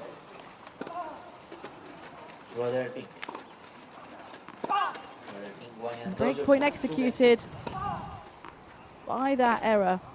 And that means that Schroeder and Vink regain their 1 game lead.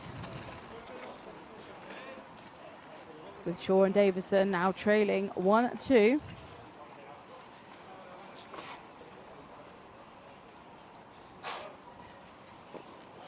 "13 minutes of play so far.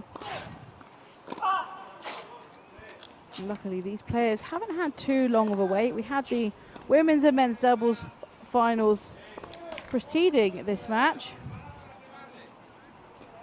But they moved along quite nicely in a good amount of time. And sometimes it's tough being the last match of the day. But I'm sure they're happy to be out there now in this lovely sunshine. Time. Weather still very much on our side.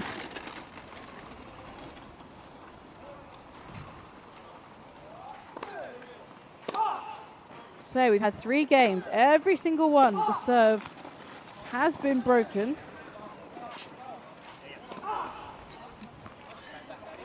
You see the first serve held.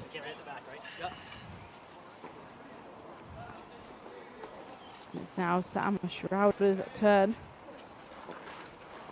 Serve.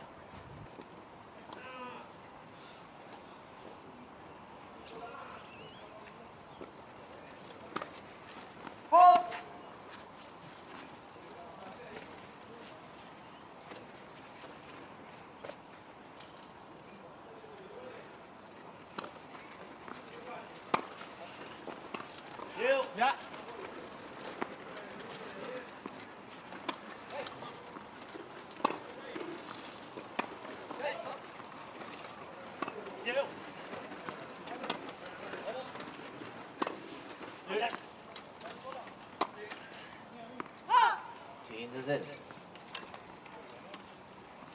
15.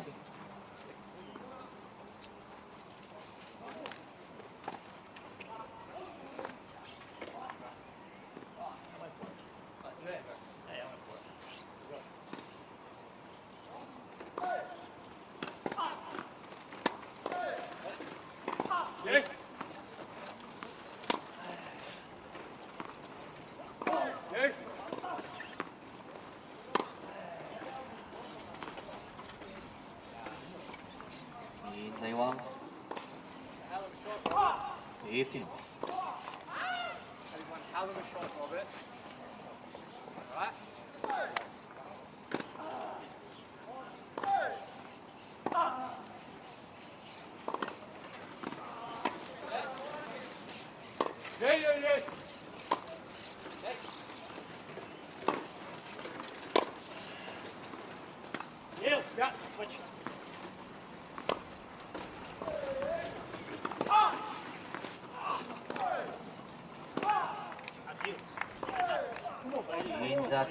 That's an incredibly well placed short ball there.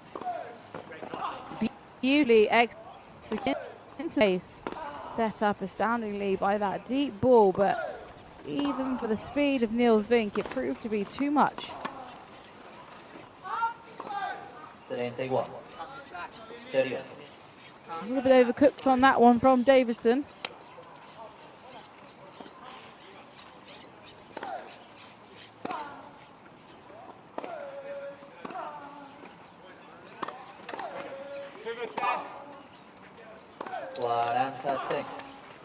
An ace sorted by opponent there. It was a great serve, giving Schroeder an opportunity to be the first player to hit the this game.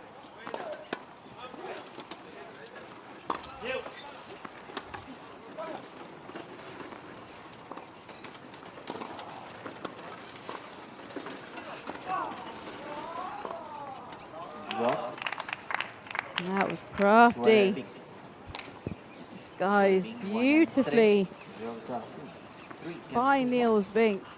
He was approaching the court. He was looking to hunt that one down. Gentle push cross court, completely out of reach of either Shaw or Davidson.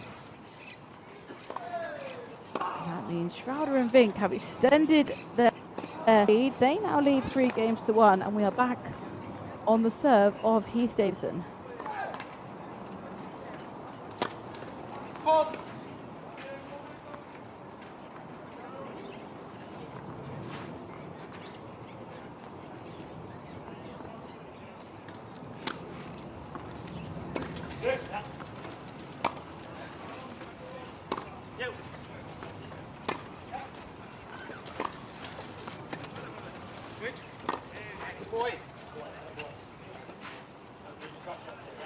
Superb movement and calling from Heath, covering the net really well.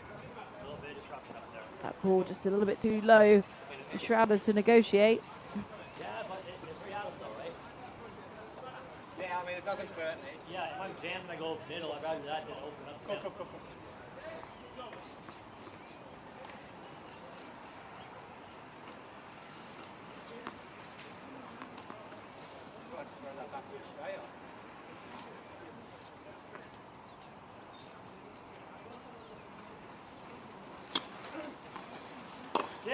Let's go. Oh! 30-0 Torino. A call from his partner, let it go. It was the right decision. Strong from Davidson.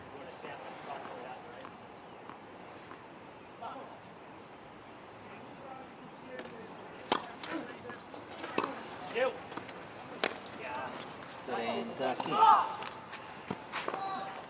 30-15.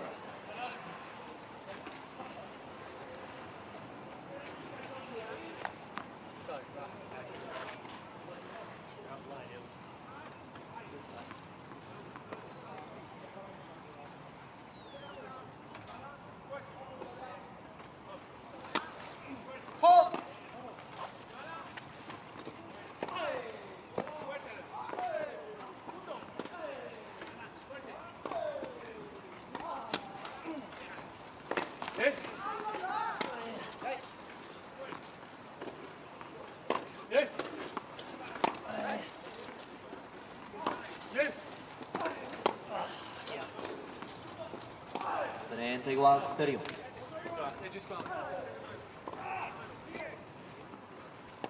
So 30 all then. They sure lost their lead in this game. Of course they can gain it back.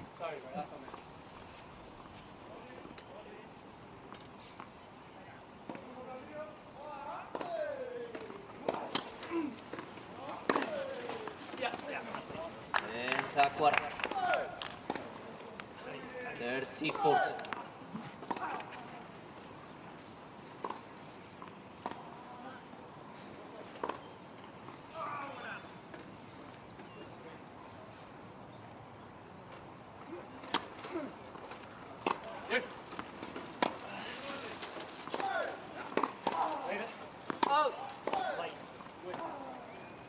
Was juice.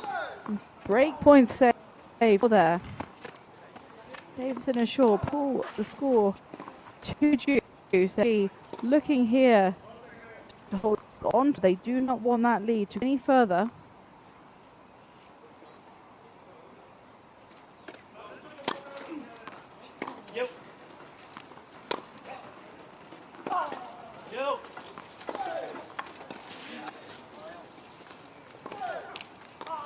Avantatge jugador.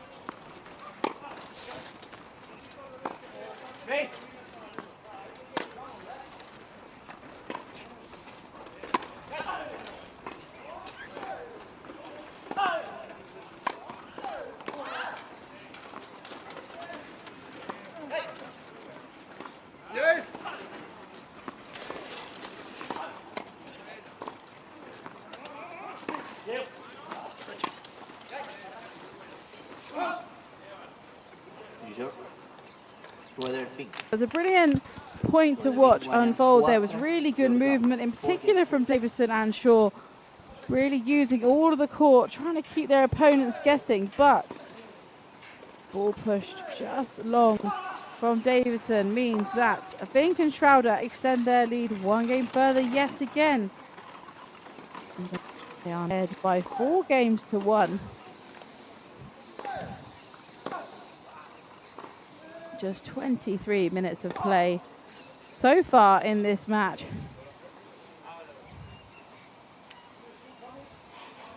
The 12th time these pairings have faced an incredible 11-0 lead that Schroeder and Vink have over Davison and Shaw. 11 occasions they have come out on top. And all 11 of those occasions have come in the previous 2 years. Time. The first one back in January 2022. The most recent should have been at the British Open, but unfortunately there was a walkover due to injury.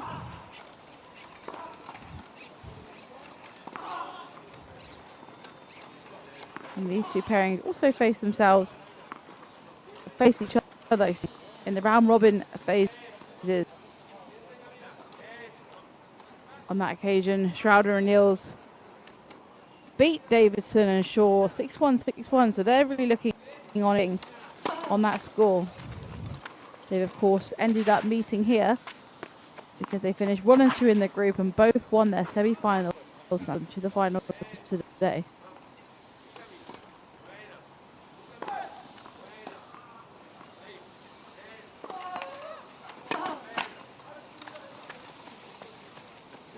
Love 15.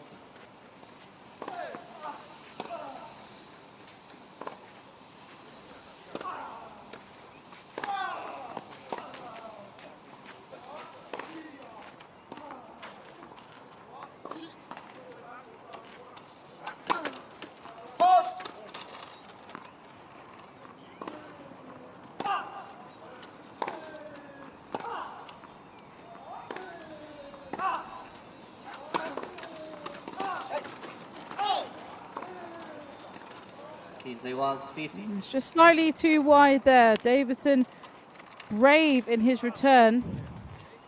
Perhaps going for a little bit too.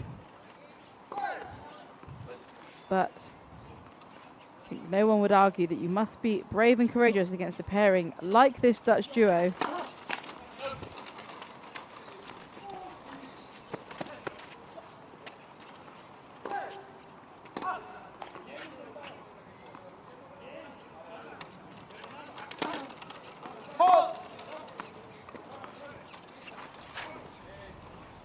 At 15.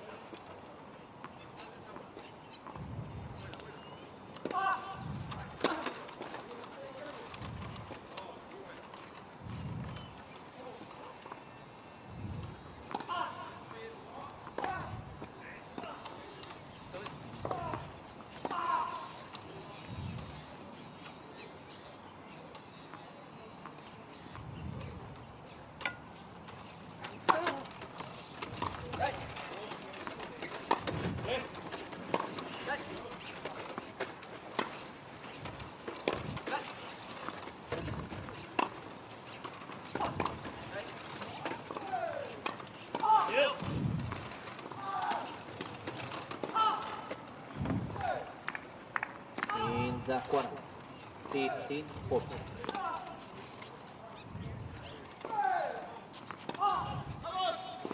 So opportunities here for Davidson and Shaw to break the serve of Niels Vink.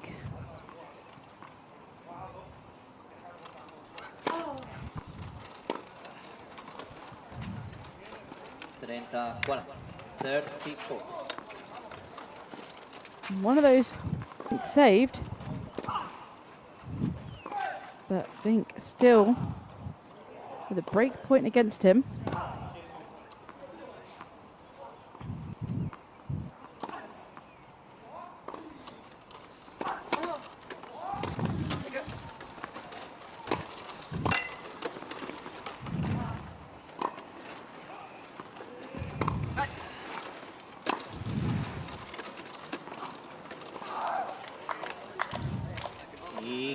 It felt like time stood still in the middle of that rally. Tremendous volley down the due side from Davidson. Bob Shaw doing a tremendous job at trying to cover, but it was just a little bit too unable to get a racket on it.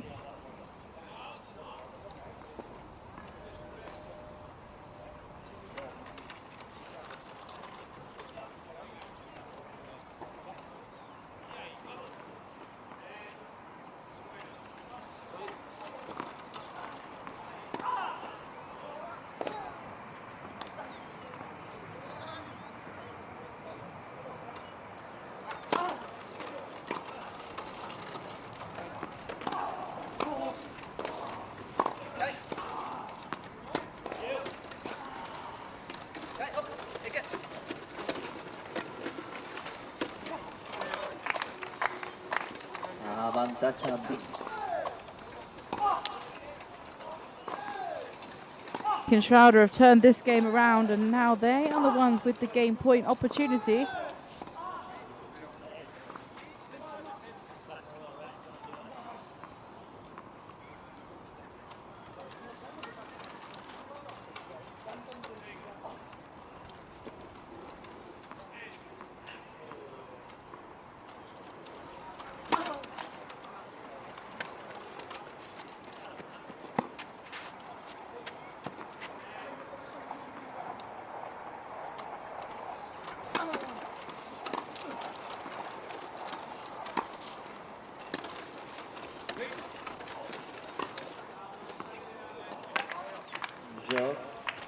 And that is a truly good ball from Sam Schrader.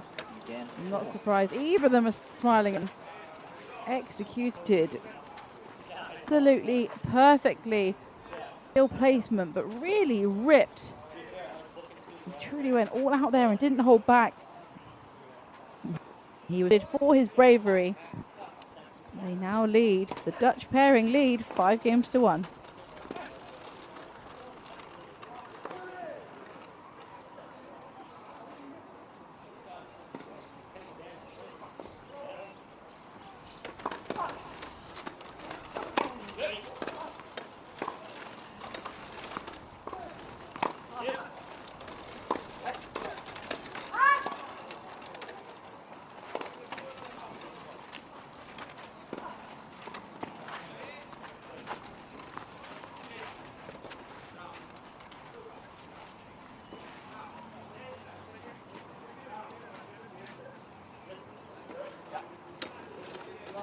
La 15.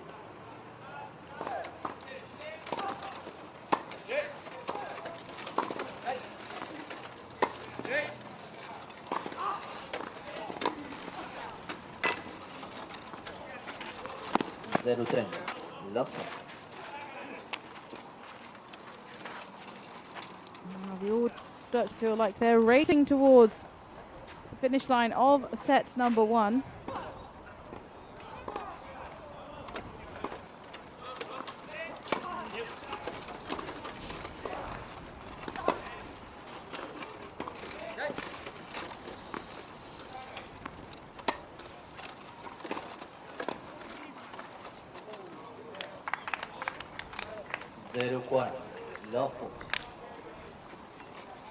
And now they are just 1 point away from taking the first set.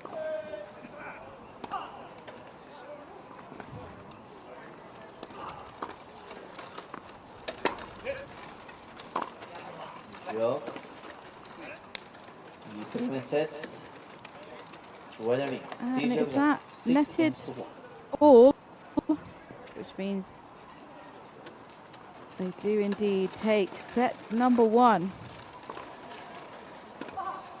with a convincing score of 6-1. It felt a little bit closer earlier on in the set. Those last few games flew by a little bit quicker.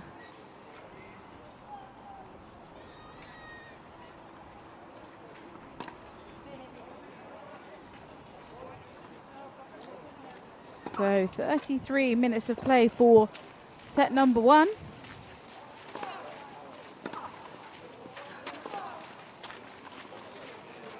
Davison and Shaw here. We need to rethink the plan of action, as they do not want to face another set like the first one. Schrader and Vink remaining consistent throughout that set. Now for a quick change of officials. Doing an incredible job this week alongside the ball crew. Of course, change of sets an ideal time to switch everybody over. Time. So time now to get set number 2 underway. Sound set. Survey. And it's Sam Schrader to begin proceedings.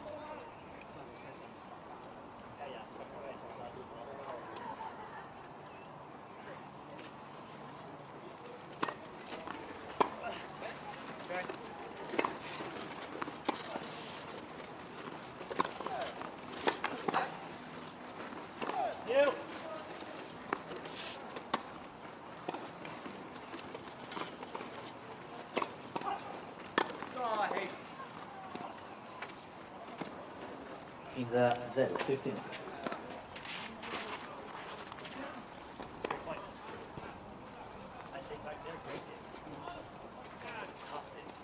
Push to the ball though. Yeah. That was great though, dude.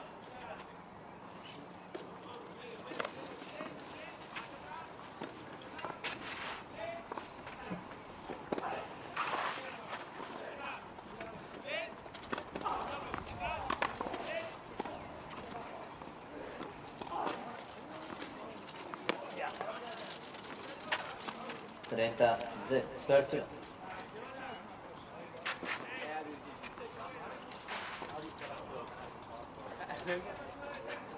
Because he just can move. Come on, let's go.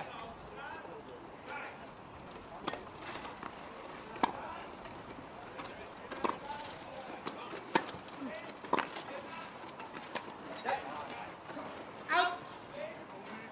40-0 for Chile. That's not on you. My return says it all up.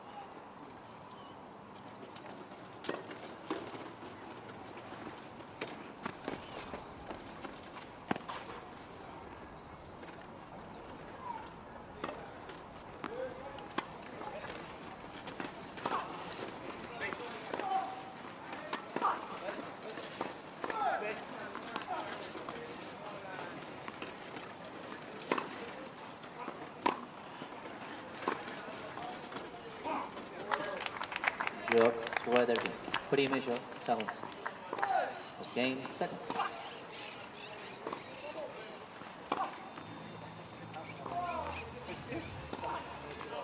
No, I'm not talking about you, but what do we have to do is what I'm trying to think of.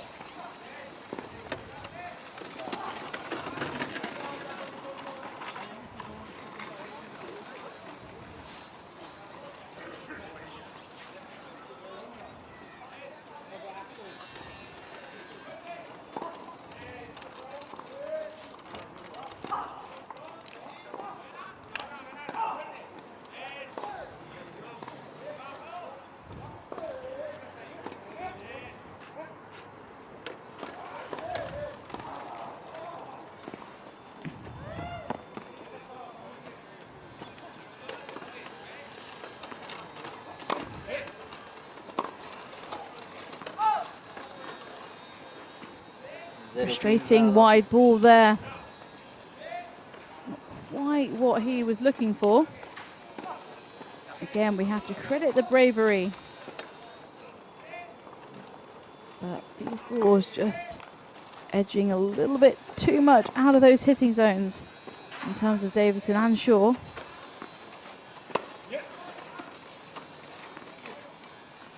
Zero 30, love 30.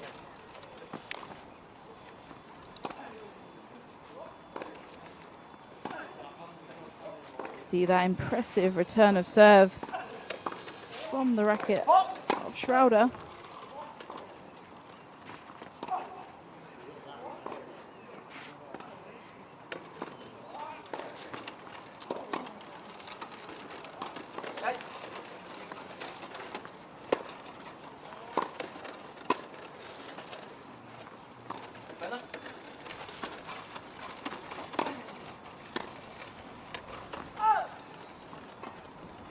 And it's another ball wide in a really similar position there.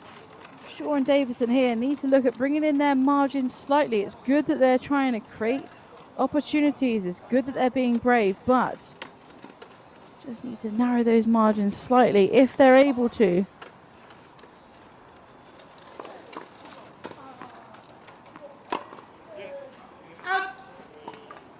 Kinza 40, 15 40.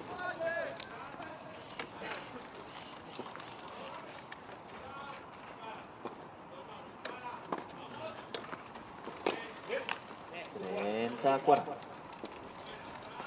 30 40.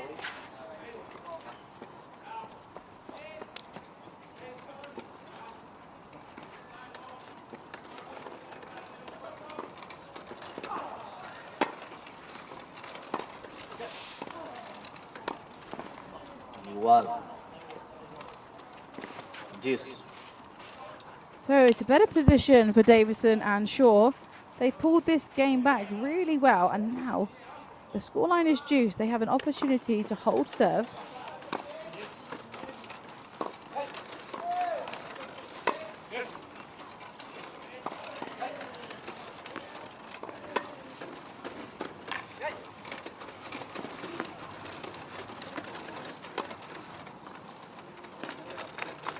That ball down the middle again from Schroeder.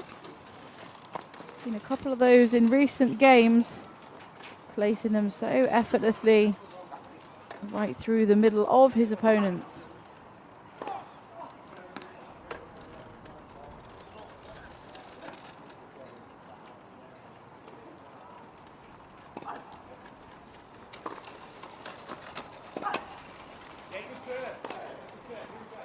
Igual, juice.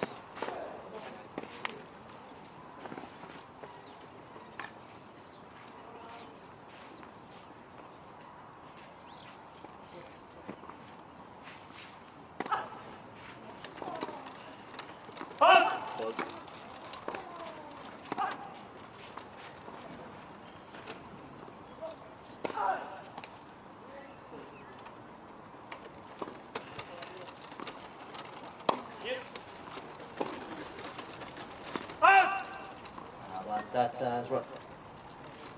Frustrating error from Davidson,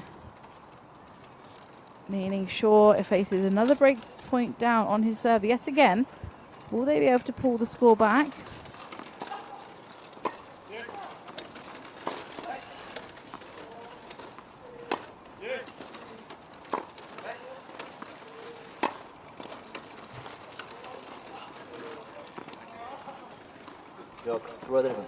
And the answer's no.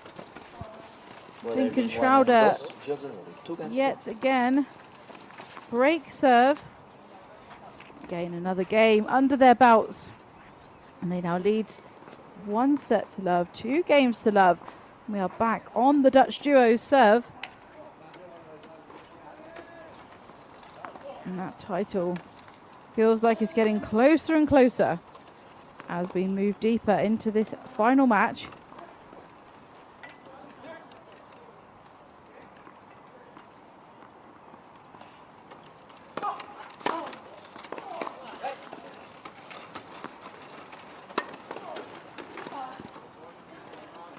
15-0, 15.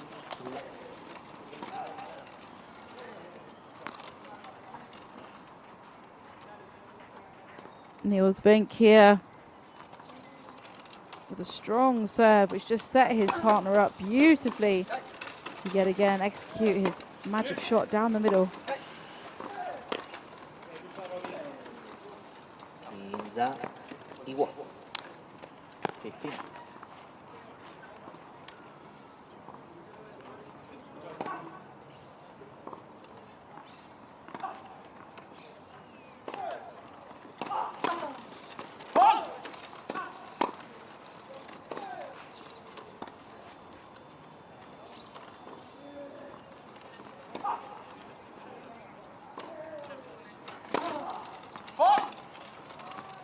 Quinza 3.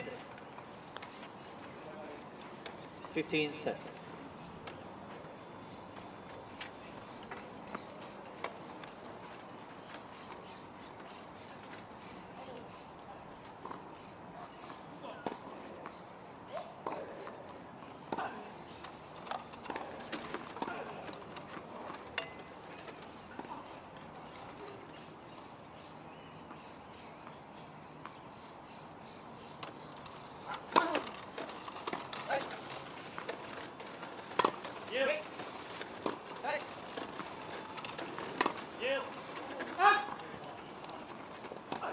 Quinza 40. So that long ball from Schroeder, a rare error and miss, has given Shaw and Davidson 2 opportunities here to break the serve of Niels Vink and gain their first game of the second set.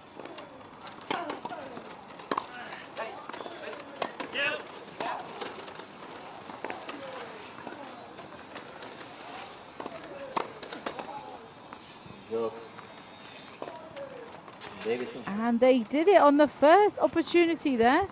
It's the overhead smash from Heath Davidson down the middle of the court, giving the Dutch team a little bit of the taste of their own medicine there.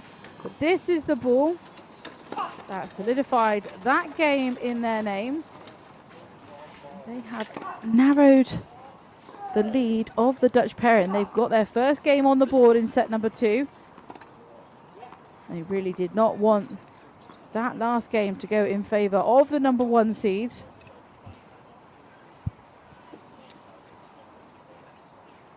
Schroeder and Vink are looking to win their 27th title together during this match. Davison and Shaw, a newer pairing, but looking to make this their 5th title.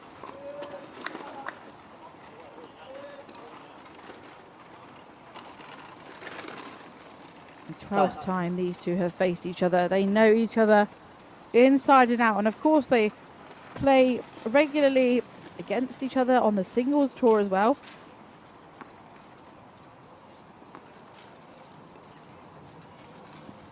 But Davison now in the driving seat. It's his turn to serve, and he's looking to narrow the gap in set number 2.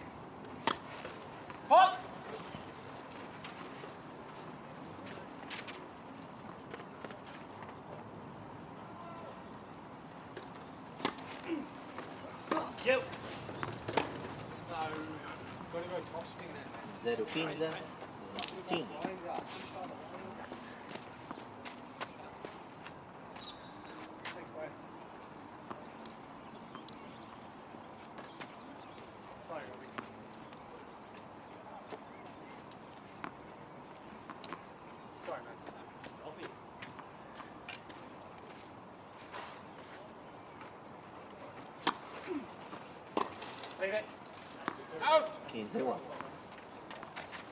Well, it was well left.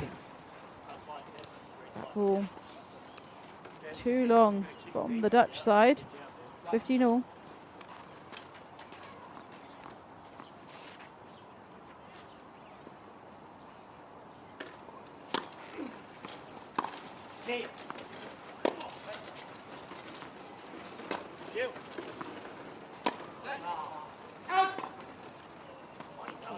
15-30. 15-30.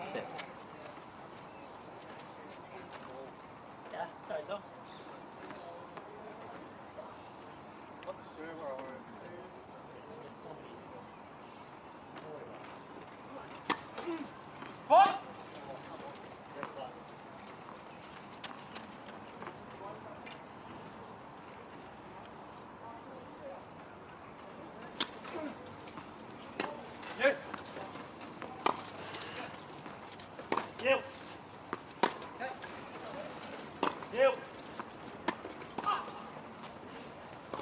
Quinza 40. 15-40. 15-40. So 2 break opportunities here for the Dutch duo. And pressure on the shoulders of Heath Davidson.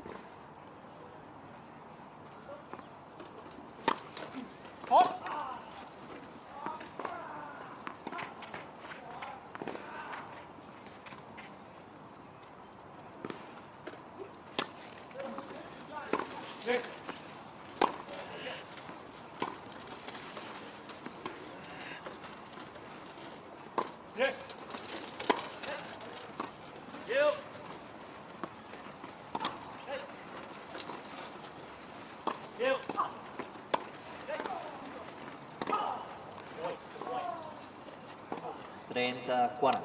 30-40.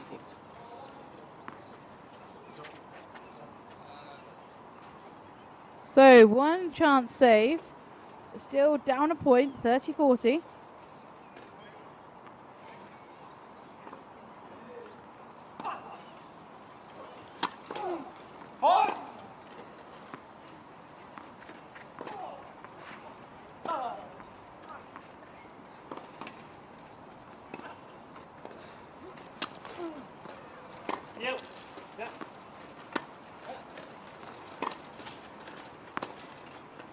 Joc.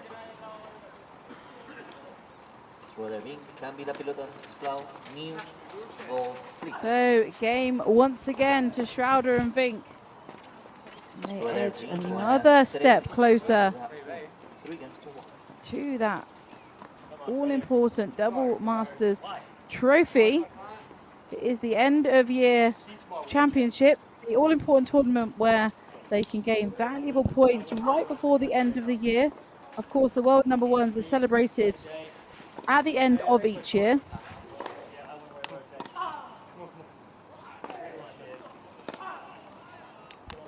The next big event for these players, not until the Australian tour in January. There's some other smaller events on the wheelchair tennis tour around the world, but for these guys, it's the big points they're after. So important to end the year on a high here at the Masters.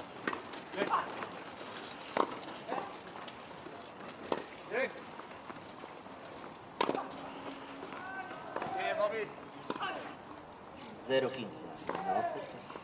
job, baby.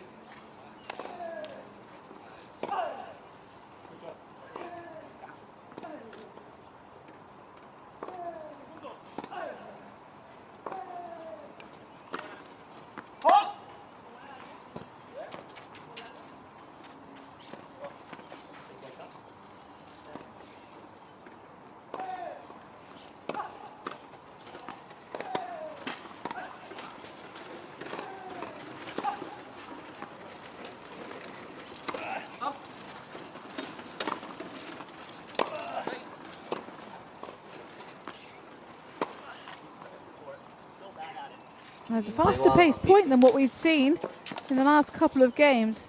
Unfortunately, it's Shaw with the netted ball. But good movement from all 4 players, 15 all.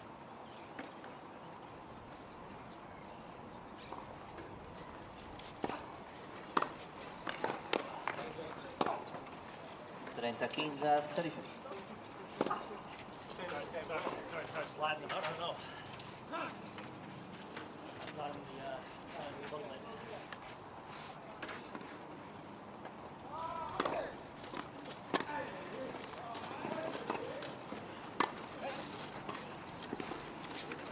Yo.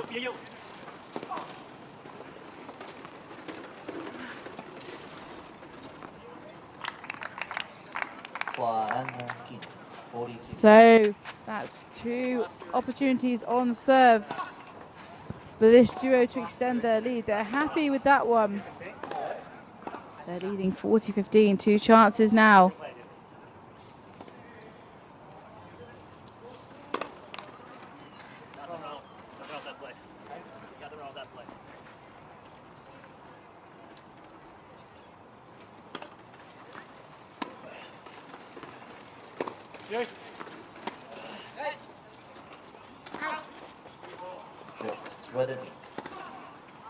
And it's a long call. And that substantially improves the lead for the Dutch duo, the #1 seeds. Meaning Robert Shaw there on your screen and Heath Davidson now trail 1-4.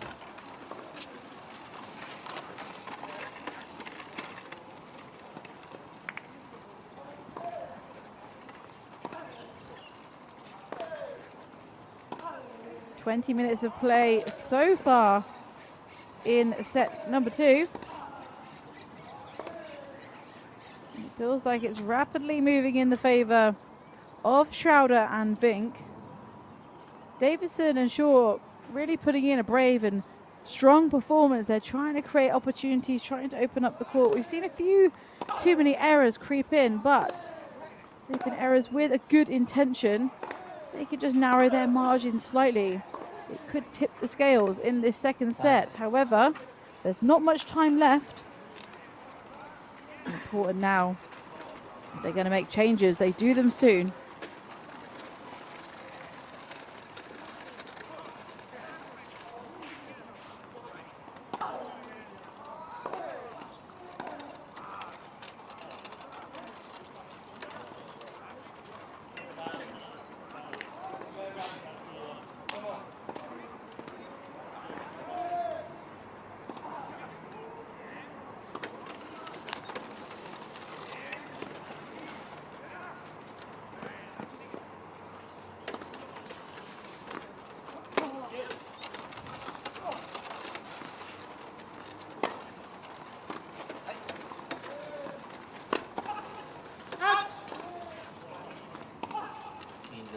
A rare miss through the middle of the court from Schroeder.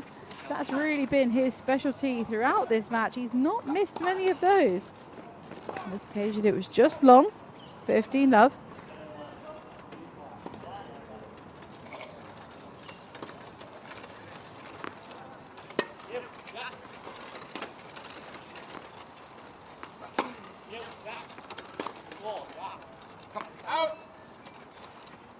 They want 50.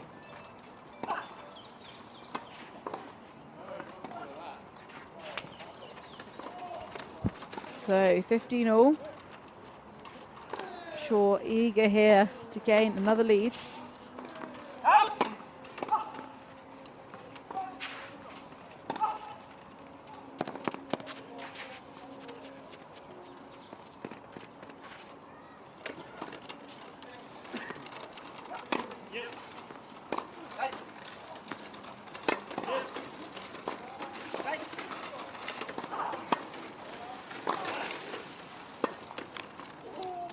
Superb pushing there from Schroeder. Then excellent cover from Shaw. Looked like Davison thought the point was over when he missed that centre ball, but Shaw was there to cover. Schroeder just missing that high backhand. It just clipped the tape of the net.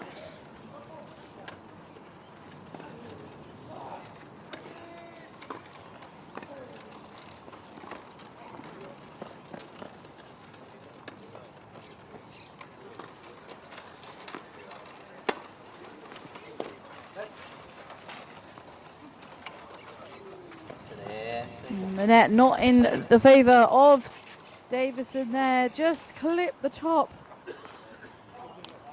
It's like time stands still and you always hope it's going to fall in your favour, but not on this occasion. It favoured the opponents.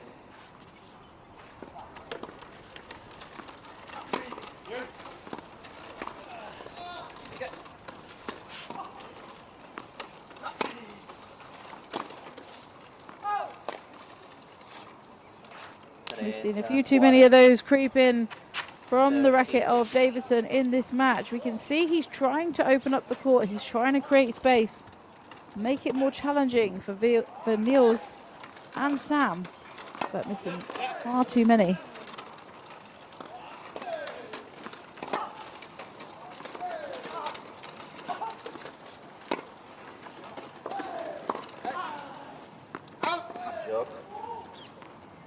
It's good movement from Davison and Shaw, but it's one ball too long. And that means Schroeder and Vink are now just one and only one game away from lifting the doubles Masters trophy.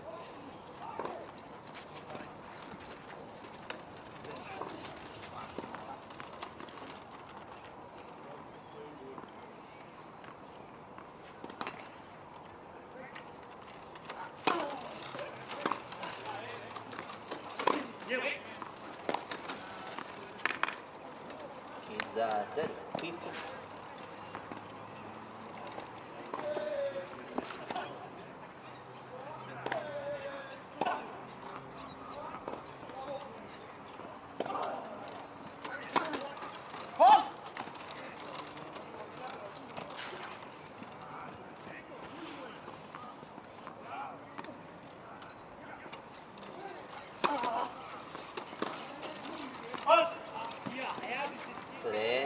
Never again. You can hear the frustration from Heath there. He's trying his best, but frustrated that he's not managing to execute what he's trying so hard to do. You've got to feel for him. You can see there the disappointment. The intentions have been good throughout, but he's not managed to quite get the result that he's been hunting for every time.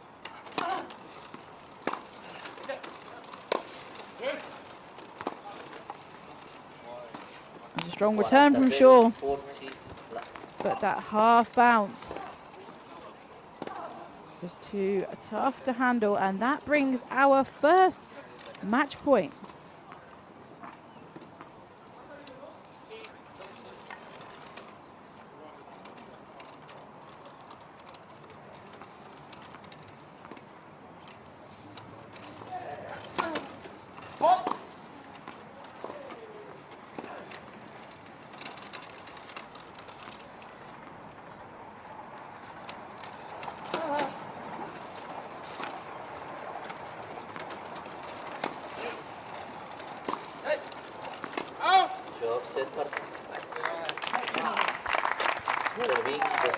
And there it is.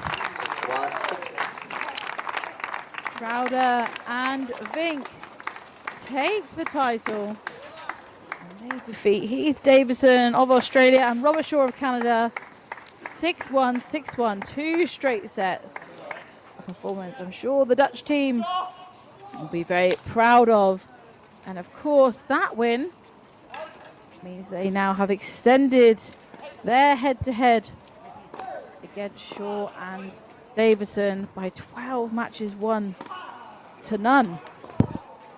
Just 1 minute over an hour of play, and the quad doubles Masters title has been decided, and it's going to be in the hands of this truly remarkable pair. They have just won their 27th title together. And of course, it's a truly fantastic way to finish the year as doubles Masters champions.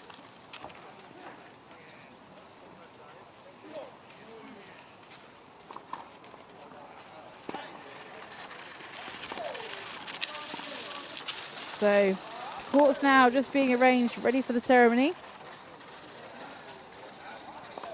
I'm going to have a little look at some highlights from that match while we're waiting for the courts to be set up. So do stay with us to see the trophies are being awarded.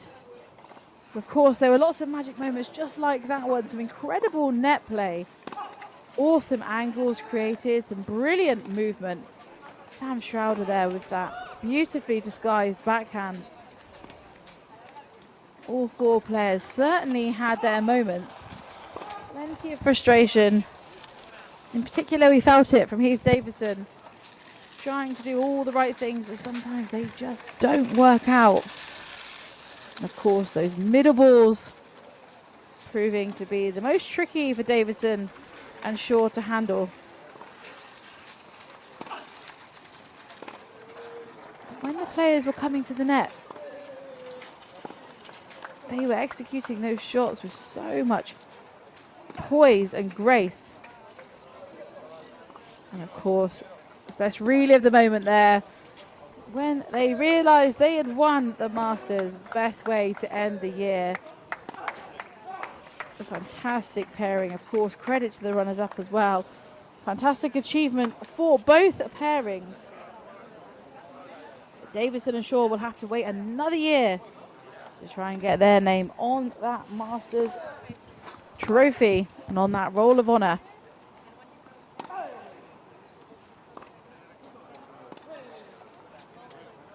So interestingly, the same score as when these two faced each other in the round robin stages. It was a 6-1, 6-1 defeat.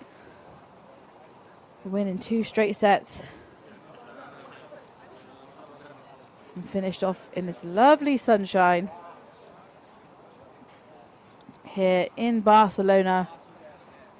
Great to see the players managing to enjoy their matches with good weather throughout. The wind has left us, the rain is nowhere to be seen. And we can enjoy a ceremony in the sunshine. I'm just waiting for players and officials to gain their crucial places, ready to award the winners and runners-up with their trophies. I will hand over very shortly to the MC on the court, who will talk us through those ceremony proceedings. Just putting those last few things in place. And all the staff here behind the scenes on the court. It really is credit to all of them. These events could not help without so many people who we often don't see on camera, but are putting in the hard, long hours. So a moment just to recognise them. Our champions there waiting patiently to receive their trophy. Ladies and gentlemen, we will now get started with the prize giving ceremony for the ITF Wheelchair Doubles Master Quad Final. We have on board the officials, the boys and the boy girls. Please applaud for them.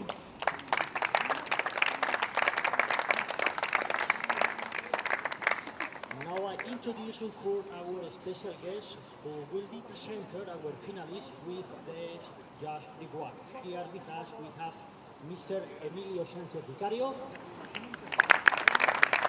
founder of Emilio Sanchez Academy, Mr. Aister Williams, head of wheelchair tennis of IDF,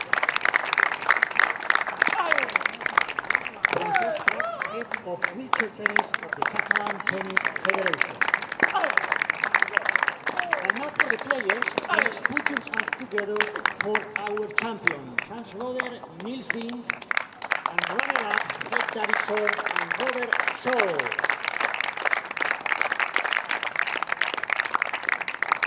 Before the trophy ceremony, please, we want to give a special plaque of recognition to the chair umpire. Please, applause for Raúl Reales.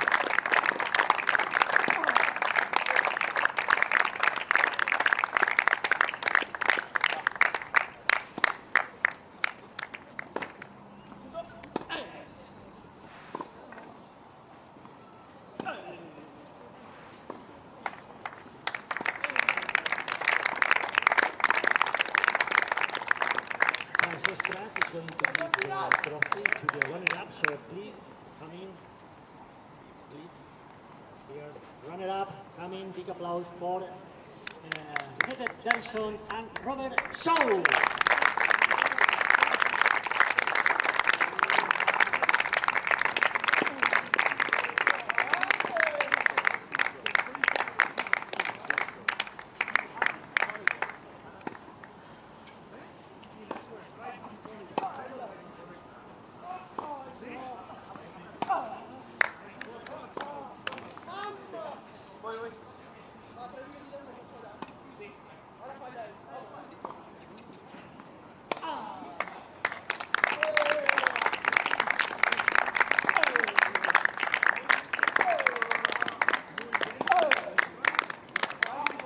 round of applause for the champions of this edition.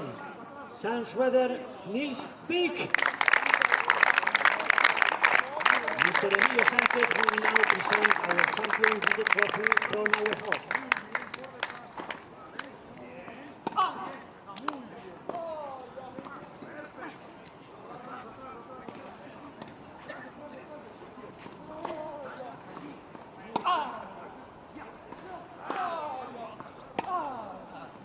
So, smiles all around. Mr. Einstein Williams will now present ITF Wheelchair Double Master Perpetual. Great to see the official trophy now being presented to the champions, Niels Vink and Sam Schroeder.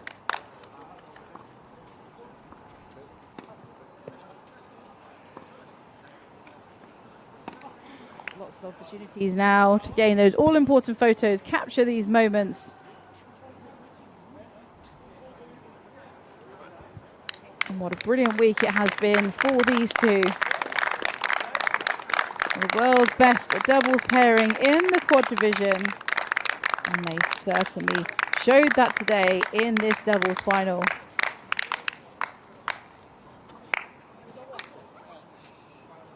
Terrific work all round, and of course with the runners-up as well, Robert Shaw and Heath Davidson, who've got a lot to be proud of this week.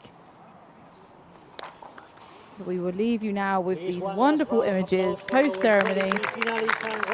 Don't forget, we are back tomorrow. We have 3 singles finals in action for you to enjoy.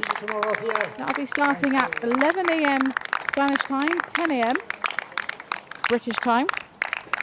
The first of which will be Dida de Groot versus Yuri Kimiji. That's the women's singles final. That will be followed by the men's and then the quads singles final as well. So 3 more matches still to go tomorrow. So do tune in to enjoy more wheelchair tennis then. But for now, have a lovely evening. I've been Louise Hunt-Skelly, and I'll see you tomorrow.